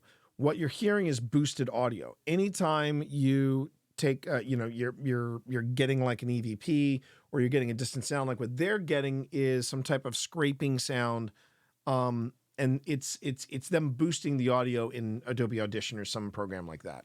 But great question, Graft. Great question. occurred as that figure seemed to enter the room with us. Something we did not know about in the moment, but another thing that would add to the strangeness of this moment was that every single camera we had rolling in this room, including my phone recording our GhostTube Vox session, would produce corrupt frames of footage just after this sound. These would display as black frames of video all at the exact same time. I'm unable to export this segment of any of the video files from my editing software without receiving this error message, which is for corrupt frames of video. I have been able to record my screen to show where each of these different cameras became corrupt, and By the way, she said screen, not screama. That's the accent talking. I must admit, I'm not sure why this would happen. I do know, however, it is rare, but for 3 different cameras with separate memory cards plus a mobile device to corrupt at the same time strikes me as highly odd and freakishly unlikely, unless there was some kind of powerful interference in the room. This is also something we were not aware of in the moment, yet Jared did notice some strange noises coming from around the cameras, which he would soon after remark. Do you think all of this adding up could have been paranormal? What was that? It felt like something like... All right. So here's what I'm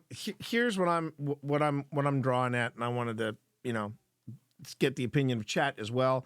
And if you want to tell me I'm wrong, tell me I'm wrong, but you better have a good explanation, because here's the thing. I have had a camera like this fail on me. I have never had a camera like this fail on me yet. But I have had 3 cameras going, 4 cameras going, and I've lost the footage from one camera. I have done that. And I have had my GhostTube fail on me before on the older model phone. I have a brand new phone. It's the 15 Pro, so I'm being very conservative right now, and I'm saving segments in GhostTube.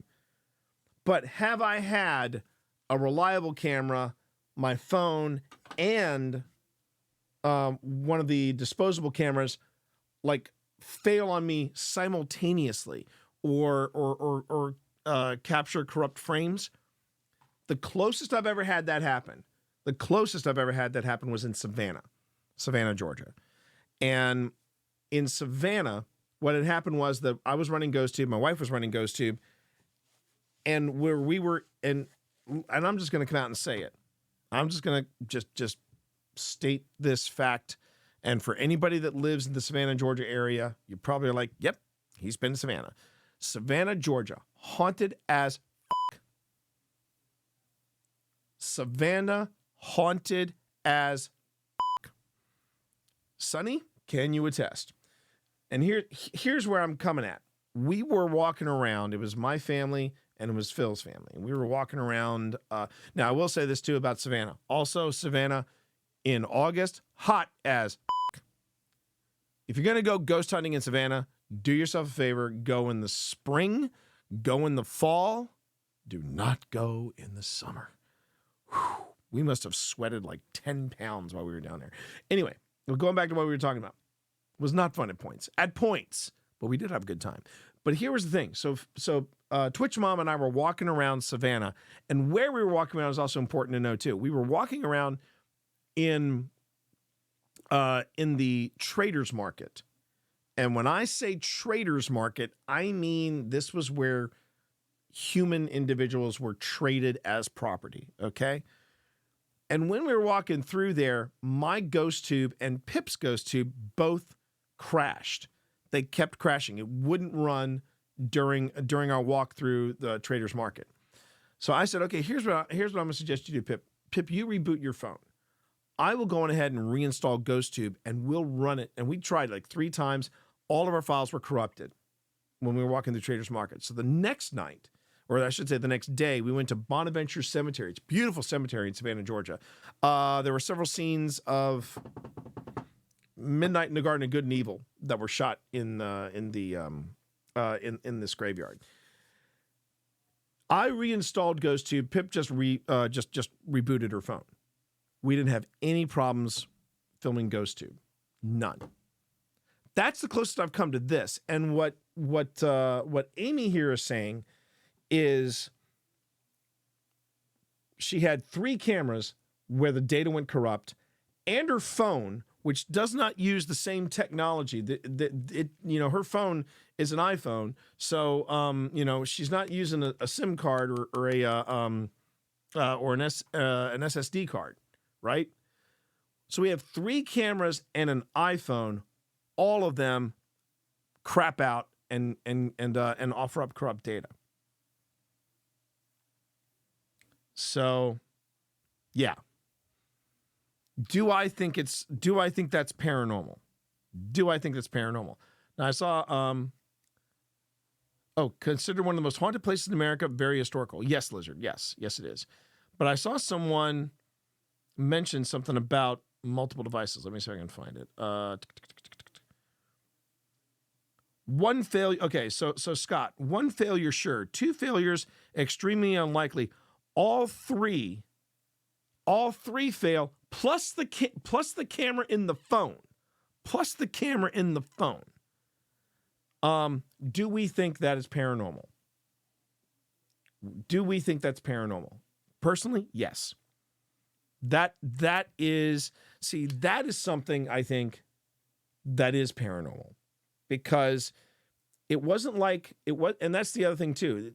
The biggest thing I am skeptical about when I see investigation shows like this is when they say, "Ooh, my battery drained. Ooh, my battery is drained, and now I've got a full battery again." I hate that, because I always think, look, dude, how do you know you don't have a bad battery? How do you know you don't have, like, you forgot to charge your phone, the next day? Or how do you know? You don't, right?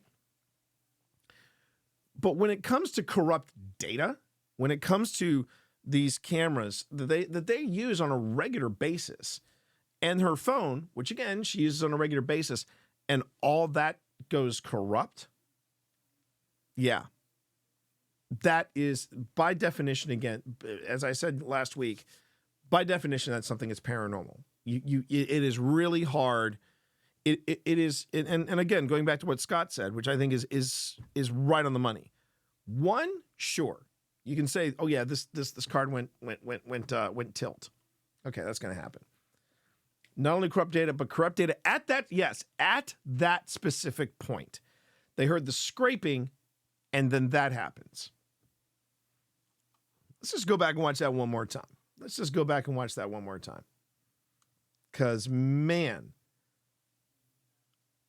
that, to me, that is...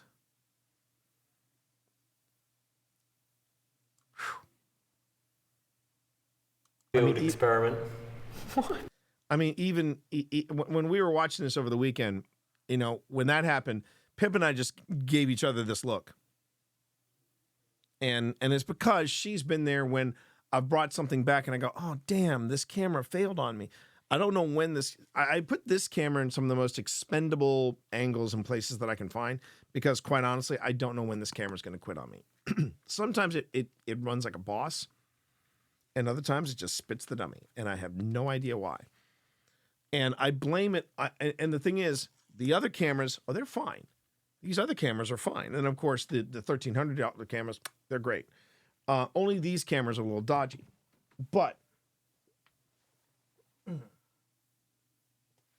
at that specific time, better the camera than you. Well, yeah. It's possessed. No, I don't think this could be. If this is possessed, Well, I can see it happen. Yeah, sure. Why not? Okay, but let's watch this one more time. Yeah. Is that the name of the demonic cat, Garfield? Original. That's what the camera wants you to think.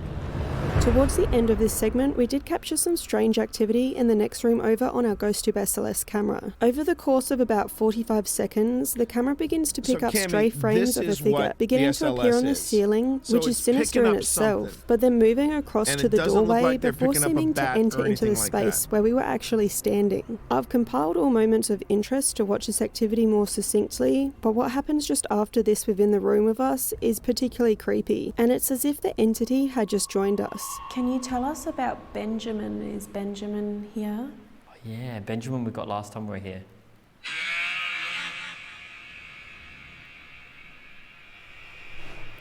What the fuck was that?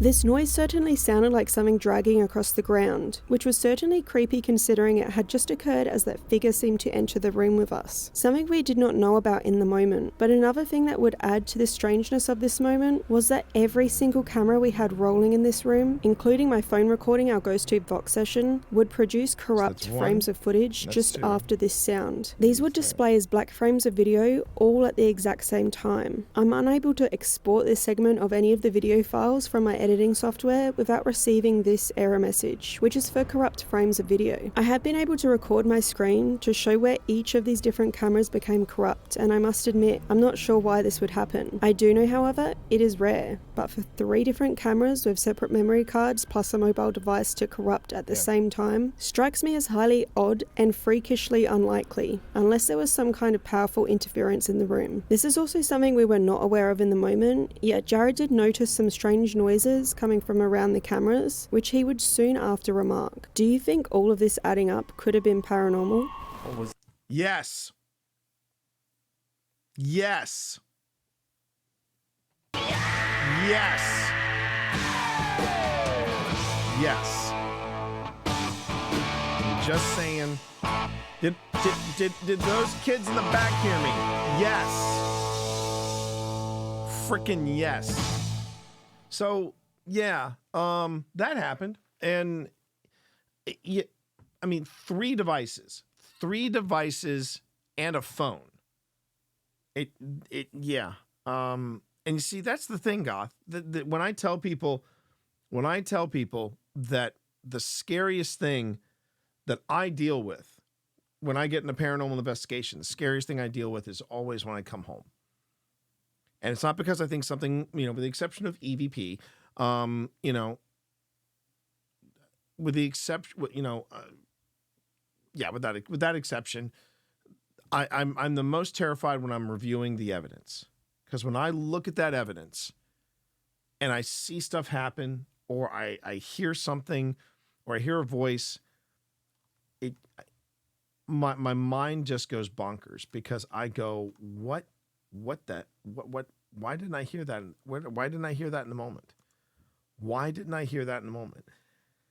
And then I start to panic a little bit, because then I go, okay, like, I should have heard that. I should have heard that.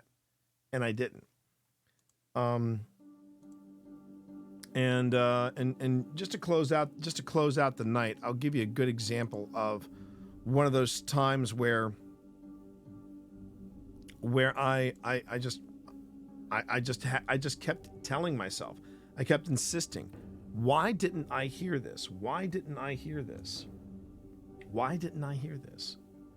And it happened in season 2 of Old Spirits. It was the first couples weekend that Phil and I took with our wives to Gettysburg.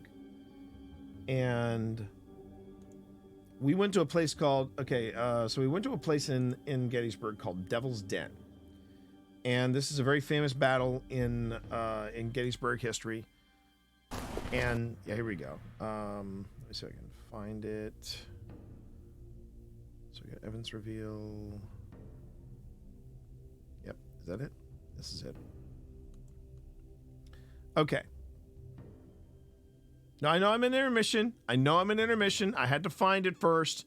Thank you very much. Do not jump the gun and assume. Because, you know, when you assume, makes a word out of ass and yum. Okay. I know what I'm doing here. All right. So this is from our first trip to Gettysburg as pair of couples. And I was actually using, I remember, I was using Hawkeye. I was using this camera. Can we get a professional in here? Thank you, Scott. So here we go. So this gives you an idea of when, you know, I was scared, not because of where we were, but it was, you know, this I should have heard this. All right, here we go. But as we're coming down this hill to the flat rock, and it was a little muddy. Yeah. This was what we picked. Was it hot? Good thing we got those through.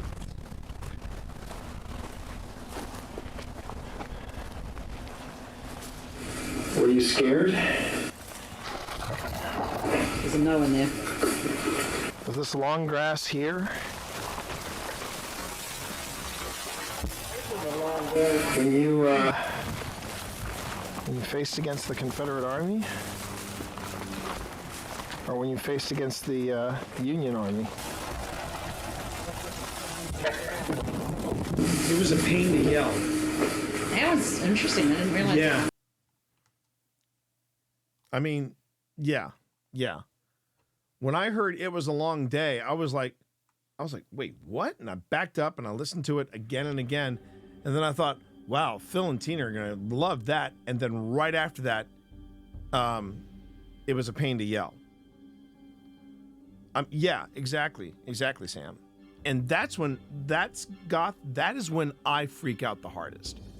Because I'm like, I should have heard that. And I didn't.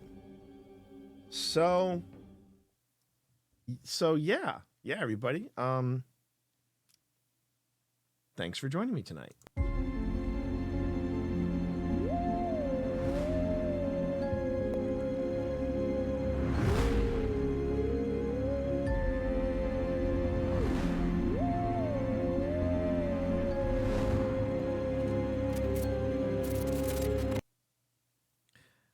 This is the very first, like, official, like, you know, I wanted to make sure this is the very first Grim Gazette. You know, we kind of broke ground with me just trying it out last week, but this is like the official first episode, and I hope you all enjoyed it.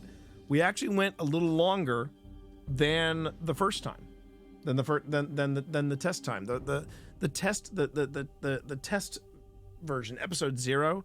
Yeah, we went about 3 hours and 15 minutes. This time we added an hour and 10, so I think we're doing all right. I think we got a good one. I hope you all enjoyed it. Yes. I really hope you enjoyed yourselves. More of that, please. As you can tell, I'm really into this. This has been a lot of fun to present to you all. I want to give a huge shout out to Scythe for good night, Monster Mash. Yes, good night to you too as well, Zipper. We're gonna raid, so don't anybody go anywhere too quickly. Well, we are going to raid somebody, but just stand by.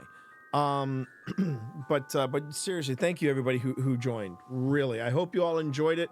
I'd love to hear your feedback. So if you wanna give some feedback, the Grim Gazette has its own room in my Discord, and not only can you give feedback, but you can also, if you've got a weird news story, or if you've got a clip you'd like me to look at, whether it is fake or whether it is real or something that is somewhere in between, feel free to drop the link into go ahead and drop the link into the Discord, and that's probably going to be the best place where I will find it.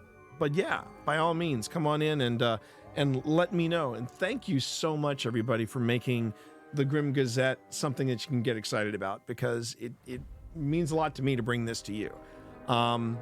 This was a blast, everybody. This was an absolute blast. So let's see who we're rating tonight. Oh my God. All right. One of the nicest people I know. Ash said hi. She's currently live, and she's trying to beat the old DOS game Star Trek Unity. She does retro games. And if you really want somebody that is just absolutely delightful to watch, even with the trolling, I love having you guys around here. Okay. So let's go on ahead and let's raid Ash. Thank you everybody for all the support you're showing you're showing me here. Again, thank you. It excites me. It gets me pumped up, and I'm ready to stream when you guys are here. So thank you all.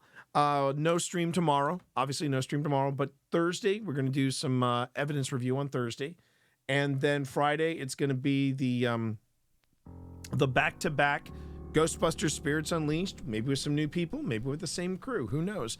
We're gonna play that on Friday, starting at 7:30. Then at 9:30, the Phil Rossi Scream team steps in, and that is when we will do. Oh, that's right. I have down that we're doing Phasm. Oh no, I don't have a game that we have down. But you know what we're doing? We're doing Lethal Company. I have never played Lethal Company. This is a brand new thing. I've never set foot in this game, so we're breaking ground on it on Friday, starting at 9:30. So I will see everybody on Thursday for evidence review for a location that we're going to be featuring in Season 2. Until then, you all have a great night. I'll talk to you later. Peace.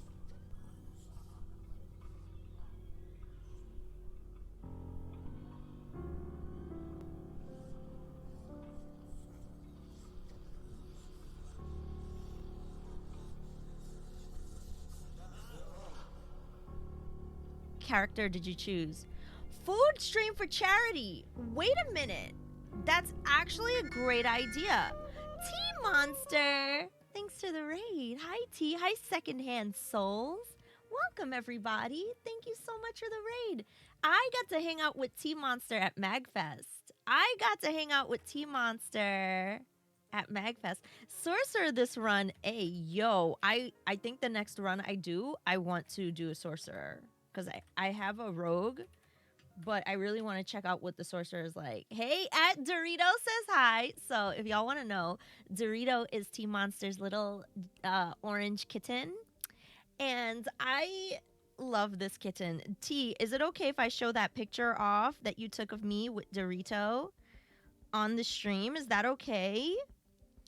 And oh my gosh, chat, Dorito is like the sweetest. Go for it. Okay, look at this. Look, this is me and Dorito. Look at this, chat. Look at that. That's me and Dorito. Look at that little sweet kitten. I got to hang out with T-Monster. T is an amazing broadcaster and is a very big ghost hunting enthusiast, podcaster, Destiny fan, and is really wonderful. So please go and click on that link and give T-Monster a follow. Dorito is a menace? Oh, no. Look at that. How could... Sense Logic, thank you for the Prime sub for 3 months. I missed all the celebrities. Oh, my gosh. You know, but there's so many cool conventions and events to go to. Innocent. Hi, Great Scott. There's no way that face could be terror. I don't buy it. No way. Look at the face. Look at that. No way. Namalki, no sleep till beat. Star Trek Final Unity. I thought it was Brooklyn. But it is an achievable goal. Look at that, baby. Exactly. That's what I'm saying. If you've never been here, my name is Ash. I play retro games and Nintendo games. And tonight we're finishing Star Trek Final Unity. And that is what we have to do. That is the mission. Hi, Tisma. Hello. Twitch Moms.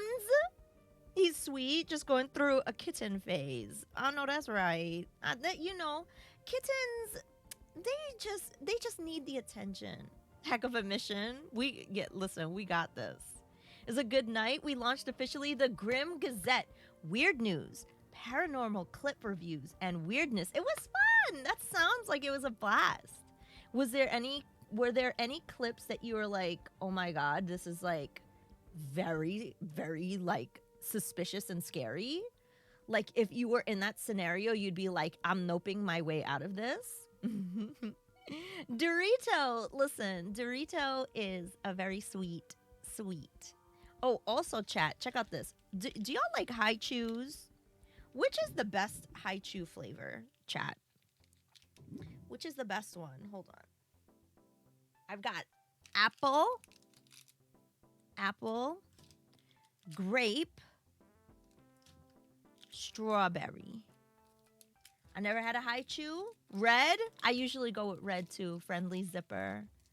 Peach or mango. Oh, mango is pretty good. You love high chew, Ty White? Flint raised Ash's Star Trek Online. Is Star Trek Online a game that can be beat? That's a good question. Hi, Shinken. Hi. Hello, happy Tuesday. We don't have these in the UK. They're pretty good. It's kind of like a Starburst a little bit, but a little more chewy. Apple among the three. You like, I love cherry flavored things. I'm going to have the strawberry one. From Amy's Crypt, she was a castle ruin and she had 3 cameras and the camera in her phone failed. Oh, yeah, nah. See, if I have any electronic equipment in a haunted area and something fails, it's time to leave. No ifs, ands, or buts. It's time to go. No.